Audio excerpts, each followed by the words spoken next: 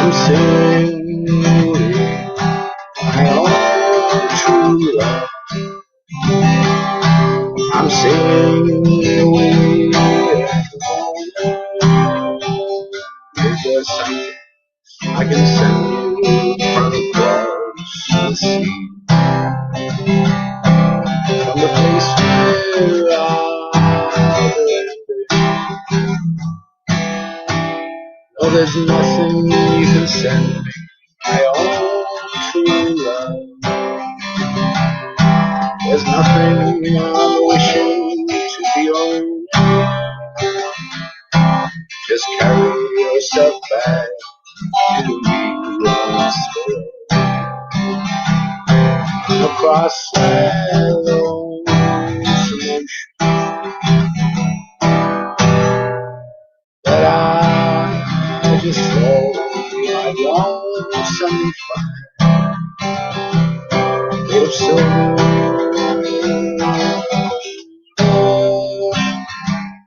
Be the fire, the mountains of the coast of Barcelona. Oh, if I had the sun from the darkest night, and the diamonds from the deepest blue ocean, I'd forsake them all for your sweet kiss. Well, that's all I'm wishing to be.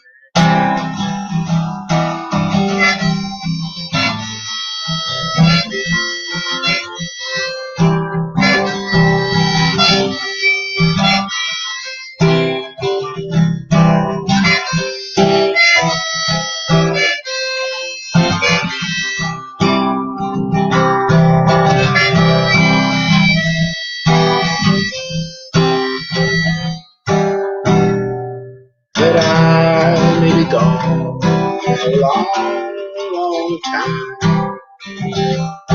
And it's only that I ask you, is there something I can say to remember me by? To make your time worries faster. How can ask me again? It only brings the sorrow, the things that I would want to give tomorrow.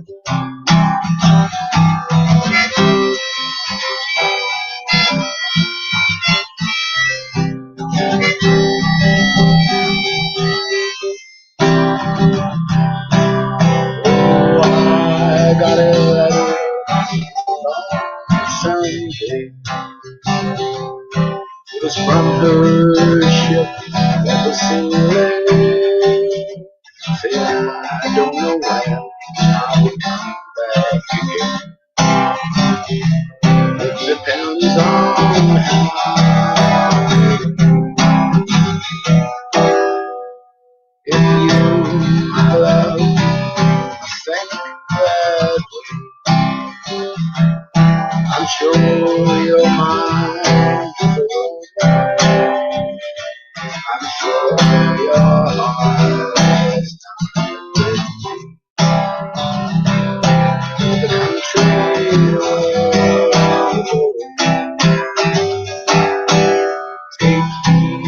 take heed of the western wind. Take heed of the storm weather. And yes, there is something said back to me. Spanish boots and Spanish leather. And yes, there is something said back to me. Spanish boots and Spanish.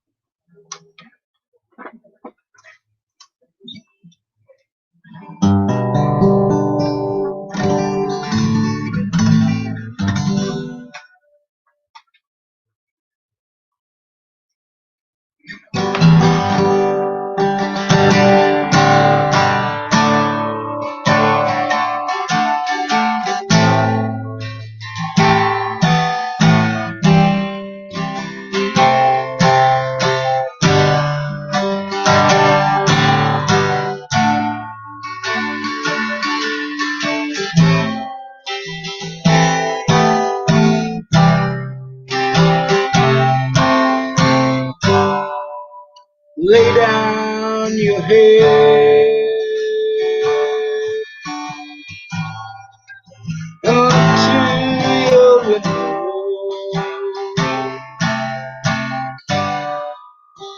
What do you see when it's not where you've been?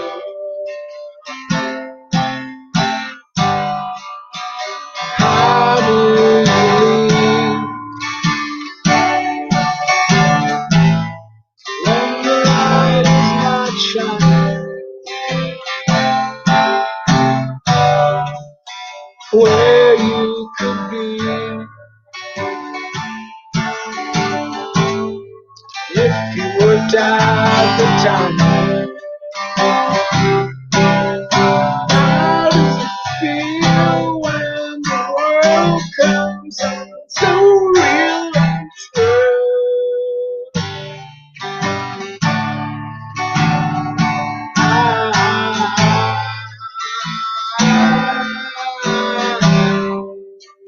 Will you do the things you do to you?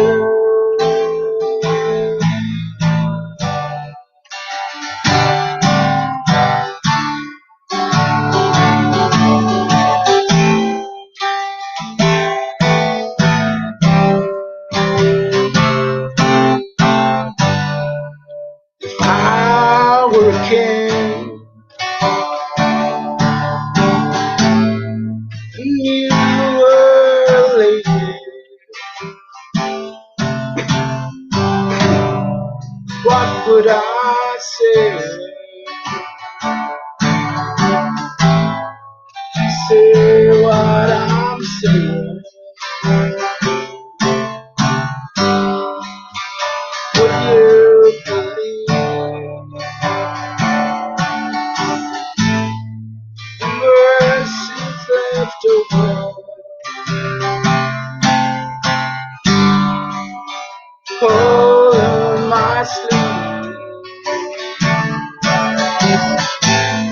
the ground and all broken. How does it feel when the world comes on so real and true?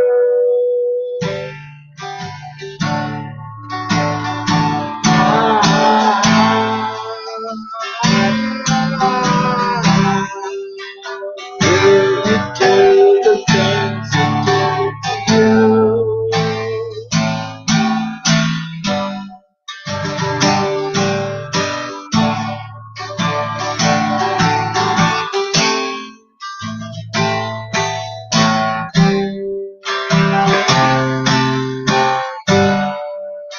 Sell me a river, I'll float away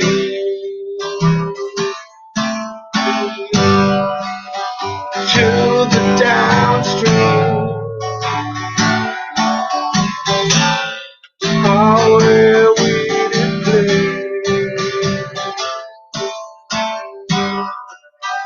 So easy, minded, like a hill on the skyline. Tripped up and blinded, and get lost on the sideline. How does it feel when the world comes on so real and true?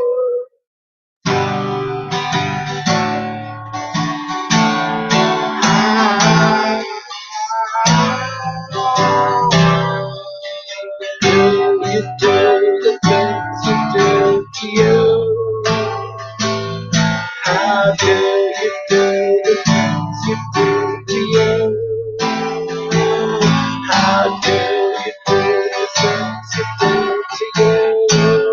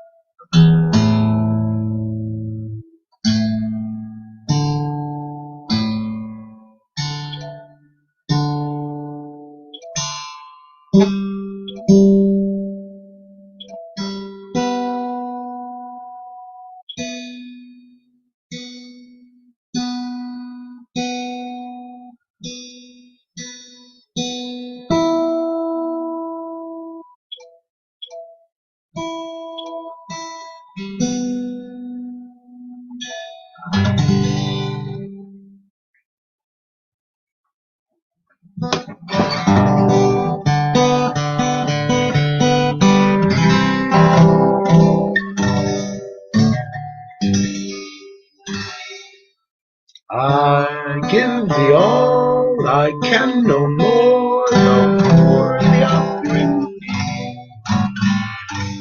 My heart and lute are all the store that I could give to thee. A lute whose gentle song reveals the soul of my soul. And better for a heart that feels much more than lute can tell.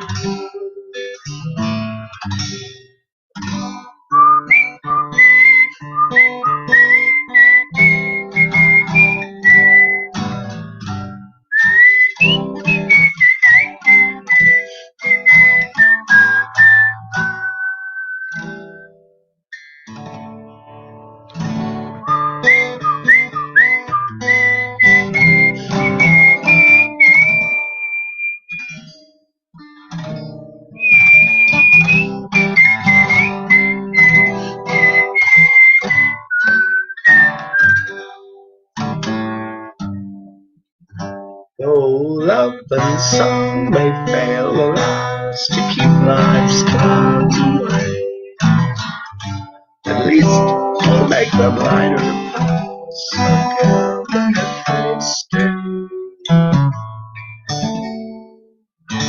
And even if care at moments brings a discord or life's happy stray,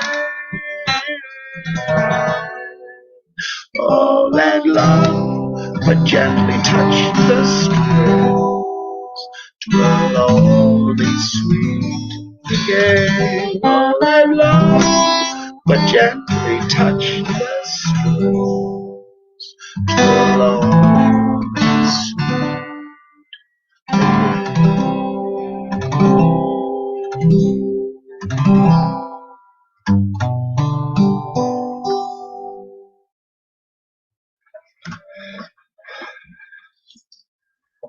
Greetings, friends. How you doing? How you doing?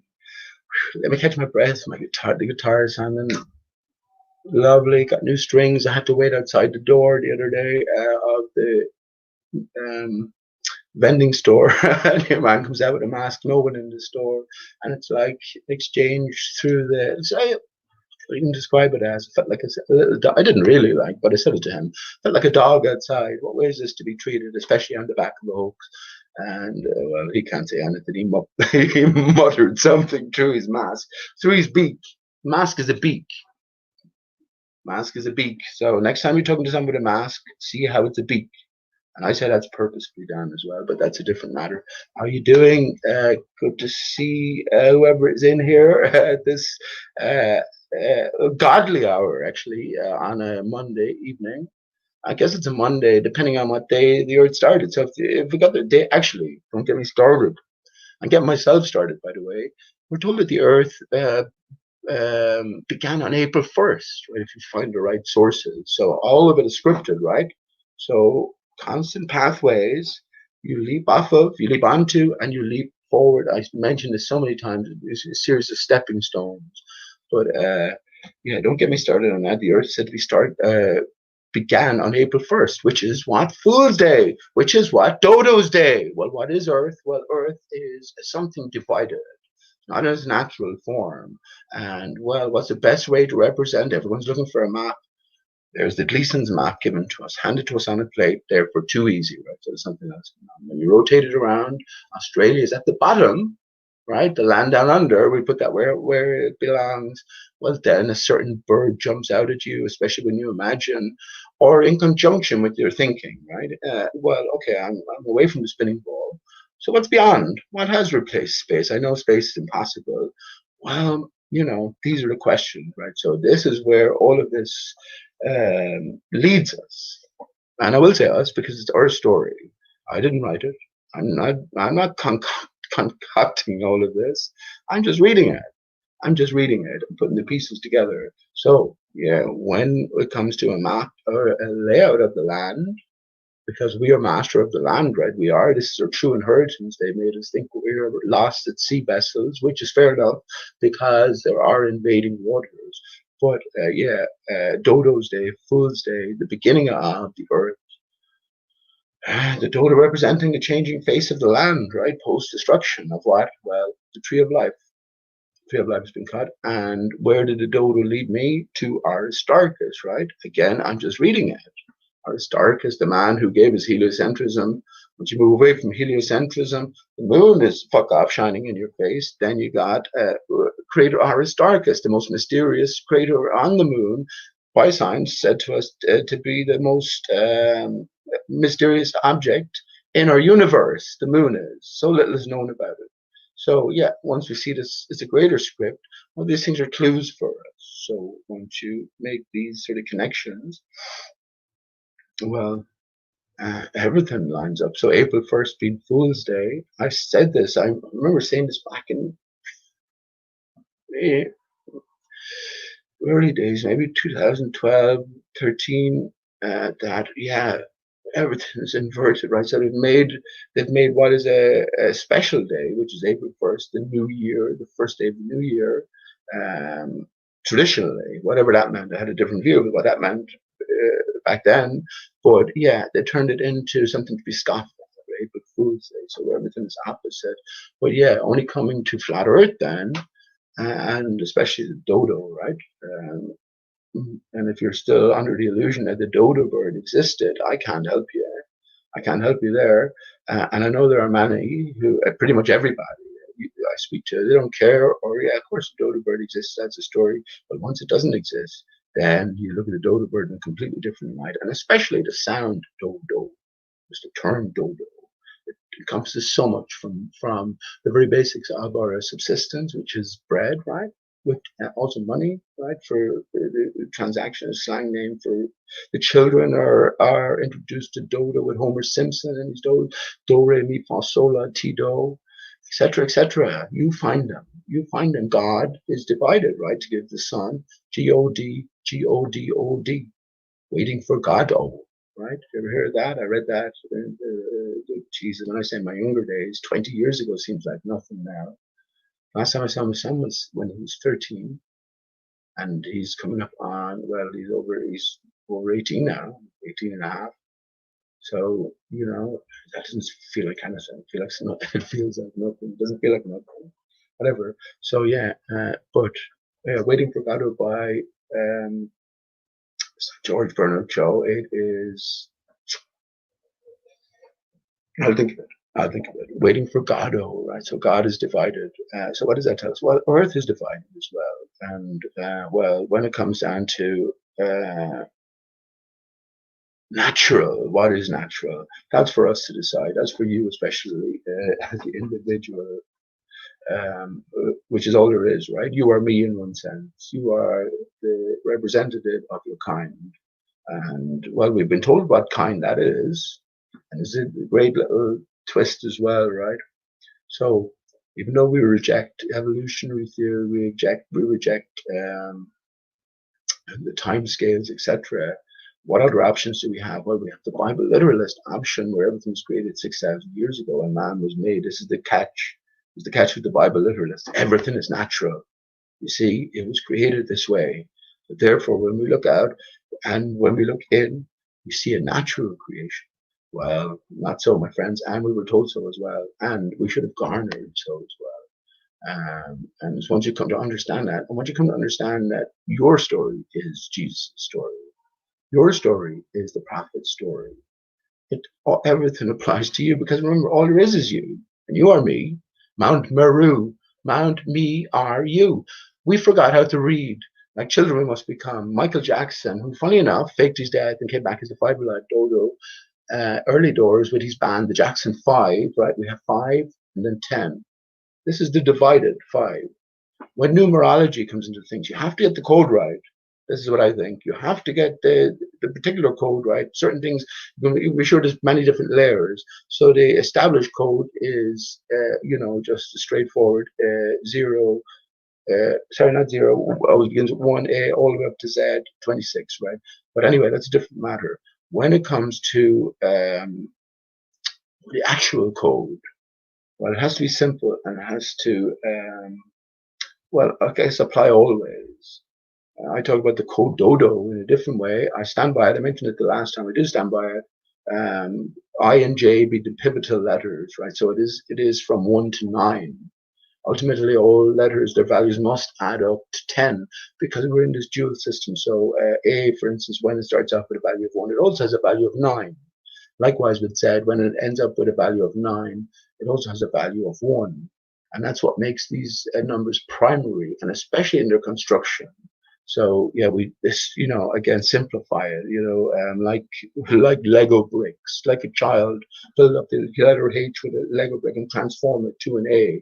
When I was going through the TH last time, I forgot to go through the A. I didn't forget, but you go through that process. I think I did actually go through that process. You go through the A, but if you go downwards, you go to the V. So this is Adam and Eve. This is why Eve is the maternal, like that material core. But there's no material without the immaterial. This is why Adam represents, in a sense, the thought center. So listen, don't separate yourself from this. Honestly, actually, I have to be. I was just thinking, steamer's yard. The steamer's yard were on my back, like a fucking monkey on my back. The stream yard, not. I don't mean that, but it's 20 hours per month. So they're just warning me that I'm down. I'm in the top 10% because I'm a very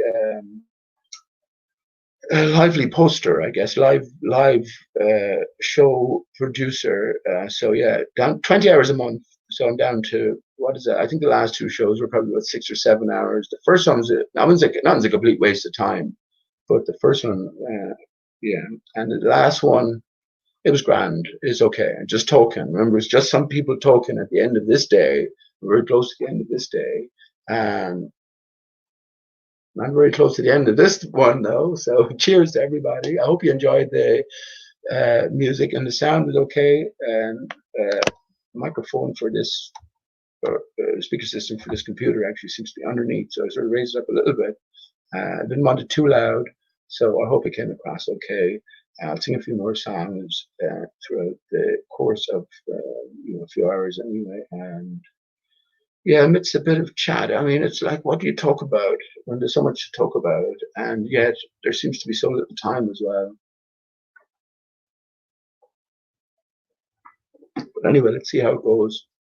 The first song I sang was Boots of Spanish Leather, Spanish. So I didn't quite come across right because I'm used to singing it out loud. Because I do a bit of busking in town here, at the deserted town. It's like a fucking ghost town, it really is, and everyone is obeying the rules as they should, as good and noble citizens. But yeah, whatever's going on, it's in full swing. It's in full swing, and it's yeah. It's a greater plan. I've accepted it. That it's a greater script rolling out, right? Corona brings enlightenment. We all wake up to our true natures. The 5.5 thousand years are at an end. Then we have the 5 and the 5 again, the division, right? When you see the devil horns, think about what that might really represent. Forget about all the scare shit. Forget about all the scare bullshit.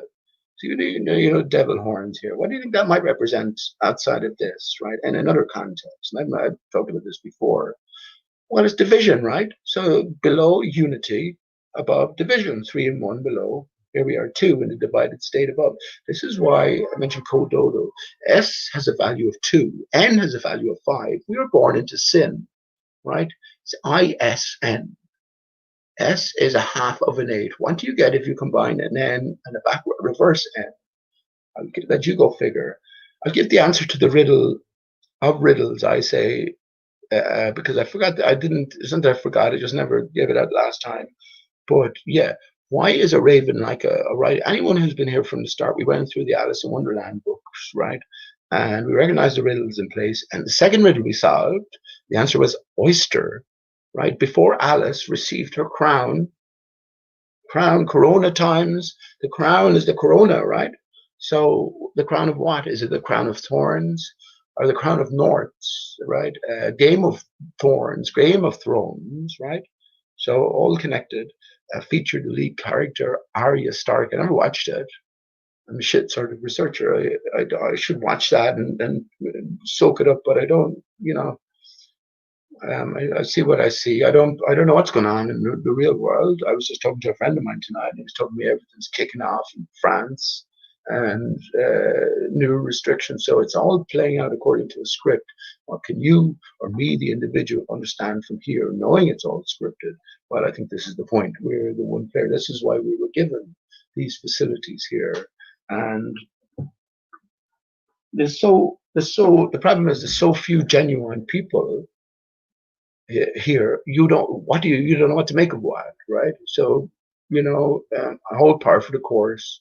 It's all uh, laid out in a certain way. And well, again, you as player one have to follow your own clues, right? And well, take it step by step. And ultimately, it's as easy as A, B, C, 1, 2, 3. Michael Jackson told us with the Jackson 5, right? The half, the divided.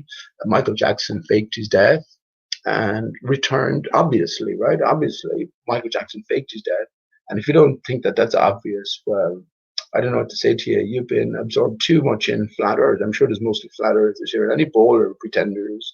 And I banned Paul Shorthall last time because no time for it, right? This guy, the same guys are doing the rounds. So you could be talking about something else in the chat amongst yourselves.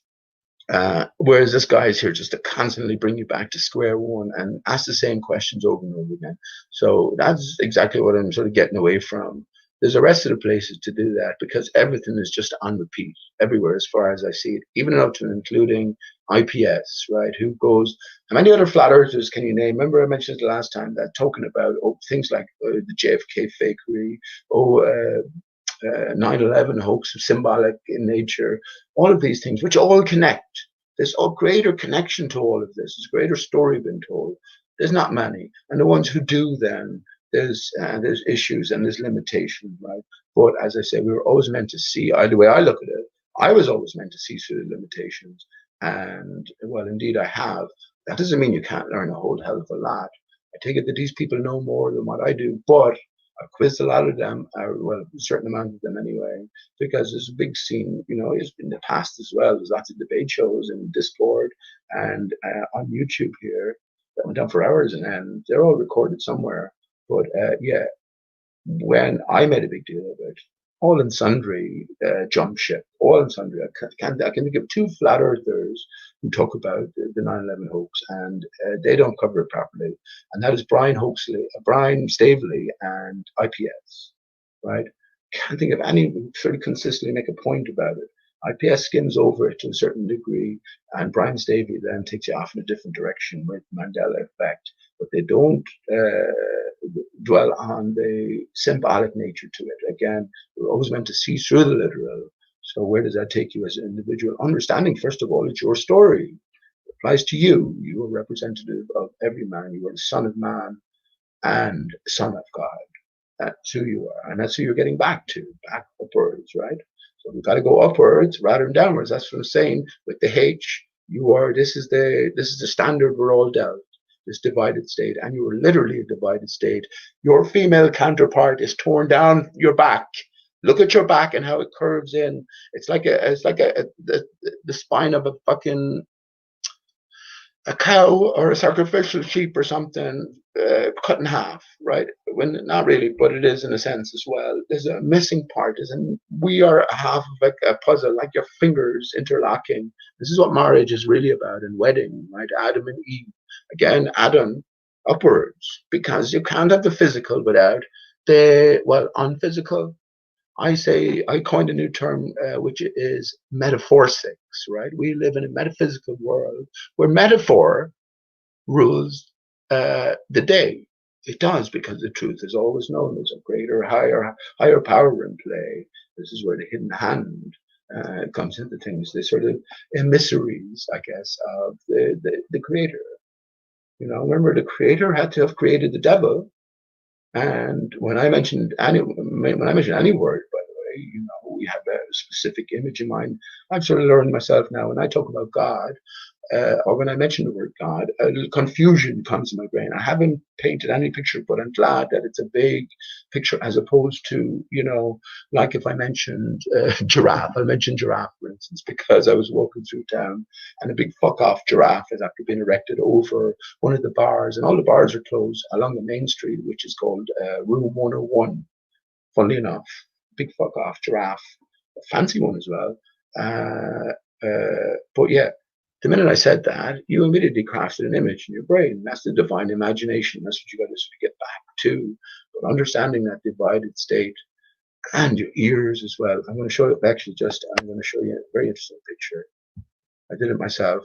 Not my own ear, but all ears are pretty much similar. But let me show you that picture just to ponder while I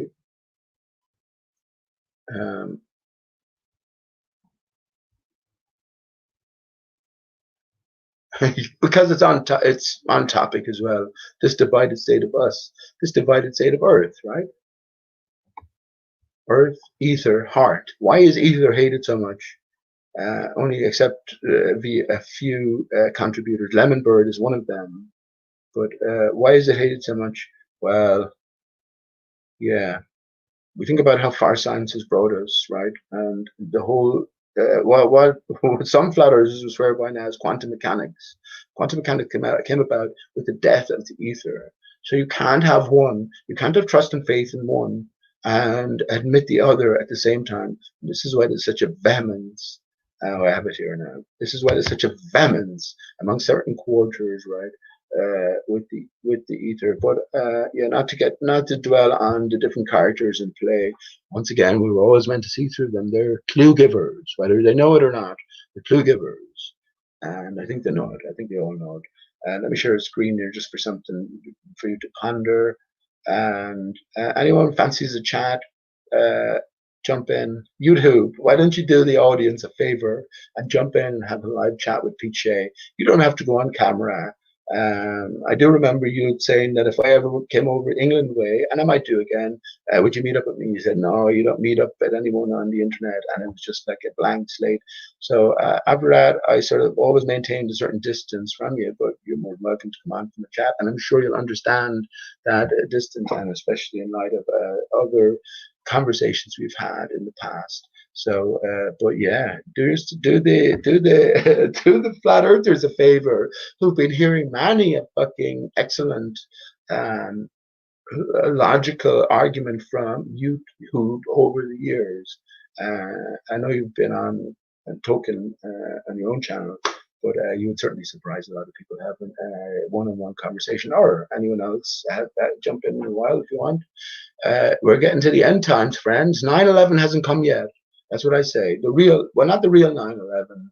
It's like everything is opposite. Everything is true and not true. And when I say that, just think about this. Think about this. Earth doesn't move, or Earth moves. Now, Baller will say, of course Earth moves. Flat Earth will say, of course Earth doesn't move. How can it be true and not true at the same time that Earth moves and Earth doesn't move? Well, I'll throw that question out there. What do you think? I will give you the answer in my own sense, right? Well, it depends on how you define Earth. Depends on how you define Earth. Now, if you're dealing with characters who are well skilled in wordplay, word trickery, well, then you've got to get terms straight. And in a sense, you can't get terms straight. It's like you are, and I was just driving along the other day and thinking about this. I drove to my sister's, my beautiful sister Suzanne. Well, I haven't seen her, I haven't spoken to her in, actually, I haven't spoken to her in years, maybe 6 years now, maybe a bit more at this stage, right? But I was busking at Christmas and she walked by with her husband and their beautiful child Kevin, young Kevin, and a bit of like awkwardness, but more so on their behalf, because I'm, the reason for biggest reason for the fallout was me saying that 9/11 was fake, and she knew someone who lived, well, her husband's family, sister's family and all that, they live in New York and they were subject to everything. And when I went into asking what did they see and what was their direct witness account, well, then it got crazy because, what are you calling everyone a liar? And before you know it, then I'm gone, and you can't believe me. I must be crazy then. And then, well, he has been smoking weed for years, and he does talk about weird things, so he has to be crazy, that sort of thing. But yeah, well, I did meet Suzanne and just gave her a hug straight away. So she couldn't object to that. As I gave the rest of the other two a hug, a big hug for young Kevin as well. But yeah, he knows they all know I'm a flat earther. But young Kevin does as well, and he's only, what is he, 10 at this stage? But yeah, of course, to get the young mind to challenge itself is the best thing you can do, and that's what I do with all the children around here. who I talk to, and yeah, they all know I'm a flat earther as well, and they won't mention it anymore now. Before it used to be a term of ridicule, but of course I'm well able to deal with the initial backlash from hearing that our home mightn't be, exactly as told by what the truthful teacher, the honest teacher. So to say the teachers aren't honest, but we know how it works, right? We know how it works, and yeah. Well, I started off there with April 1st, but that's what the Bible tells us, right? So yeah, again, um, that all came about. That whole spiel came about welcoming you to a Monday here on PJ's Hangout. And I said, well, what if the Earth wasn't created on a Monday? It could have been like a Thursday, towards the afternoon or something. Then it wouldn't be Monday today, and I'd be misinforming you. But yeah, well, when we do away with the vast swathes of time given to us by science, well, what options are we left with? We have the Bible literalist certain date. It's been narrowed down to, and I remember reading this years ago. Why I think it's Professor Ooker, who was Irish, that he traced back all the lineages listed in the Bible, and you came up with a definitive answer of 6,000 years ago. I can't remember it. Maybe it was April 1st in the evening. I remember that part of it. So, it's very specific. And how can things be true and not true at the same time? Well, I think this is how we need to look at it. From my own perspective, this earth in its current broken, divided form, 422 years old this year, and before that, different time and place. We view time by the passage of the sun, right? On a daily basis, the sun comes and goes, and everything that follows, right, on a continual basis. So, what is the sun becomes the next question. Well, when I think about the sun coming about because of the destruction of the tree, and I've shown many times the fiber optic tree, and you just cutting it with a scissors, shearing it across. But then you have the same distribution energy, but you have a different distribution pattern, right? Mechanism. So the tree is no longer there to conduct and withhold ultimately the barrier, the waters beyond. That's cut and divided. But yeah, like the fiber optic lamp, it will shine up in a basically circular fashion, which is exactly what the sun is. When you go deeper than that, well, we don't need to go deeper than that quite yet, right? But that's the way I see it. And well, ultimately, beginning, middle, end. So what came before the beginning, this new beginning?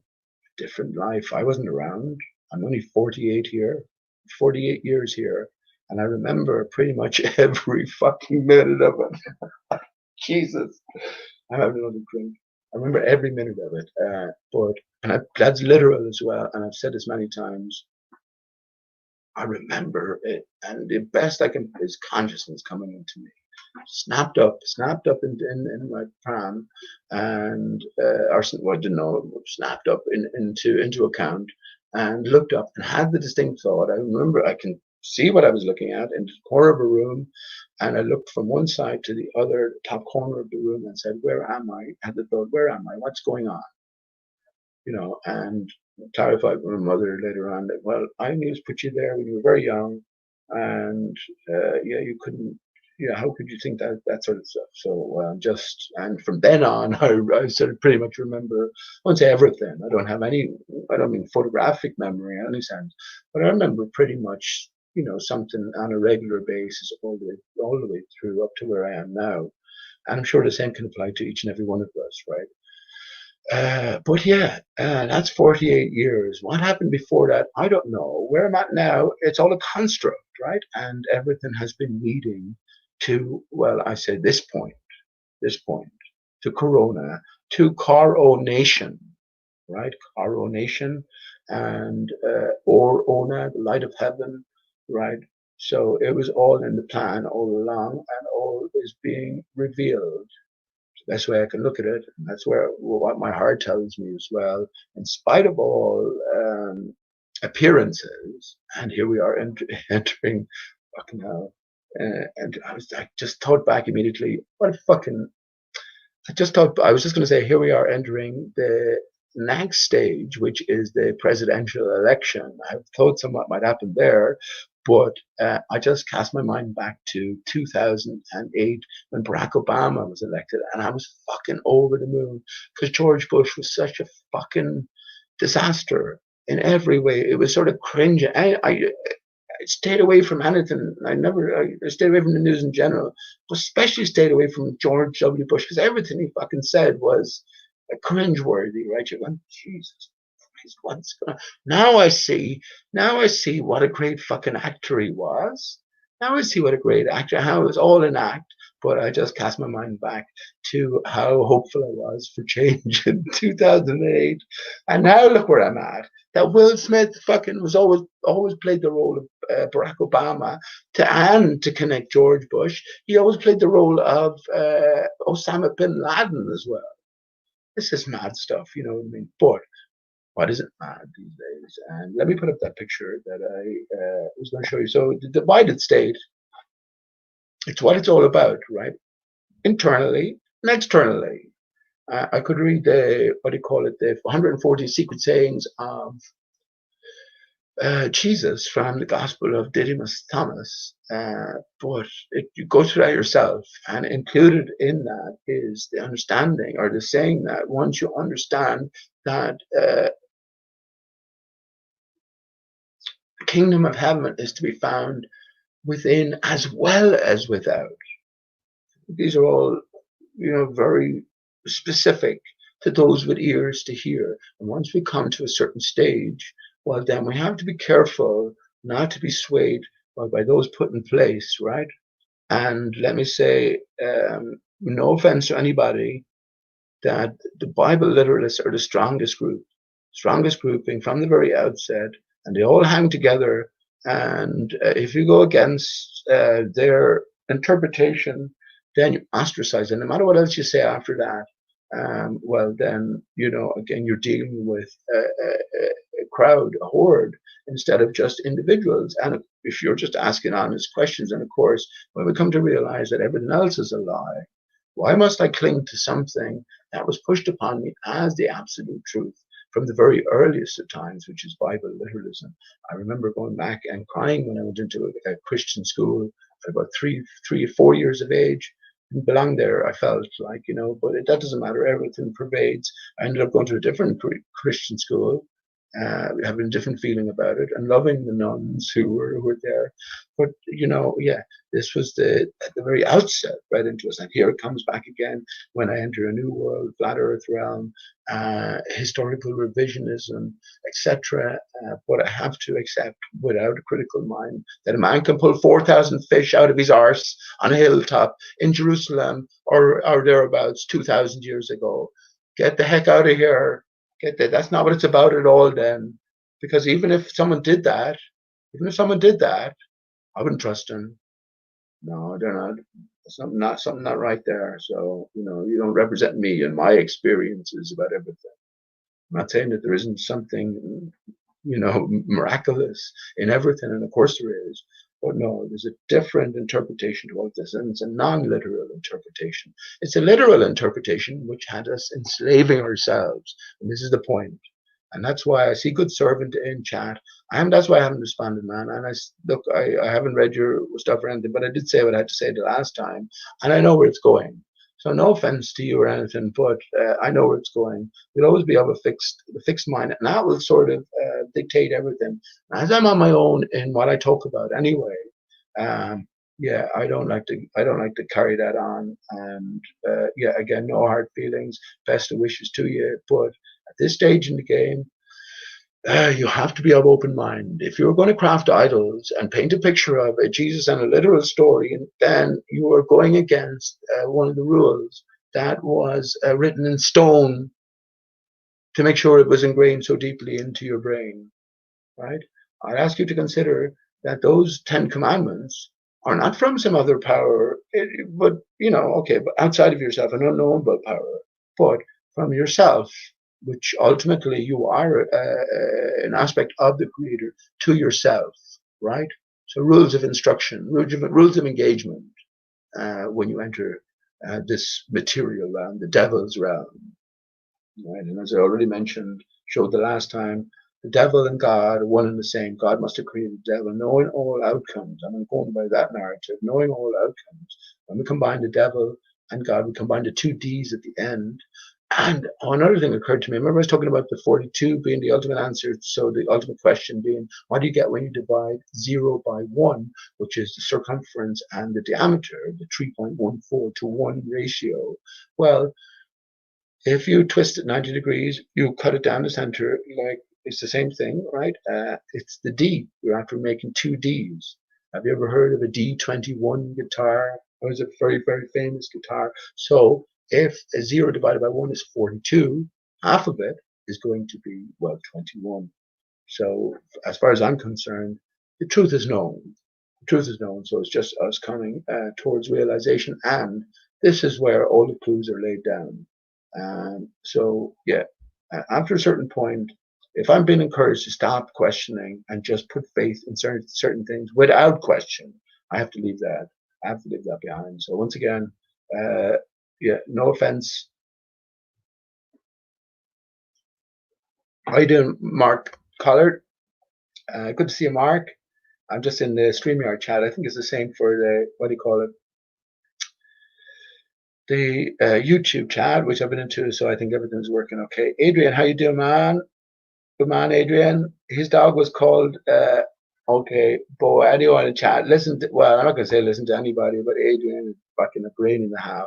And he's putting together connections. I think we all end up in the same place, Adrian. And ARISTARCHUS is so encoded. And it has to be the way. I think it's not the final step, right? Because remember the tree of life. What is life? What is life in terms of greater existence? Could we say that all of our existence would incorporate in the term life if we understood that we were eternal? I don't think so, you know. So existence is a better word, I guess, or being, but life itself is a subset of something, right? So yeah, I think all of these things apply to life, God, the devil, all of these different ideas and notions. Once we understand that we are greater than the material, then, well, when I say greater, well, you know, we outlive the material, whatever. I mean, anyway, the spirit. Anyway, that's a different thing. Ether prevails all. Everything is sort of connected in a greater sense. We're having an experience here in this illusory material world, an experience in the vision. And certain pathways have been laid for us to come to terms with what ourselves. So once we understand that relationship between the immaterial me and the material me and the material world, then we can come to terms with, well, I guess our ability to extend our knowledge base, right, beyond what we think. Flat Earth, as I say, no good, absolutely no good if you just stay stuck in flat Earth. Draw a picture. Tell your child that that's not true. The spring baller is not true. And they go, Daddy, well, I like pictures. Where's the picture? I see that. Lovely. Yeah. Yeah. In the video games you showed me, Dad, or you got me, there's some beautiful pictures, and, you know, everything seems to show me a picture of what does Earth really look like. Of course, you get the mocking images of the pizza or the elephant, turtle, you know, sort of arrangement. But yeah, you have to have made progress in your own understanding, even right or wrong. Again, with the stepping stones, you still have to have made progress to make some effort at painting that picture for your nearest and dearest. I think that's the point. So to stick on what isn't, which everyone seems to be doing, a repeat mode, it was never good enough. It was never good enough, but it's good enough for people who are arriving, questioning these things for the first time. You know, we move well beyond that. And yeah, it's to recognize the limitations of, well, what you're going to say, your own side, that, well, yeah, facilitates further progress. Unless you do that, well, where are you going to be stuck? I don't know. I don't know. I can't speak for anyone else.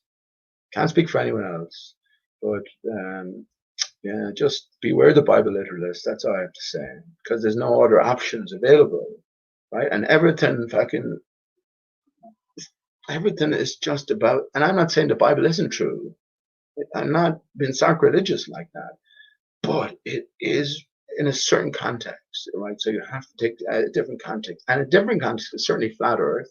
This is why the Bible and flat Earth have been associated anyway, all a psyop, right? But yeah, when we think of in deeper terms, then the Bible is true, and what is it telling us? What can we read between the lines? And I say, well, much, not that I'm a Bible reader, but I certainly have read the New Testament and lots of pieces. I read the book of Job. I read lots of different books here and there. But last book of the Old Testament is very interesting, where God disowns the Jewish people. He disowns Israel, and he moves his attention to the Gentiles. So in other words, God has just said, well, all the Gentiles I killed, on behalf of the Israeli people. Sorry about that. I'm on your side now, guys. Hey, embrace me. Yeah, it doesn't wash somehow, does it? But when we think in different terms, the Jewish people circumcised, I talked about this the last time, circumcised, cut off from the circle of what? The body. Circle of the body. So there's no, if repair was possible, well, that has made it impossible. I think this is key as well. When we imagine male and female pulled from one another, one is the space, one is the solidity. Well, then when we put the pieces back together, there's a certain flow which connects the upwards. So remember, look at the upwards as well. Look, it goes up and around, up and around. You want to talk about the hemisphere, the northern hemisphere, the southern hemisphere. This is the northern hemisphere, this is the southern hemisphere. Along my brain here, along the center line, which 2.88 mile mushroom thinks I'm an alien or something. I said I wasn't forcept, so I don't know why that ridge is here in the center. It's just probably my hair making it look a certain way as well. But anyway, yeah, here we have the northern hemisphere, southern hemisphere. I've been talking about the highest point along the outer barrier that we're under would be along the equator. So north of that, towards the north center, we would have the northern hemisphere, and south of that would be the southern hemisphere when your brain is laid at that. So it's that equation that's been made as well, right? So or at least you can look at it in that way. These are sort of further on questions. If you know what isn't, if we know that a spinning ball is metaphor, its point in lies built on the truth. So the blue marble is a greater presentation which encompasses many different aspects of the earth incorporated into one thing. So therefore it's there for us. The intelligent, divinely sourced investigator to unravel. That's what, so we were always intelligent enough to come to that, or we were always meant to. So getting stuck and fighting fucking nameless, faceless boulders who already know the earth is flat and well, it's pointless and tedious after a certain point, and especially as well in these times, right? So especially in these times. And what are these times? Well, I say Corona times, Corona enlightenment. Corona brings enlightenment. And I've said it. I've thought it from the very outset. And I placed it this time last year, Easter time 2019, when I was sure the transformation was taking place. I did a year wrong, as I say, because I mixed up the 0 and the 1. How funny is that?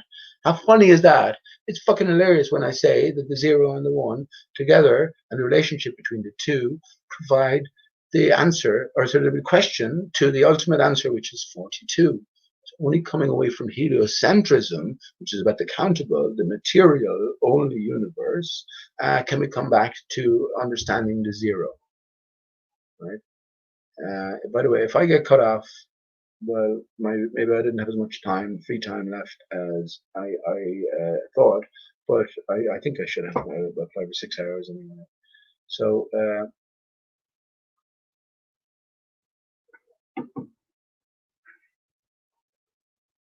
yeah, let me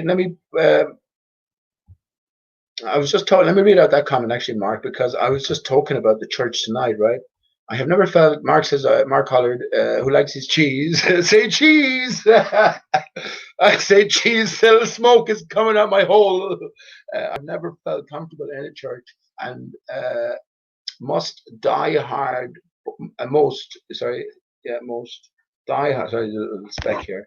Most die hard Bible thumpers actually scare me. Yet I've always felt there was truth in that book, and there is a concerted effort to hide it as truth. Well, this is the thing. This is the ultimate thing. And now Now, when you look at panels like Nathan Oakley's and Quantum Eraser, who's military, certainly a military agent, or at least that's that's the thing he wants you to know anyway. He doesn't hide that, and I think he was in the military, but he is faceless and well, a Bible literalist, Christian fundamentalist for specific reasons. Although he does admit certain other things, a metaphysical world, a possible simulation, all of this. So that's a confusing messages in one sense when you push him beyond the basics. Right? He's very good at the basics, but it's what people won't talk about over what they will that will learn their limitations and, well, his limitations. Have you ever heard the military man talk about the 9/11 hoax? Yeah, come on. From the very outset, and I was there before any of you. I remember the first time it came on. I'm not going to waste. I'm not going to talk about it in that way. I think all of these people are actors, right? But for the good, for the ultimate good. But I don't know that for certain. So all I can do is say, look, I know this person or that person is playing a limited role, and I'm only speaking more so to myself than anything else. But I still say it out loud because these are influential contributors. Limited role. What they don't talk about, or what they will.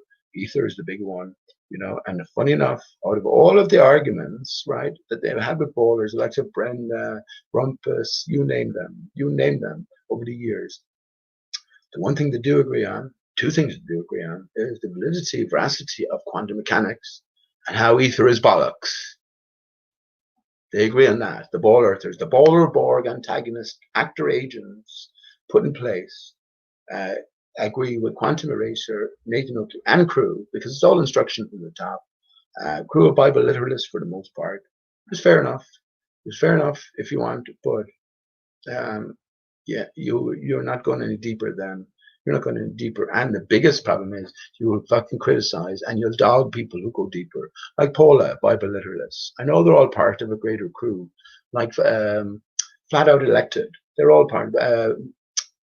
What's his name? MG Pillbox 42. MG 42 Pillbox. I said it, the Pillbox. What's the 42 about? Yeah. Yeah, all of these people, all of them. And, that includes Good Servant. And I've been on Good Servant show and I've had a back and forth on Skype, just brief back and forth. But I felt I didn't want to continue with them because I know these limitations, right? So no matter what I say, I'm sort of wasting my time because I don't mind talking to anyone, but when I'm talking to somebody whose mind is already made up, there's no point in me talking then, because there's no one else talking about some of the things that I talk about. And I'm not saying that from any haughty point of view. I'm just saying that from a personal man's point of view. Even when I was down at Stanley tonight, it's the same sort of thing. And he has an open enough mind. He knows the corona is a hoax. Actually, he showed me a massive book. And I was going, how is that published already? Talking about the greatest hoax in history, corona hoax, by Vernon someone or other. Let me type that in, actually. Vernon someone or other. The greatest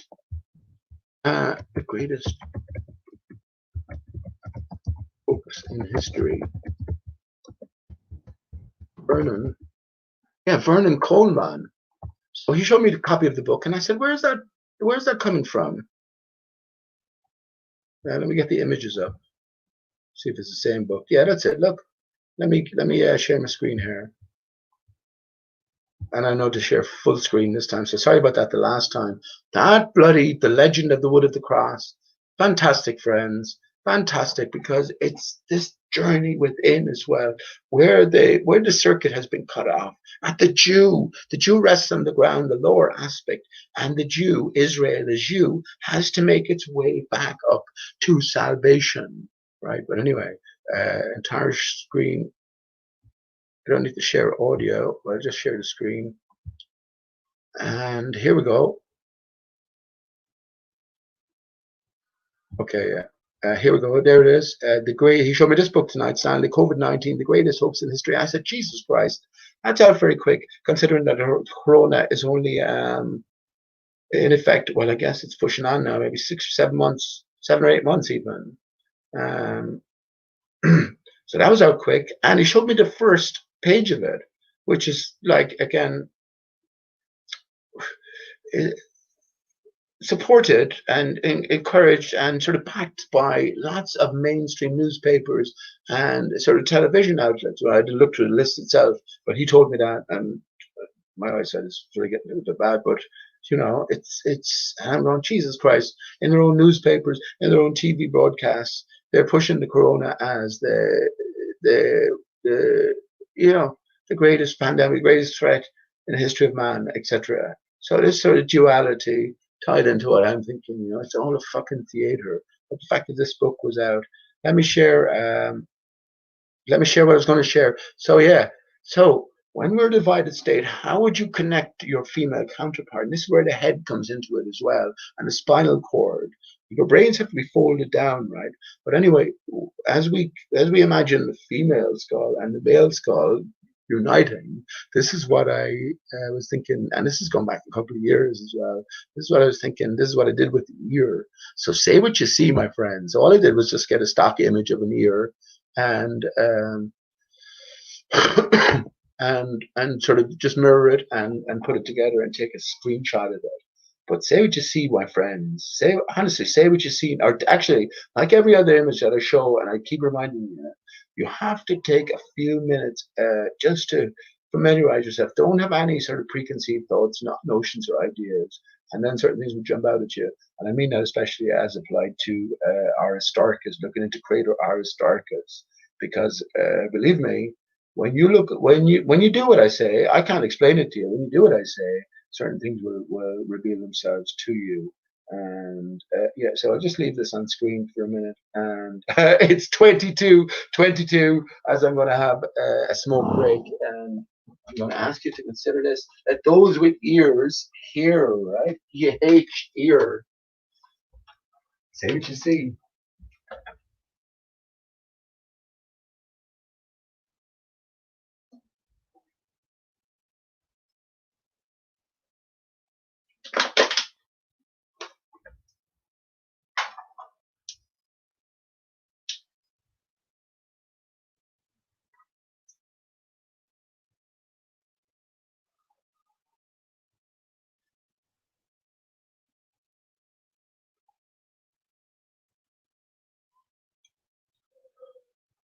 Mark Collard, you smoke some cheese, man, and look at that. You won't. Yeah, you're just. It's like yeah, it's like yeah. I was suggested this before. Pick any word you like, any word whatsoever, a complicated word that you understand well enough, and just repeat it.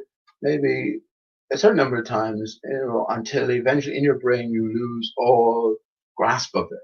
You lose, or it loses all of its significance to you, and you actually don't know what you're saying. So in a sort of reverse way, whereas this looks sort of nonsensical and unnatural, something natural or something revealing may jump out. So yeah, and especially when you think about a male and female, connect yourself with your other half. You can do that in your imagination, can't you? How hard is it to think in terms of your back divided? We're divided along the back, down the spine, and in a spiraling fashion as well. You know, if we are in this divided state, well, then we want to get back to back to life, back to reality.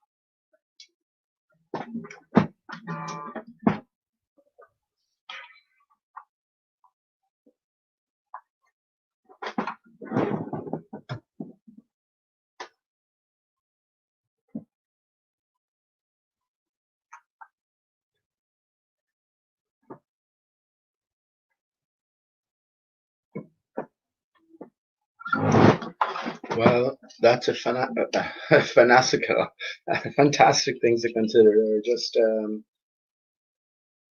try it with your own ear. Try it with your own ear. There's a connection that's been lost here, and the ear, nose, and throat are connected, right? But again, they're divided. So what does the whole look like? Or what may the whole look like? And this is where, look, even the Bible says it itself.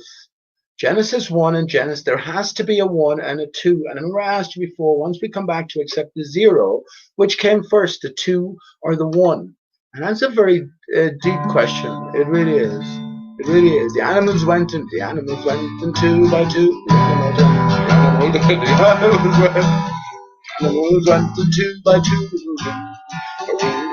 The animals went in 2 by 2. The animals went in 2 by 2. Camel, giraffe, and the kangaroo, and they all went into the ark just to get out of the way. I'm not sure about what did I say? Whatever animals. Not sure about that triplet there. Yeah. So which came first after we accept the 0, which is God, the 2 or the 1, and what does it mean? Is there a relationship between? Well, there is. There has to be, right? The relationship between the 1 and the 0 is, well, that relationship between the circle and the circumference and the diameter. But it goes more than that, I think, as well. When we start thinking in terms of points, what is a point? What is a line? What is a circle? How do we get a circle, right? So, yeah, let me tune up my guitar here and sing you a song that you probably haven't heard in years. I'll be surprised if you have anyway. But you definitely have heard it if you're over 40, I should think. Even younger now.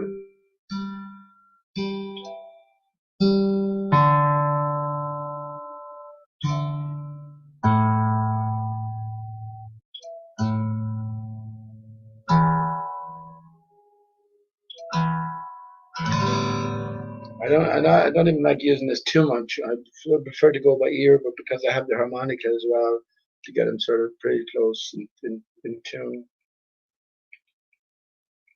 Let me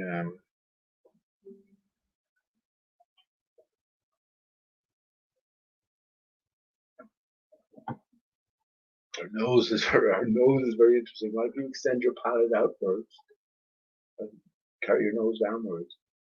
I see a beak, and I also see a reason behind everyone wearing a mask. Very beak-like by nature. When I connect, we have wings. We have wings.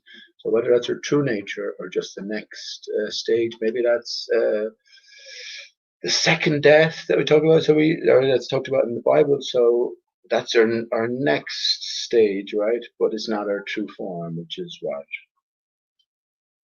Pure energy, pure love. Stanley told me earlier on. Asked him what was love. Does love belong on earth?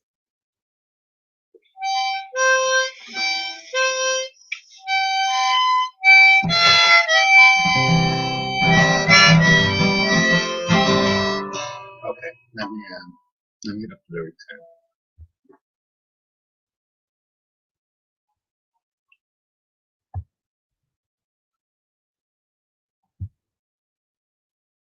But that's the greatest hoax in history. That was fucking out quick. So you know what I mean? Where was that? Where was that when it came to 9/11? I've been waiting 20 years for the greatest hoax in history to come out in a public publication, backed by mainstream media and the newspaper outlets.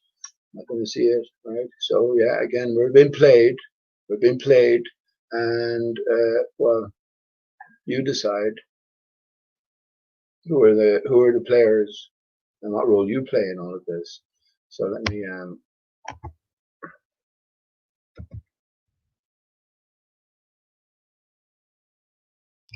okay. I was just thinking for all the female listeners, all the ladies out there listening, I think you'll enjoy this maybe a little bit more than the men. Although I have something to say about this song afterwards as well, but I won't.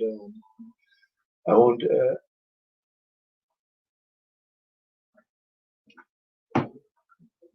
spoil it anyway.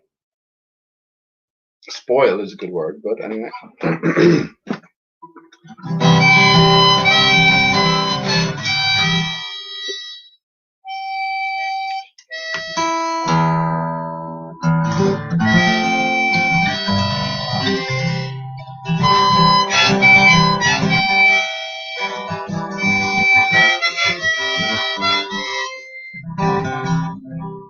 You talk like Marlene Dietrich, and you dance like Zizi Jean Mayer. Your clothes are all made by Balmain, and there's diamonds and pearls in your hair. Yes, there are. You live in a fancy apartment off the boulevard Saint Michel, where you keep your Rolling Stone record and a friend of Sasha Distel. Yes, you do.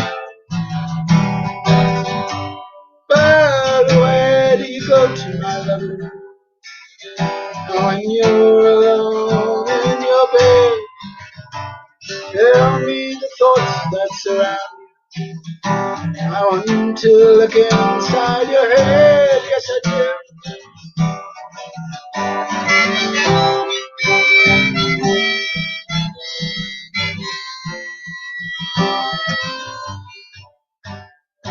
I've seen all your qualifications you got from the Sorbonne, and the painting you stole from the castle.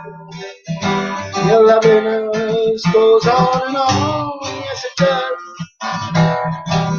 When you go on your summer vacation, you go to Juan-le-Pin with your carefully designed topless swimsuit. You get a suntan on your top, on your legs, and on your back.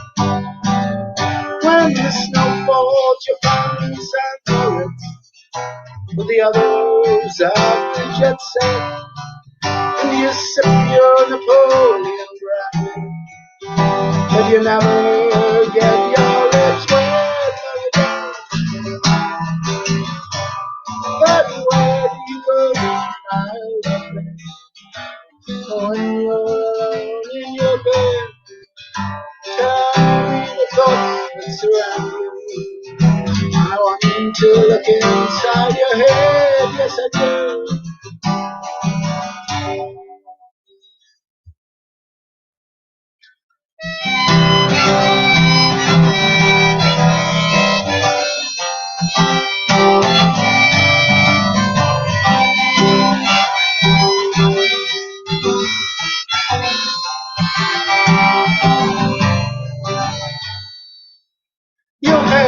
Your name is heard in high places.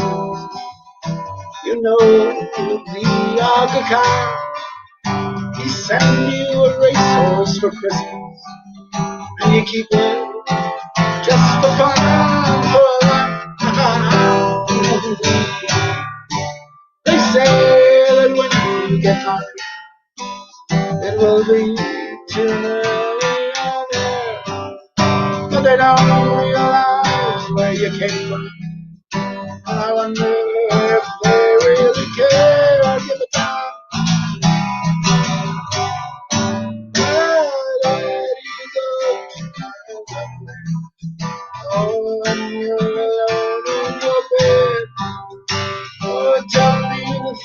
that's around you. I want to look inside your head, yes I do.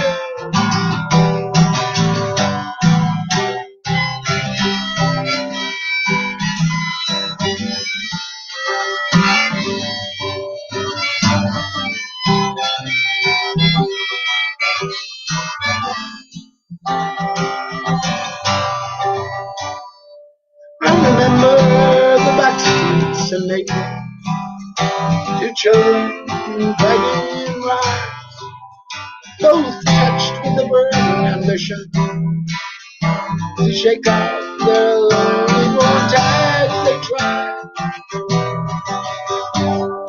So look into my face, take care, and remember just who you are, and then go and forget me forever. But I know you still bear the scars deep inside, yes you do. I know where you go today. Oh, in your bed, I know the thoughts that surround, 'cause I can look inside your head.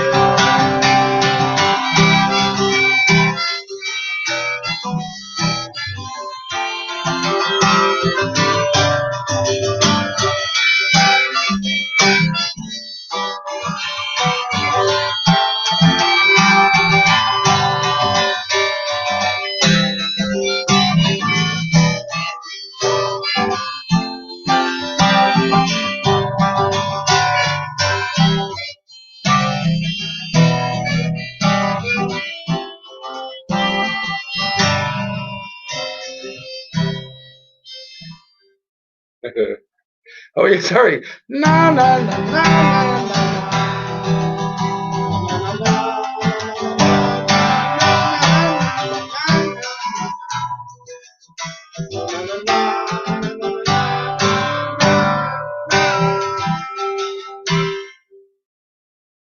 It's like na na na na. So it's like the reason it's a great song, right? But fucking hell, the end is bitter, isn't it? It's reminding. It's supposed to be a song about Sophie Loren, and it's reminding her. As I get it, I don't know anything much about it, but a few basic things. But yeah, your man knew her, and she sort of made her way in the world and left him behind. And yeah, he's reminding her of her low early upbringing, and apparently as well, I don't know if this is true or not, but child prostitute in Naples in Italy. So it's horrible in that sense, right? Because you're reminding, but who's the author? Peter Sarsfield, is it? Peter Sarsted, Sarsted. So Sarsted. So yeah, pretty nasty in a sense, but just probably more part of the theater. To make it to a certain level, you're either born into it. So there's two different realities going on, or different realities going on. You're born into it, and sort of inculcated into what the truth. I do reckon that every man has to live. There has to be mystery for every man. So even though you're privy to certain truths, that doesn't mean you're privy to greater. As I mentioned earlier on, I asked plenty of ballers who I'm absolutely certain are put in place. Rumpus is on about 100 grand more probably a year for what he does. You know, with such consistency, and well, there's lots of money involved in all of this as well. But beyond, uh, well, what they do know, certain everything we know, they know. So they knew the Earth was flat before I did. They never heard of Aristarchus in the context that I mentioned it. So that tells me, at least in my own brain, that they don't know everything. They haven't been let in to certain things, and yeah, maybe a mystery is for all of us. And no matter what you think you're let in on, you still got to follow your heart, right? And I don't know about that anyway. Um, that's for you to decide where the heart of the person you're listening to is at, and you better decide. Well, why you better decide wisely, especially if you're paying attention.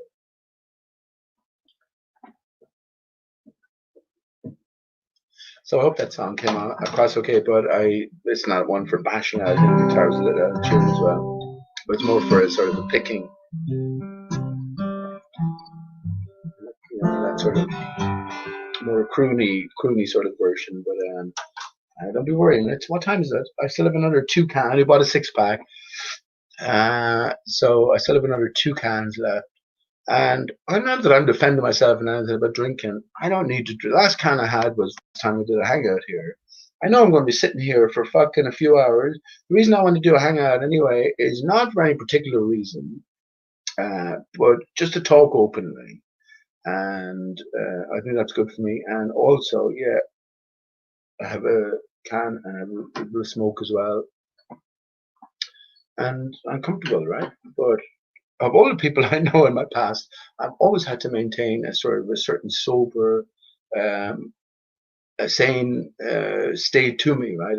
Because I have an amputation, right? So if I get into fucking trouble, if I get snookered by drinking too much or doing whatever too much, well, I could end up in a wheelchair. I definitely know that, and I've come close to that a few times, right? So I am aware of that. So consciously aware that you can never lose track. I can never lose track because, drink can make you feel a certain way. Drugs can be. I don't pretend that I don't. What do you call it? I haven't taken any drugs. Fuck off. Piss off out of that. Everything is a fucking drug in a sense. And one of the things the last time I saw my Steve, one of the things I made sure maybe I knew I wouldn't be around and was leading that way, but I know all the social pressures, and especially now teenagers. Honestly, you meet a few teenagers around. If you haven't had sex by fucking 11 or something wrong with you. I don't mean that in a literal sense, but it's coming close to that, especially when it comes to drugs and intoxicants. They're freely available. So what you might consider a hard drug, my mother considers me a druggie because I smoke cannabis. I said, what if it was legal and I got it legally for sort of pain relief, which I would be entitled to do, entitled, right? Which is that'd be okay then because the computer says yes, that is okay. But yeah, um, one of the last times I saw with Steve, I knew that these pressures would be there, and especially with alcohol as well. And it's so destructive, it really is so destructive. You have to know when to hold them, when to fold them. It's a fine balancing point as well. If you imagine it like a sort of a scale, and you need to get it right in the center. Even sometimes when you're out, it's like a drink, a mouthful will just push you over that scale, and then you continue drinking because you'll never get back that good feeling you had when you had maybe one or two and a half, 3 drinks, that sort of thing.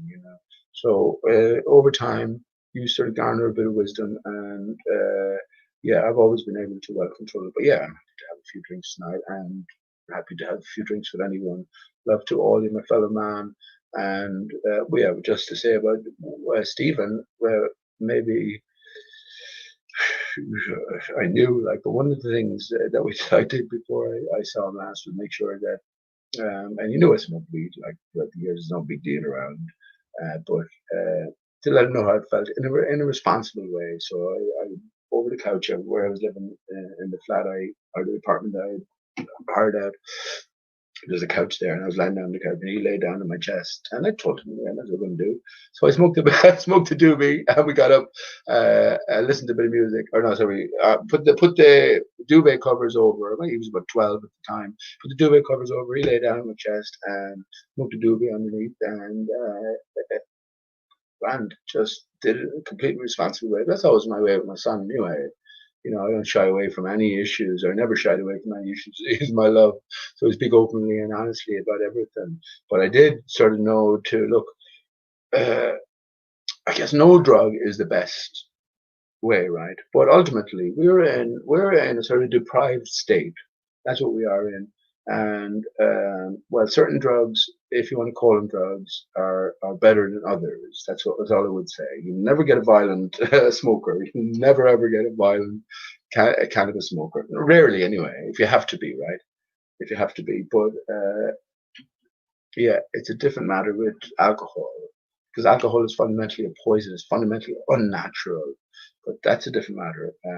Yeah, I have this different attitude or way about me, I guess. But for me, I mean, you know, it's perfectly natural. After all, who is the authority here? Who is in charge? Who lays down the ground rules of how life should be? You know, certainly from a son to a father, the father to the son, right? But I did realize early doors, it's the relationship is reversed. I learned more from my son than he ever could learn from me and my stupid fucking reality. That's a different matter. I hope you enjoyed that song. I'll play a few more as it's only the what time is it? 22:48, 22:49, 10:49 here in Ireland. So early enough, I have another couple of cans to go, and I have another bit of smoke as well. So expect a few more songs. Anything you want to talk about, let me know. I could talk about so much and get so involved in it. Really could. The problem is, I just had a conversation about an hour and a half with my friend Stanley, and we left on harsh terms because not harsh terms, but yeah, I realize there's no one talking the way I talk about things, and you know, if you're going to talk to somebody, they have to have an ear for what you have to say. So if it's just sort of brushed off, well, there's sort of no point in talking. And that's not to hold anything against anybody. I know it's such a lonely old station, right? It's such a deserted pathway. First of all, you come to flat Earth, then you come to, you know, realizing the whole nature of your understanding of how everything works is up for ultimate scrutiny. And then, well, again, just speaking for myself, to realize there's a greater thread or greater script interwoven in the greater narrative. Well, it sort of isolates you more and more. And once again, as I say, especially coming to flat Earth, which is ultimately the context for everything, right? So we're taking the universe back and brought it up close and personal.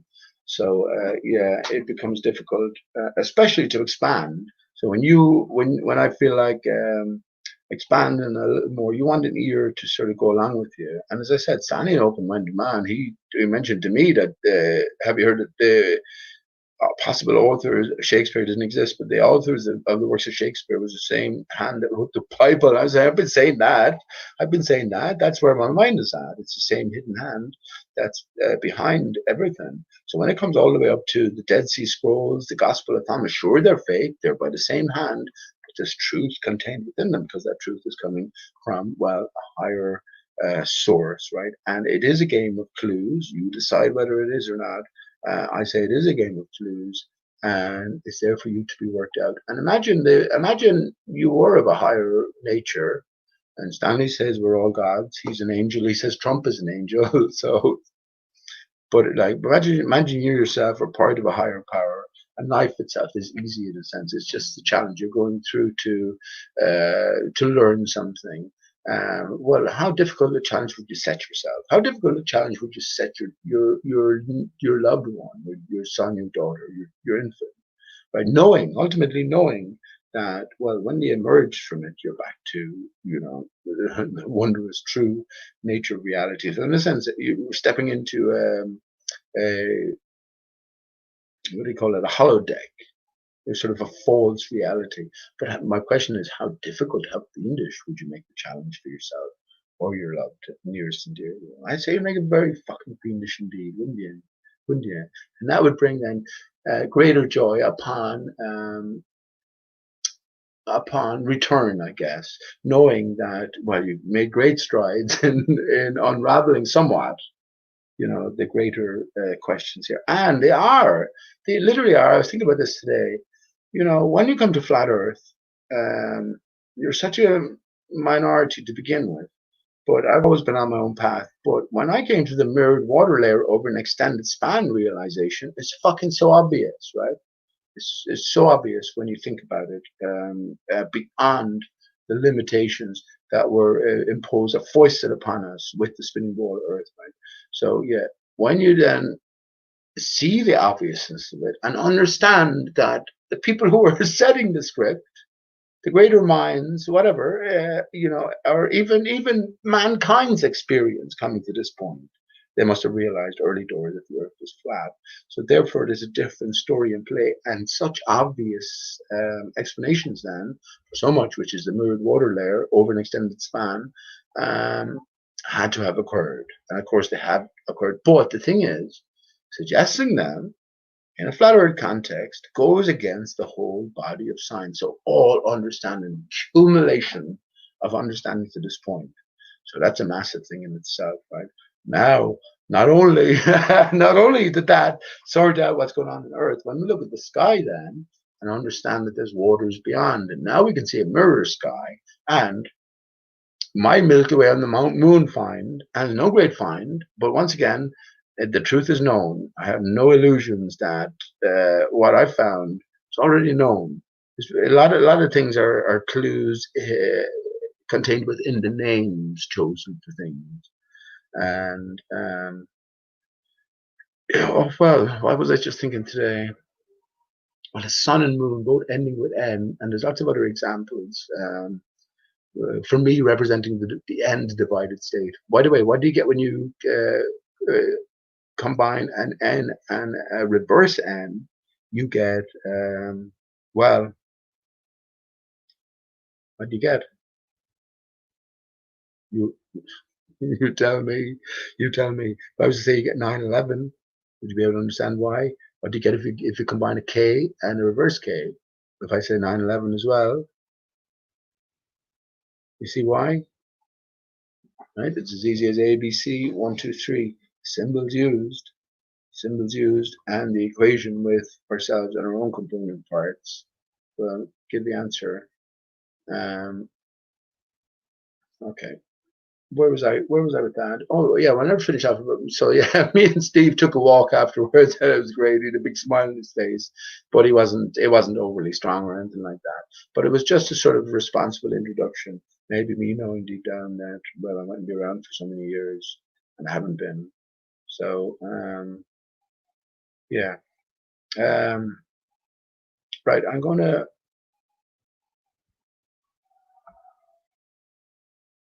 Okay. What do you think of the ears? By the way, excellent, right? Excellent. Excellent. Like those with eyes see. And once again, it's like it's not just a random thing, it's a connection coming out of the understanding that, well, we are in a divided state ourselves. And, nothing is incidental. And we're in a magical mystery place, magical mystery tour. Patricia, magical mystery tour. Well, who had the Beatles guitar up on the side, Mark Sargent, Prepper. IPS has been talking about Alice in Wonderland a lot recently. So I think all the clues are there deep inside the rabbit hole. Another reference to Alice in Wonderland. There we find, well, the dodo in chapter 3 looking for dry land following Alice's tears because she mislocated the golden key to the door which led to the garden, like the beautiful garden, which we can take it as the Garden of Eden, the garden home, although it leads to other questions as well. But anyway, why is a raven like a writing desk? The official answer is, let me just give you the context as well. The two most important books in history, Alice in Wonderland, Alice Through the Looking Glass, because with the Bible, with the works of Shakespeare, the three most translated books in history over, I'm not talking about Harry Potter or books that came out in the last 20 years from mass publishing. I'm talking about over the course, on average, of however long they've been out and openly published, right? So yeah, the three most translated books: the works of Shakespeare, the Bible first, the works of Shakespeare, and Alice in Wonderland. Now the other two, the Bible, 66 books, works of Shakespeare, say 30 plays, or something like that. Well, Alice in Wonderland, 2 books. So these riddles then become really significant. The first riddle, well, why is a raven like a writing desk? Official answer is official. Poe wrote on both because Poe had a short story called The Raven, But it doesn't suffice, does it? Because we're dealing with this greater significance. Many people wouldn't have heard of that, Edgar Allan Poe, and that name or that answer itself is very significant, as I pointed out the last time, leading us to The Gold Bug, his short story, which ultimately I have it on. Let me share my screen just to show you I'm not bullshitting. I didn't intend to show this, but if you haven't seen it, I'll post a link. Okay, let me share my screen again. So just to show you I'm not bullshitting,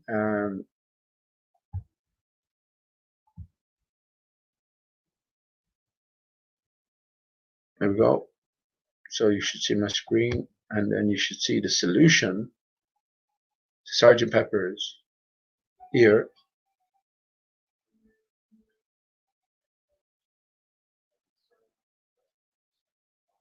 Yeah. Oh yeah, let's look. You can see my screen. So where did Satan's first desire for evil come from? These are just suggestions, video suggestions, but that's an interesting question. So I just have that for playing later on. Am I sharing my screen? Let me just check. Yes, I am. So okay. Oh, hang on. Maybe I'm not.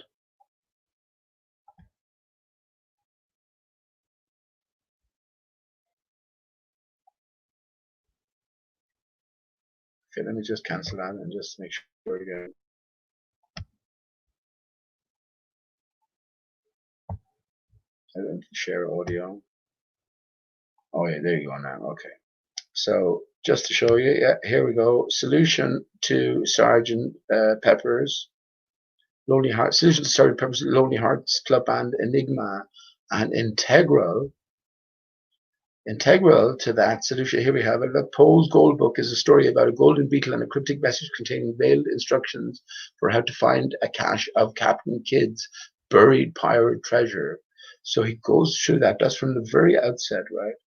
By this guy called Jar Face, and this is at the Pro Board. Let me just, anyone of interest, you need to look at this, because again, everything interconnects, and yeah, when you go through the story, follow the set of instructions and apply it to the cover of Sergeant Pepper's Lonely Hearts Club Band, we're led to certain fantastical, what do you call it, conclusions.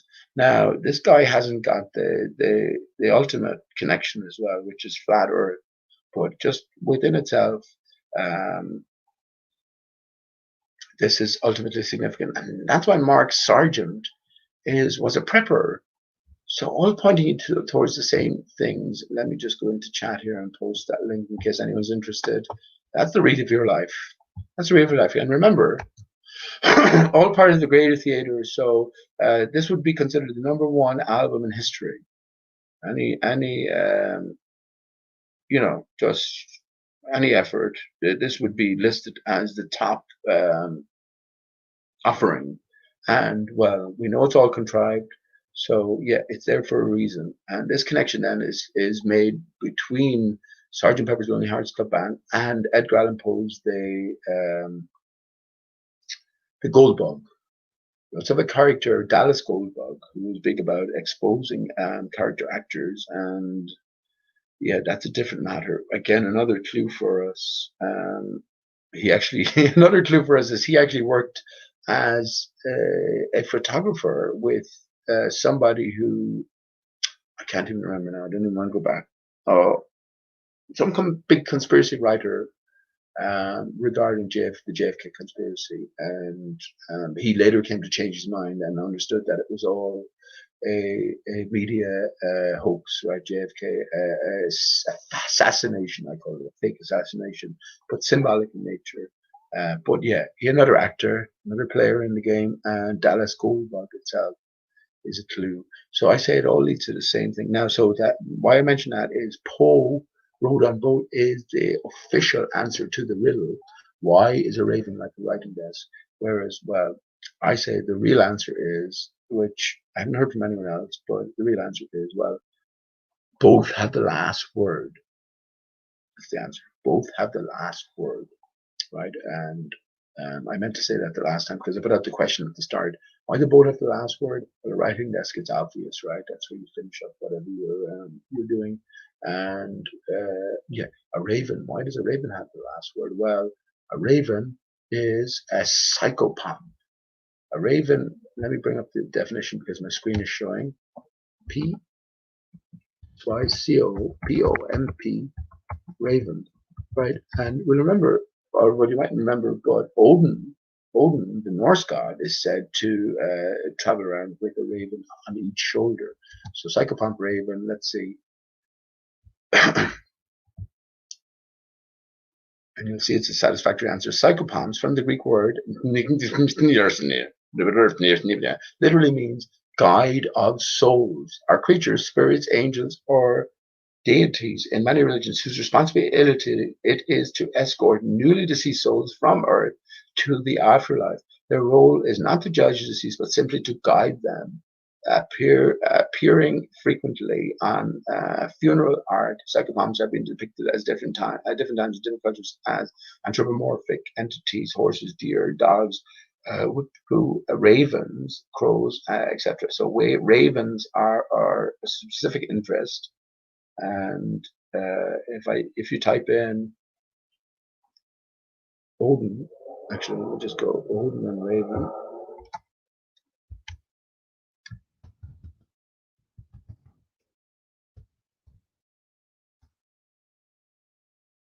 Here we go. Look, Hugin and Munin. In Norse mythology, Hugin and Munin. So actually, that's interesting. I haven't looked at this page before. Hugin, I think I haven't anyway. From thought is not fucking interesting, right? Anyway, and Munin, our mind, are a pair of ravens that fly all over the world, Midgard, and bring information to the god Odin. Hugin and Munin are attested in the poetic Edda compiled in the 13th century earlier traditional sources. So we didn't do any further than that. So yeah, so both have the last word for us as we leave this. Well, what are you going to call it? Maybe training ground. So yes, so the raven being the psychopath. Now, interesting is right. So take it in current times. Corona, or Ona, light of heaven. See or Ona, see the light of heaven. As I mentioned earlier on, it's fantastic, isn't it? If they're putting down all of these deaths to Corona, and everything is true or not true. So it's not true that it's down to this physical pandemic, right, or this virus, but it is true that we all see the light of heaven upon death. So that would be the truth within the Corona, or Ona, see or Ona. Well, it turns out Corona is COVID-19. It turns out the raven is a member of the Corvid family. So Corvid. And, well, 19, the eighth prime number. When you untwist the 8, you get the 0. Ultimately, that's where we're leaving. We're leaving the material behind, the one behind, and going back to the 0. And who is our guide then? Who is the last word as we depart? Well, the psychopomp, which is, well, the highest levels, the raven, because they're on each shoulder of Odin, which is the equivalent of God with the one eye Odin as well. And I forgot to mention last night, and it's maybe a fantastic consolation to me in a sense. When I ever thought about my son driving, with one eye, how difficult that would be.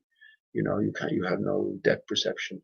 But if you're looking at something far away, if you're looking at a telescope, or I know binoculars are different, you're looking at a telescope, you're looking through one eye. So if you're looking for clarity of something in the distance, you will squint and you will look more especially from one eye as opposed to both. So pure vision, everything for a reason. Everything for a reason. Okay.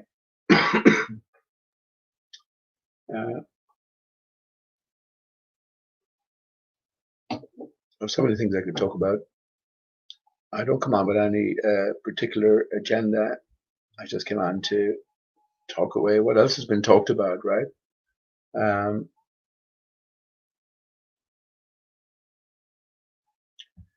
Yeah, let me Anyone? And I know if Garrett, I haven't been in the chat. Just hello to everyone in chat. I haven't been in the chat. We put out the link here if anyone wants to come in to have a chat. But Garrett, there's a guy called Garrett who has been active on what do you call it, IPS's Hangouts in terms of chat, and he wanted to come in for a chat. So if he's there, there's the link. Anyone, welcome in for a chat. Spanish Chicken, how you doing, man? Spanish Chicken came along. So I'm just going to say it anyway. Spanish Chicken, the title of the hangout tonight was dedicated especially for you, my friend. So Spanish boots of Spanish leather chicken. How about that? We've all had leather chicken, right? That reminds me of a story about a place we went down to in Ennis, or not in Ennis, in Lahinch, which is just about 20, 30 miles away here on the west coast of Ireland.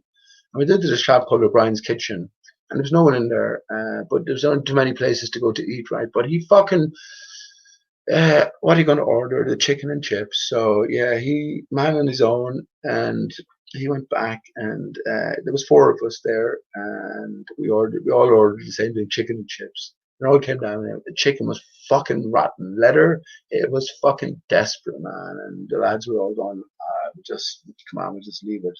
We'll just eat the chips and pick at the chicken. I said, no, we can't have any of that. I created war inside. Ultimately, we got away without paying for it, but rightly so, because it was fucking rotten. It was leathery beyond measure. I mean, but anyway, that's just reminded me of that. But Spanish chicken, Spanish chicken, Spanish chicken, Spanish chicken tikka masala. How you doing, man? Good to see you. It has been a long time, man. What do you make about all of this? What's going on? Of course, it's a hoax. It is a scamdemic, as well, that book been released so quickly, right? By a prominent author, over 200 books. It kind of says it all to me. I was shocked I wasn't shocked, but it just, yeah, it's not how things work, right? Hoaxes aren't exposed so quickly and so easily. So yeah, from the very outset, I think the corona, which brings enlightenment, was always meant to be exposed, and then we could see through to the greater significance. Fucking wonderful, anticipatory. That's a good one, isn't it? Anticipatory times. But you know what the fuck is coming next, right? But something big is in the wings, and yeah, it is, man. It's, of course it is. Of course it is. I met two people who told me they've had corona. I was only talking to a guy last week who told me he had corona last year. I said, why are you talking to me then? I said, corona's a hoax. I was very sick, man. I don't doubt you're very sick, but I mean, what are you immune to it now?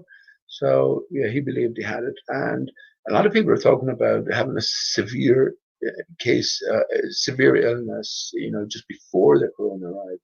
So whether there's something or not, I don't know. But that guy still had his mask and he took it off. I told him to take it off. I don't believe in any of this. Yeah, so yeah, we're on the same page there. It is all hoax, but what's the purpose of it? That's the bigger question. The old doom and gloom inside Spanish chicken, thinking that the greater darker powers, greater darker forces are moving into the next step, the next stage, and we as what? I don't know, what would you call us in this greater game? I guess it's up for you to decide, but are we helpless, sort of insignificance? Has this whole flat earth arena been set up to facilitate this greater destruction, this greater bringing down of, what was in preparation for what will be?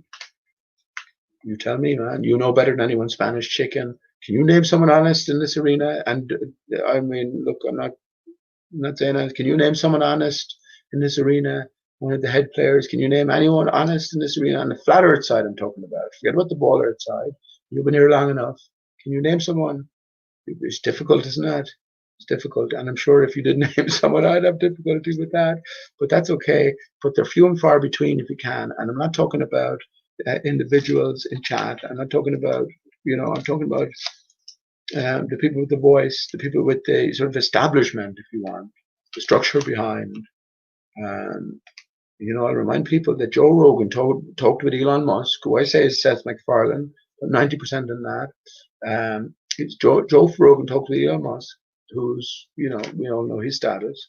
Well, Joe Rogan also talked with Mick West. Well, Mick West, it happens, had a relationship with Anthony Riley, Skype relationship, one-on-one relationship, which Anthony Riley introduced himself to this arena with. Right, he has a relationship with Mick West, and he's gonna get him on for a debate or something like that. So yeah, come on, put two and two together here. You know what I mean? I don't feel bad about saying any of these things. You're meant to feel bad about saying any of these things. To say this actors, agents in this arena is the fucking dirtiest thing to say. You'd be better off saying someone's a pedophile or something than say they're an actor agent. Get the fuck out of here. Insulting my intelligence. You know what I mean? So the way I look at it is, yeah, this is all structured this way. And I was always meant to fucking see through these people. And I was meant to say what I had to say as well. This is why Nathan Oakley opens an open hangout, an open panel, and no one is ever banned. So I'm meant to say it. You're meant to see through it, and to see the limitations of Nathan. Maybe look at some of the images he presents in the backdrop, which may contain greater clues for you. You know what I mean? So yeah. Well, not to get into sort of name calling or anything like that. I mean, it's irrelevant. It's irrelevant. The ultimate thing is where you're at and your understanding as an individual. And well, you got to decide that. Um, it has massive implications. And now more than ever, you're on your own with this one. You're on your own with your thinking. I should think, because no matter who you talk to, they want to have a different point of view to you. You want to be looking at different news inputs. We'll be looking at considering different things, different life, etc. Just different. Many of them are flat earthers to begin with, you know. So yeah, you kind of leave that behind in a sense. There's no point in arguing or battling with anyone, and understand that well, there's a greater treasure hunt in play, I guess, and that involves necessarily you and you alone. That's what I think. Definitely more and more. I'm okay with that as well. I'm okay with that. Um, all the fear is still there. All the fear is still there. The sort of the people who are coming away from the official story now are immediately led into the dark, and they're horrific in a sense. When you're talking about fucking eating children, Pizzagate, Joe Biden. Look at all the scandal associated with Joe Biden, and yet he's up there vying for president. Let me just say about Joe Biden. So I think I mentioned earlier on that England. So the British Empire faked its death in and around 1907, and IPS is talking about a metascript of 113 years. This brings us back to 1907 and how it's playing out now. Well, are we about to see the death of the American Empire, which ultimately is still the British Empire? Maybe the two lead warriors on the war on terror or Terra, war on terror. Was it a war on Earth? If it was a war on a broken Earth, that's a good thing, right? If there's such to repair stuff. But yeah, are we about to see the demise of the overall empire? I say it's possible. When it comes to Joe Biden, yeah, in England here, well, the other side of the water, we have Boris Johnson, BJ. So if that equation was still in play between England and America, one being the owner of the other, and both empires being interconnected, well, is it part of the script that JB, Joe Biden, gets elected? And there's some major controversy, just like the hanging chads with Al Gore and George W. Bush. And by the way, I mentioned George W. Bush, brilliant actor, acting the fool, acting the fucking dodo all along. Well, if you want proof that George W. Bush is not a fucking fool, go and listen to early interviews with Charles Manson, who is George Bush. So it's all an act. It's all an act. But Joe Biden, yeah, getting back to Joe Biden. So there we have the JB, the opposite of the BJ, the Boris Johnson, the head of the British Empire. Is it about the two coming together? So a possible scenario is that, yeah, they scammed the election, and it's sort of made clear in an obvious and open way, right? So it's made clear to everyone. Trump, then the hero, comes in and fights for his own, right? And those trumpets of war are blasted, And ultimately, so here someone mentioned about the first female black president. So after everything settles down, is that who is elected to be the first lady, which is Joe Biden's running mate? I don't know anything about it, but some everything for certain is scripted anyway. So um, well, I think that's interesting. That's interesting to consider, especially with the reversal of initials BJ and JB. But who knows? Everything's coming to a head for certain, and well, make what you will of it. 2.88 mile mushroom. How you doing, man? Last week, he straight up said we've created the biggest voter fraud system that's ever existed. We're not even bothering to lie anymore. Yeah, man. I'd say the farce has been revealed. The farce has been revealed, and whatever is scripted to come is already in play. And the only variable here is you. What do you make of it?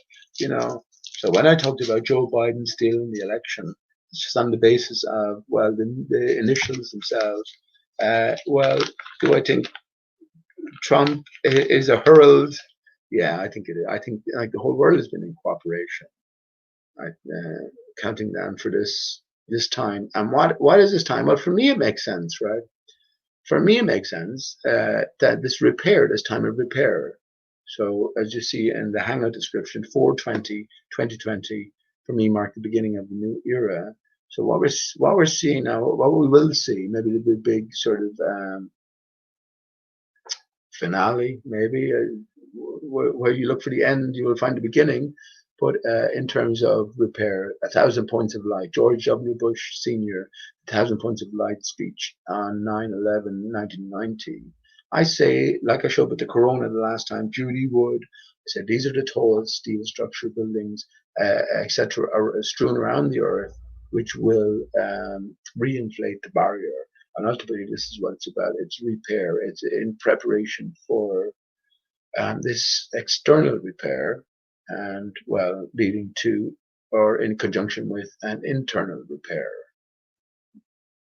That's the way I envisage it, right? And well, the external repair is in the hands of others, where whose hands is the internal repair in? I said the last night as well that they reported finding a new organ in the brain. I think this is all in preparation as well. In this construct, anything is capable of being transmogrified. How are we to know what real power is in play? When I imagine the male and female, the chakra points, the 7 chakra points, they're the 7 dividing points, right? That when bridged, then they will lead upwards. So we have 7, 7, which brings us to 14. But then the coming together of the 2 sevens will bring us to 15 with a half each. And it's this new organ, well, this facilitator, this reconnection, little tab placed inside us. I don't even know anything more about it than that a new organ was announced to have been found within the brain.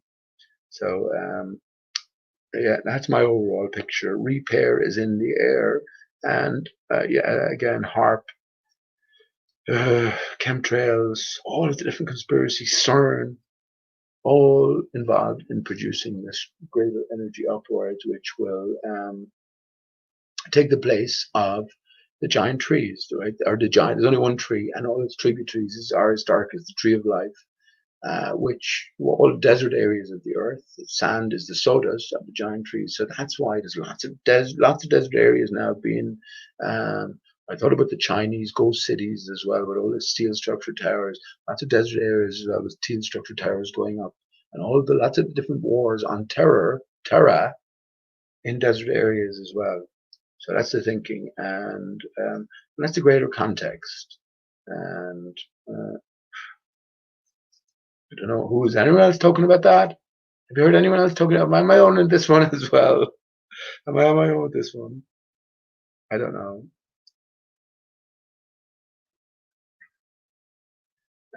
Lee Redpath, how you doing, man? To tell us the truth, didn't we have a falling out the last time, Lee Redpath? I think we did. And yeah, well, I know you're probably still a regular in Jamie Brown's. I know Jamie is back broadcasting these days, and that's okay. Yeah, I don't have too much to say about Jamie Brown, and I do remember our falling out the last time Lee Redpath, and as I told Chris Hayes that he wasn't too welcome. I'm not too pushed about you either, Lee Redpath, but that's okay, man. It's okay. You can hang around if you want, but you know where I stand. And yeah, no bitterness or no anything like that, but yeah, you know what I mean. Um,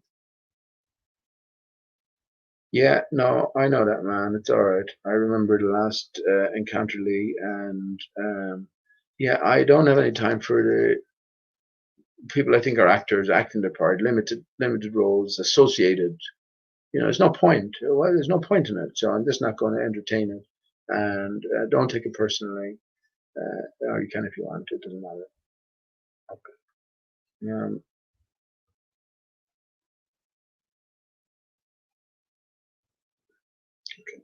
I posted a link in chat if anyone wants to join. Let me know. I keep an eye on the chat. But anything you want to talk about as well, or anything you want me to talk about, let me know. Let's see what I can do. Not sure how many hours I've left. If it goes off unexpectedly, that means I've run out of hours for the month. But that's okay. Yeah, it's mad. It's mad. 2.88 mile mushroom. It's mad what has been revealed, you know, and this is why I say Corona brings enlightenment. Everyone has been affected by all of this, from the very oldest to the very youngest. So when people find out it is all a hoax, which is openly been spoken about, well, then they will never be tricked again. It will be the greatest facilitator towards enlightenment ever seen, and ultimately this is the point. The corona, it relates to the sun, right? It's when the moon completely covers the sun. It's the official science explanation. From our perspective, the moon completely covers the sun and then this sort of diamond-like ring around the exterior. This is the corona. Also related to the crown, the halo. Um, yeah, it's specifically chosen. As I said, then coronation is in there, and coronation, especially considering what I have in the chat, is RISTCH right? ARISTARCHUS. Well, Coronation Street, which is abbreviated to ST, which is a program in long-running soap opera in the British Isles here and further afield, were abbreviated to Coronation ST, right? So coronation with the crown in the head, the rising upwards.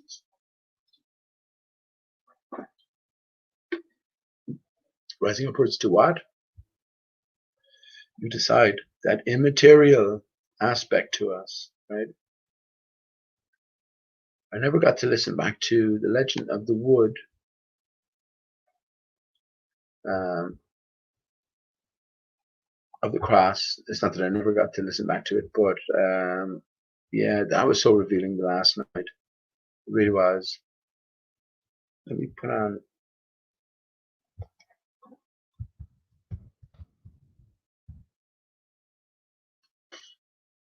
Well, let me actually. That's what I haven't done in a while. We're used to that. Is to is Flat Earth man still around though?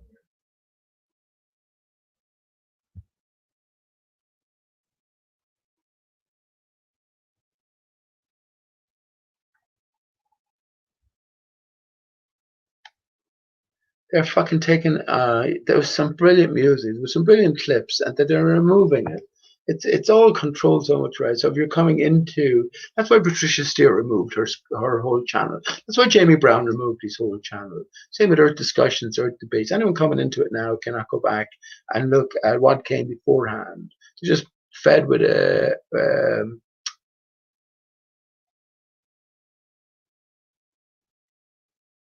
Okay, let me see. Just yeah, they're talking about the. I was going to say talk about the devil. I don't mean that.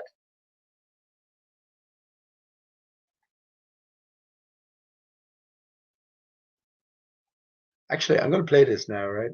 I'm going to play this because I haven't seen this. So this is just for educational and informative purposes only. So I'm going to play this. I'm going to have a smoke. And so the title is, Has Patricia Steer Rage Quit the Flat Earth Movement? I was looking for a song to play while I was going to have a smoke. So I'll play this, and I'll play a song myself with my own guitar. So let's see. This is by Raw Space, 78K views, which is pretty respectable. Let me share my screen here.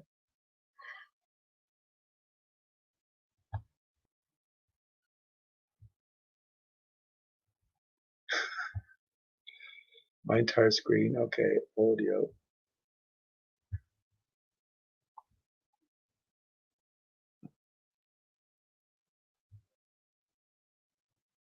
Here we go. So you can see the screen. Has Patricia Steer Rage quit the Flat Earth Movement? I haven't seen this now, I don't think. But it's from a year ago. So let's see what.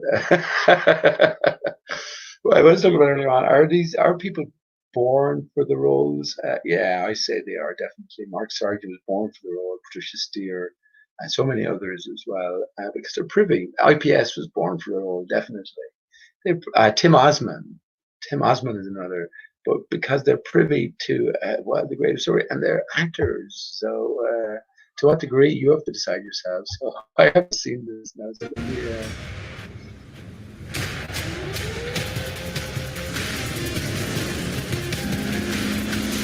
see what happens. Let's see what's going on.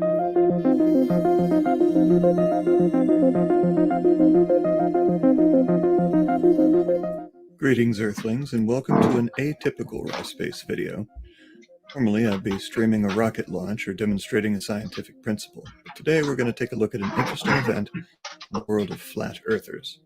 You know, those people who deny all empirical evidence and centuries of scientific precedent in order to promote their deception-based ideology.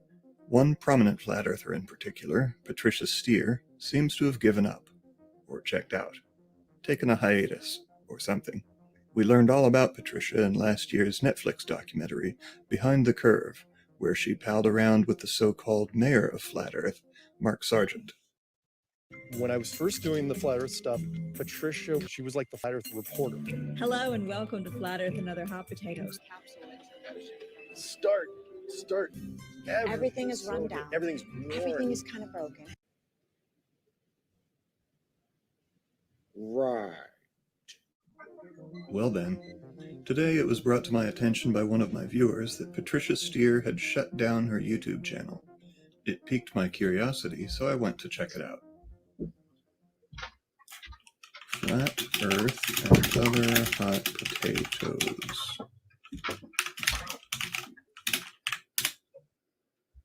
Let's see. YouTube channel is non-existent. So if we look at the cached version of her YouTube channel, we see she had, at least at the time of caching, she had almost 20,000 subscribers, 2 million views. She's been around for almost 4 years. Let's see. Here's a video. Aha, this is on Mark Sargent's channel. And then if we scroll down, we see link to the original video. If we click here, video unavailable because the uploader has closed their YouTube account. Interesting. So now if we look at her Facebook page, content not available right now. Okay. If we look at the cached version of her Facebook page, we see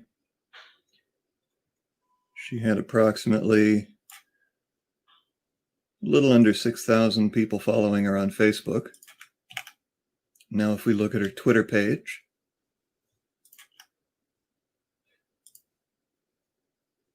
that page does not exist. Well, Twitter's working, so She up and vanished like a and fart cash in a version of her hurricane. Twitter page. The mysterious 4,000 Mysterio, followers on right? Twitter. And finally, Instagram, page not found. Instagram is definitely working. If it were only one service, I would think maybe she got hacked or something. But this appears that Patricia has completely cut herself off from all social media. Now, why she would do such a thing is anyone's guess. Maybe she decided that she should listen to the evidence after all and realized that the Earth is a globe. That would be nice. Maybe she got tired of the constant infighting amongst the Flat Earth community, which has often sought to alienate her. Maybe she's reinventing herself and will reappear sometime with different branding. Whatever the reason, this definitely qualifies as an interesting turn of events. While I would never wish ill fortune upon a flat earther, as a passionate fan of science, reason, and reality, I can't help but hope that this takes a bit of wind out of the flat earther's sails. I guess we'll all have to wait and see. Meanwhile, let's look forward to the next launch, which should be in exactly 1 week on June 20th, an Ariane 5 rocket launching from French Guiana.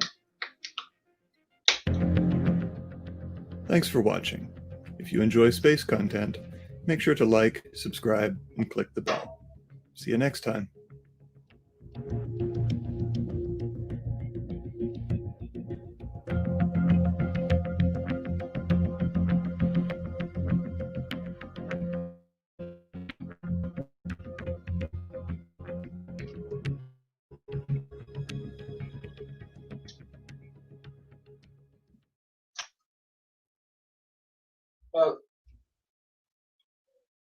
Well, come on. It's all a game of clues, right? So Patricia deleted her identity completely because it was part of the plan from the outset. Ultimately, it's beyond divide and conquer. This is what the controversy between Subrats and Steer was about. Subrats being star on B us backwards, R I star cus. So this is what it was about. Constantly challenge you to understand you have no heroes. No one represents you, right? And it's not that you can't trust anyone in this arena, but you have to approach everything in that manner. Hopefully with a greater understanding that, well, there's a greater script being played out, and these people are characters within that greater script. And Patricia, like, what a great character she is, he or she is. Well, it doesn't matter. It doesn't even matter to me at this stage.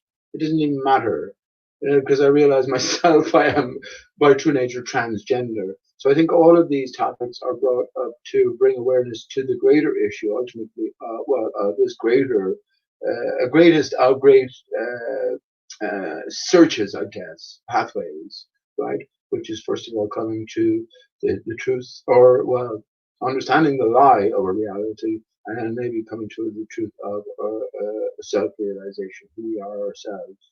But yeah, for me, that's all scripted, and I'm happy enough with that. Patricia named me specifically, as I mentioned last time, upon her departure, and she had many shows under her belt. She also has a fucking massive wardrobe to carry around with her because she's never been in the same outfit twice. If you paid attention, I changed jumpers. You know, I'm wearing the same jumper I wore 2 shows ago because I've only a few jumpers here.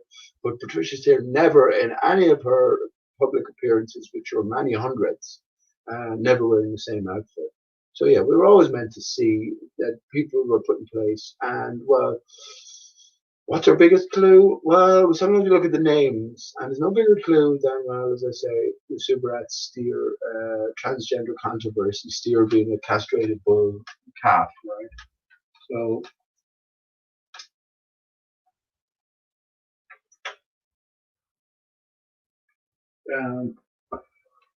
I don't feel bad about defending Patricia when she swears that she never had plastic surgery, because I believe her. How her appearance looks drastically different on different occasions is, well, because she wears facial prosthetics. It's someone behind the mask. What the gender of that wearer is, well, you decide. all pointers towards a male. All pointers are certain aspects of the physiology of man that distinguish male from female. But as I say, I don't dwell on that because I think it's a greater story. These controversies have been put my way. So by me reacting naturally to these controversies, for the blame to be put on to me, well, there's something else at play here, and that's where I'm at. But look, not to dwell on this as well, understanding that the Oakley crew are sort of the transatlantic aspect of the potato crew, so the Oakley crew, and they also defend and promote one another, even in spite of all of the false drama, the Nathan Oakley, Glob from Glob from Bowbusters controversy, all fabricated. It's like Ranty, another actor from the start. Ranty's another one who deleted his channel, aspects of his early channel. He was same with Riley.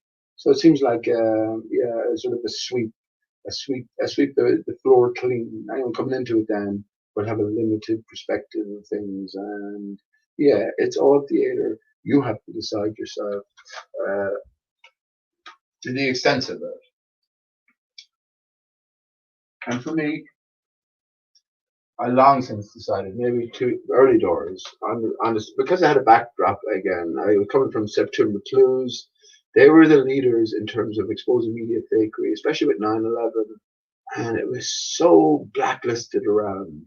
So to come to understand that the main authors there, Simon Shack and Hoyt Loy, who is Snack to the Future, Flat Earther, that they were put in place themselves. So yeah, I came to sort of think in terms of different things. So coming to Flat Earth Arena, it's an extension of that. So the whole thing is controlled. You had better do well to understand it. And how do you come to understand it well? Look at the people who, as long as you've known them, they've stuck to the same position, be that a bowler or a flat earth. They've never varied and they've never extended beyond their talking points. That'll tell you all you need to know. That's all.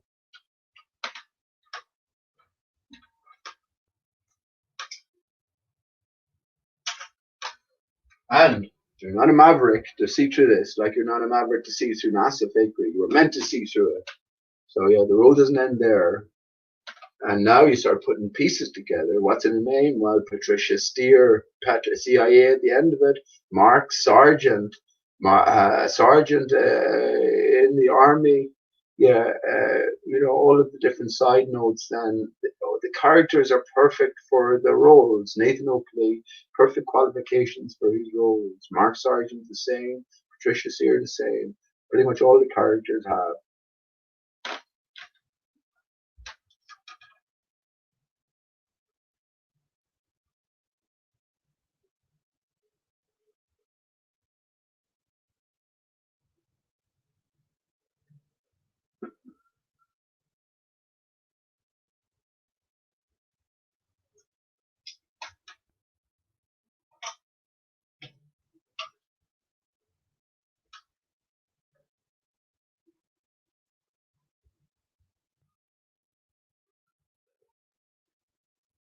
Well, as it's pissing rain outside. I love the rain. I like the rain. Yeah, that's up for you to decide. There's no Mavericks here. No Mavericks. I'm not even sure if Brandon Toy is still doing his five. I don't go there anymore. I'm not even sure if he's doing his 5-day week. But it's just a continuation from Ranty's show. That's all. And where they dwell on the same arguments.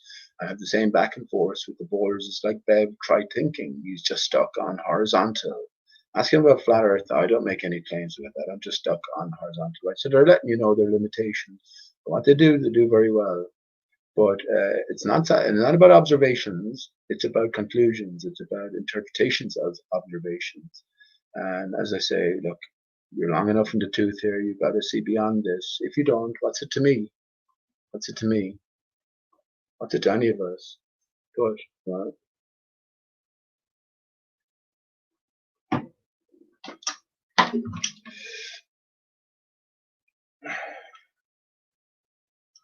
As I just turn on the, what do you call it, the tuner, 1142.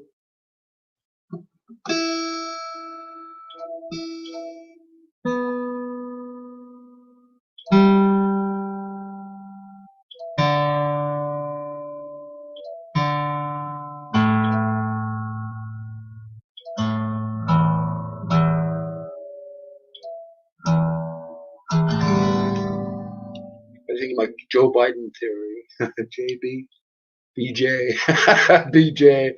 That's very significant. That BJ, Jesus begins with J for very specific reasons. The same with God. The letters they chose to represent the word or the sound, which represents this greater idea, are chosen very specifically. That's why G is central to the Masons as well, capital G, Masonic G. You've got to ask yourself why that is. And if we think about it in terms of the 1 and the 0, right, turn that on, just keep it normally, just 1 and 0. Well, try and make capital G out of that. What parts are missing?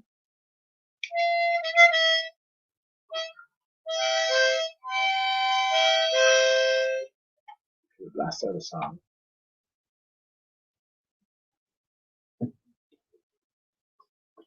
You know what to talk about at this late stage, really. It's like what's worthwhile at this? Well, like it does many things, but what's sing a song, right?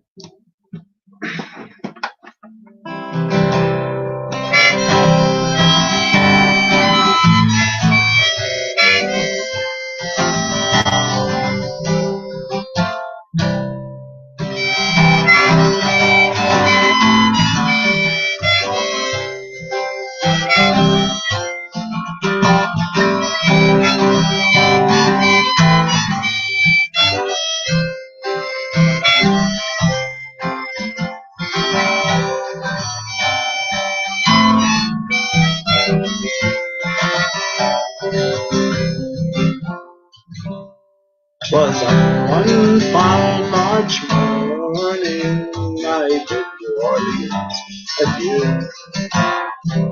and I took the road to Jackson Town, my fortune to renew.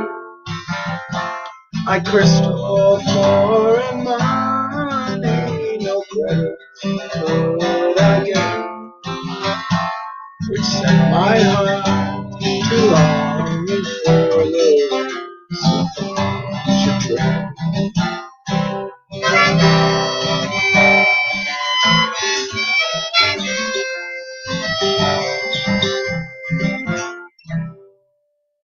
I stepped on board a railroad car being the sun, and I rode the rocks till evening, and I lay me down again.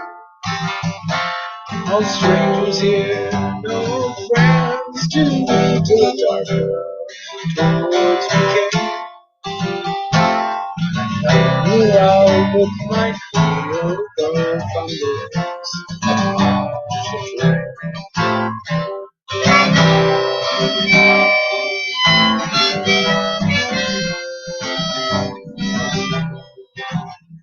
I said, me pretty Creole girl, my no good. If it were the alligators, I'd see my door. You're welcome here, kind stranger. It's very plain that we never return a stranger away from the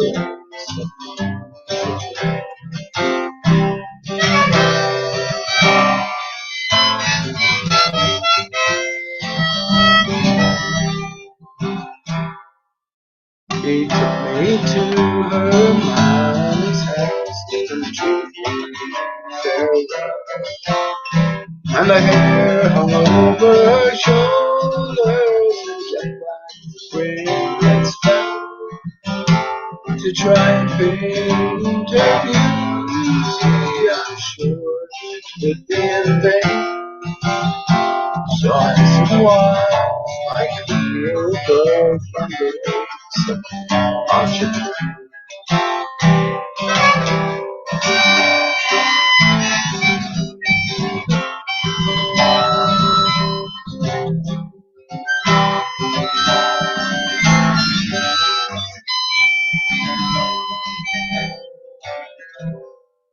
I asked her if she would marry me. She said that man could be.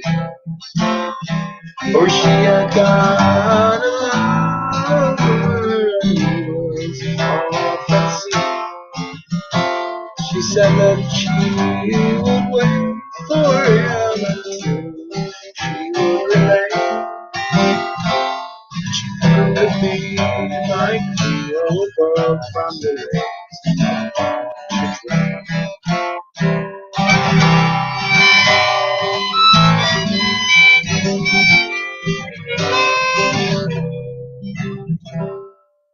So it's fairly well, my Creole girl, I need to see you more. I'll never forget your kindness and the courage by the shore. And at each stroke she'll gather the soul as I drink. And I'll drink the sound lady by the lakes of Pontchartrain. And I'll drink to my Creole girl by the lakes of Pontchartrain.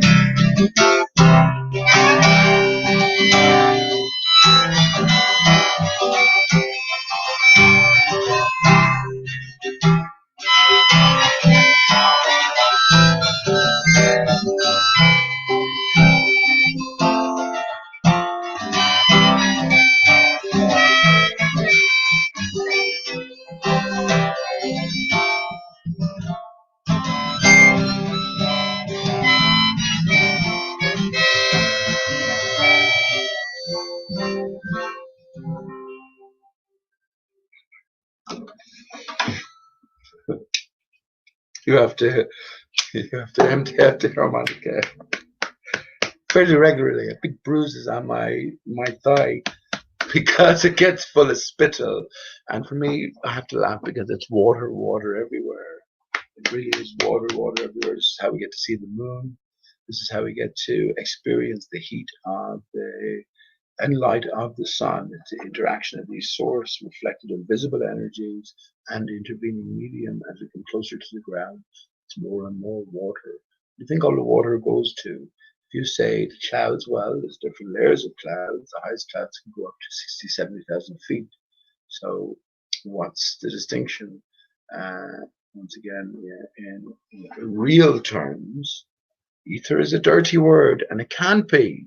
Ether can't be a dirty word. What the fuck? And yeah, I didn't mean to play that Patricia Steer out of anything.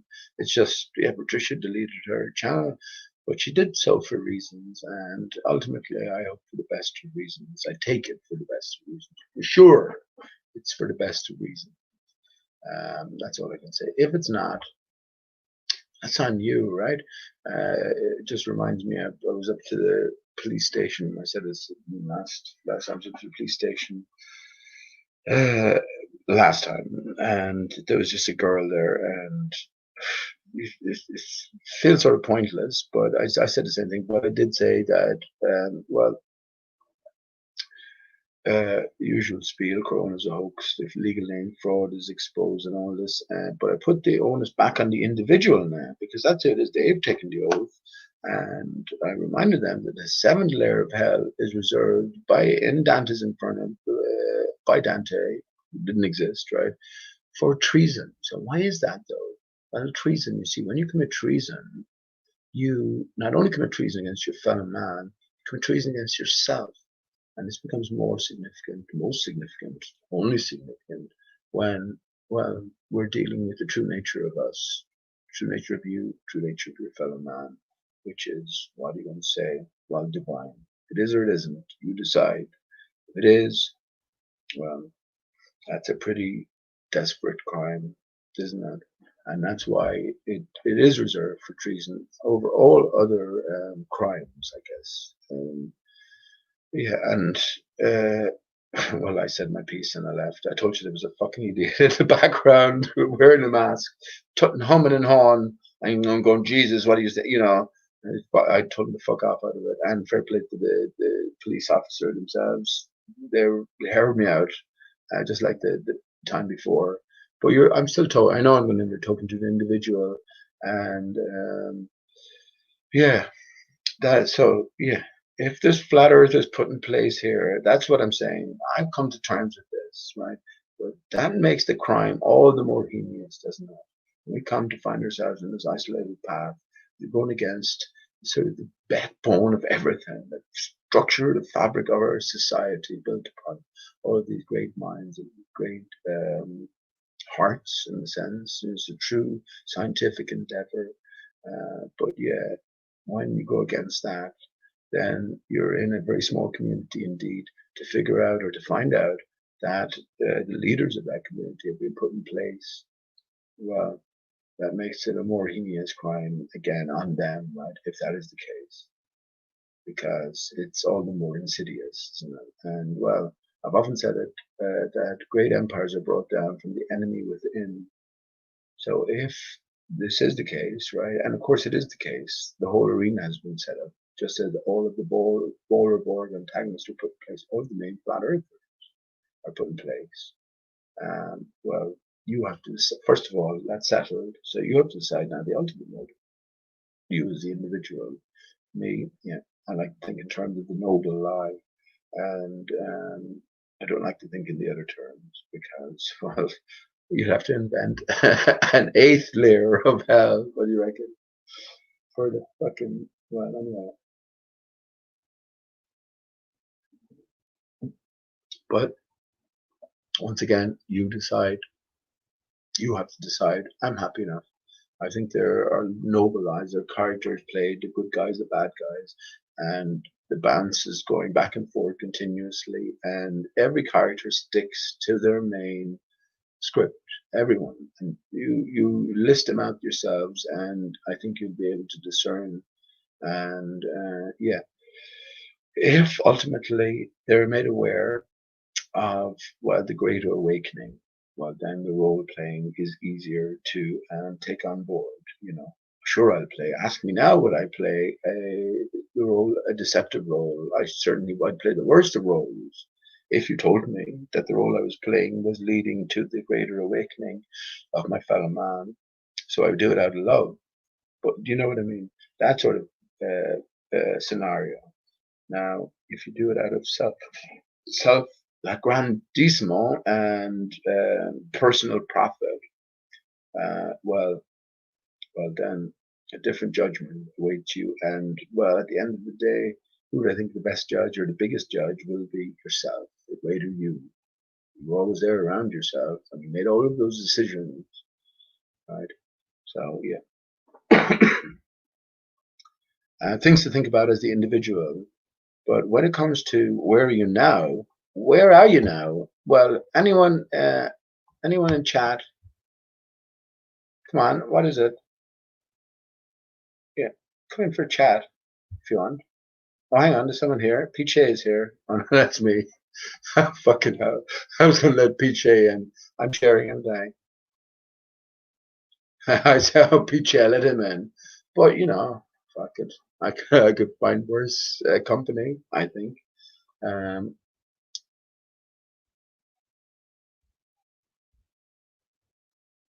So let me go into chat anyway. Once again, what's there to talk about at this stage? What's Paul Reed? You're the first name that came to there. How you doing, Paul? I don't think I can. Is it Paul Reed? R-E? Yeah. Don't dwell on any of it, man. The white world, oh sorry, the whole world is inverted. Simple as. Yeah, I agree with that, Paul. I agree that everything is upside down, topsy turvy. One of my conspiracy forum names was Topsy Turvy World. Out on the Limb was another one. I have another one. Like we have a fundamentally understanding that everything is upside down and getting to a greater awareness of it, especially through Alice in Wonderland, we're sort of told, right? So everything is inverted. So whatever is presented as the truth, if you invert it, then you become closer to the reality of things. And this is the way it's scripted. We are in this dual-natured seeming existence here. So is there a greater thread that runs through all? Well, I say there has to be. So you have to decide what is the nature of, well, not the thread itself. Well, even though, yeah, are we being misguided? Are we being, this is the nature of the great infiltrator as well. They will give you so much truth, but then at the vital point, or at a vital juncture, it will lead you astray. So, yeah, we were all asking these questions, and I'll say it especially,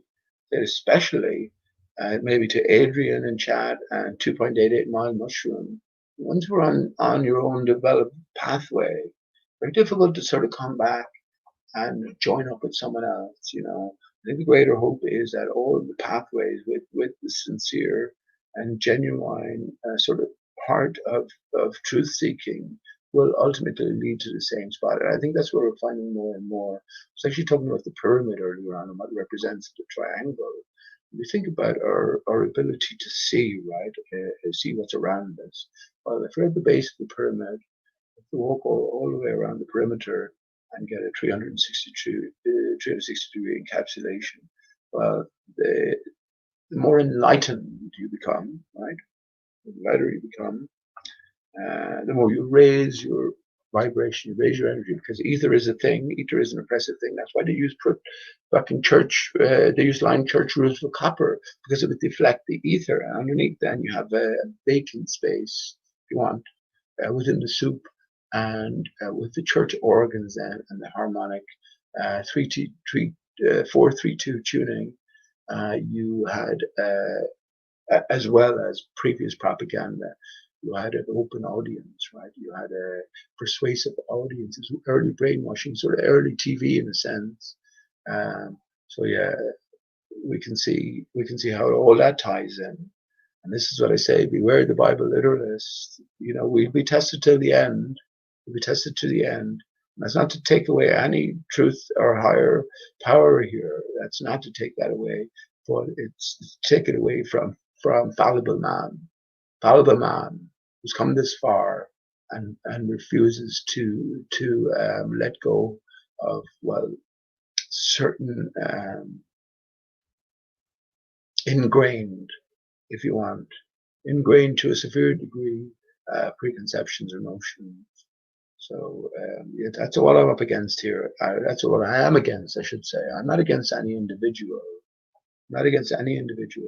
So yeah, but I'm up against that because especially at this stage, you can't afford to be restricted, and you can't afford to externalize, because then you sort of, what do? You betray yourself in a way. You do.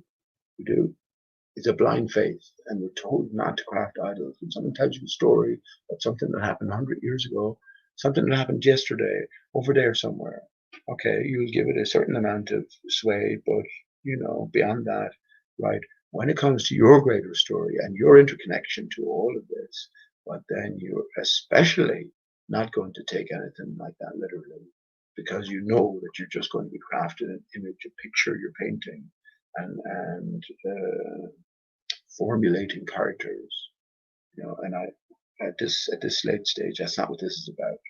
So yeah, again, multi-tiered deception, and the whole arena is set out. So you must be challenged, maybe until the very end. Where does the very end lead? Paul Reed says, Pete, like you said, even the most open-minded people have limitations. Certain subjects they won't even hear yet. You know that, Paul. I don't know who you are, Paul, but that's absolutely true. Can you name any other flat earther who talks consistently? Because it's such a pivotal part in all of this. 9/11 was 19 years ago. 9/11 was about two becoming one.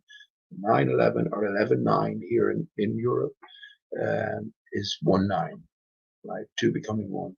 19 years later from 9/11, we're in the midst of COVID-19, right? The psychopomp. So our destiny is at hand here. The second coming. What does that mean? What was the first coming? Was the second coming the bridging, the repair of what was divided? Right? Think about the Jews. Why were the Jews placed front and center in terms of the 9/11 conspiracy? We understand that it was a hoax now, an obvious hoax. So greater symbolism. Why were the Jews placed front and center? Larry Silverstein, double indemnity, the Twin Towers, the Solomon buildings, Building 7, Solomon, sun and moon, or Sol and moon. Greater script, right? So, yeah. Yeah, so that's right, Paul. So as the honest inquirer, you have to let as many limitations go as you possibly can. And this is why I'm so down on the Bible literalists, because they're asking me to bring along exactly what I brought along with me pretty much all my young life, which was a Bible literalist upbringing in Catholic Ireland here. Now that becomes impossible when I can myself consider historical revisionism and vast swathes of time being made up. So therefore, there isn't a literal accuracy to the telling of the Jesus story. Not that I need much convincing, because as a man in ancient Israel, as the story goes, stands on a hill and starts talking to loads of people, that's fair enough. I can understand people can hear you from a certain, but if no one has any food and you've only 4 fish, how are we going to feed fucking thousands of them? Well, you can't do it, right? You can't do it. Here we are as flat earthers, hypercritical of storytelling coming from the ballers, but suddenly then this is all accepted as second nature. Well, it's a miracle. God can do anything. What do you mean, God? We haven't discussed God in a new flat earth sense. Do you know what I mean? So all of these sort of things. But again, these limitations are self-imposed, Paul, and I have no limitations. I guess if I was monetized here, not that I'm interested in monetizing, but if I was monetized, first of all, if I started talking about hoaxing, if I started talking about any of the stuff I talk about, more controversial stuff anyway, I'd be shut down immediately because the commercial interests demanded, right? So you'd have there'd be a swaying point there because I am monetized and I'm getting money for certain reasons, even if I wasn't interested in it. So there is a relationship there between the advertisers, the forum itself, and my contribution. But because I'm not interested in any of that, yeah, I'm allowed to. Not I'm allowed to, but yeah, there's no restrictions placed on me. Really, there's no comebacks. I'm free to speak and say what I want, and I've never restricted myself. One thing I bore. Let me tell you this: anyone who's still on the fence, and I've said this, don't think I'm a hypocrite. If you want to call me a hypocrite, come in and call me a hypocrite and remind me where I was. Because if I was, then I'll put my hands up and I will say you're fucking fooling yourself then, because you forgot about that, even though you knew at the time what you were saying went against what you were doing or what what you said elsewhere. No. I said on Ranty's show that I suspected he was an actor from the outset. And the one thing I did say was I've never been censored. I've never been openly censored anyway, even though I knew that the conversation was always directed away from certain topics. When I asked Ranty about his 9/11, oh, he knew. Suddenly it turns out he fucking knew that 9/11 was a hoax since 2000. I asked him since when? 2008. Suddenly then the conversation has changed, right? And then, everything is muddled up. But since when? Since when? I only knew it since 2010. And I've known you for years. I have never heard you talking about, oh, I don't like to get into that sort of stuff.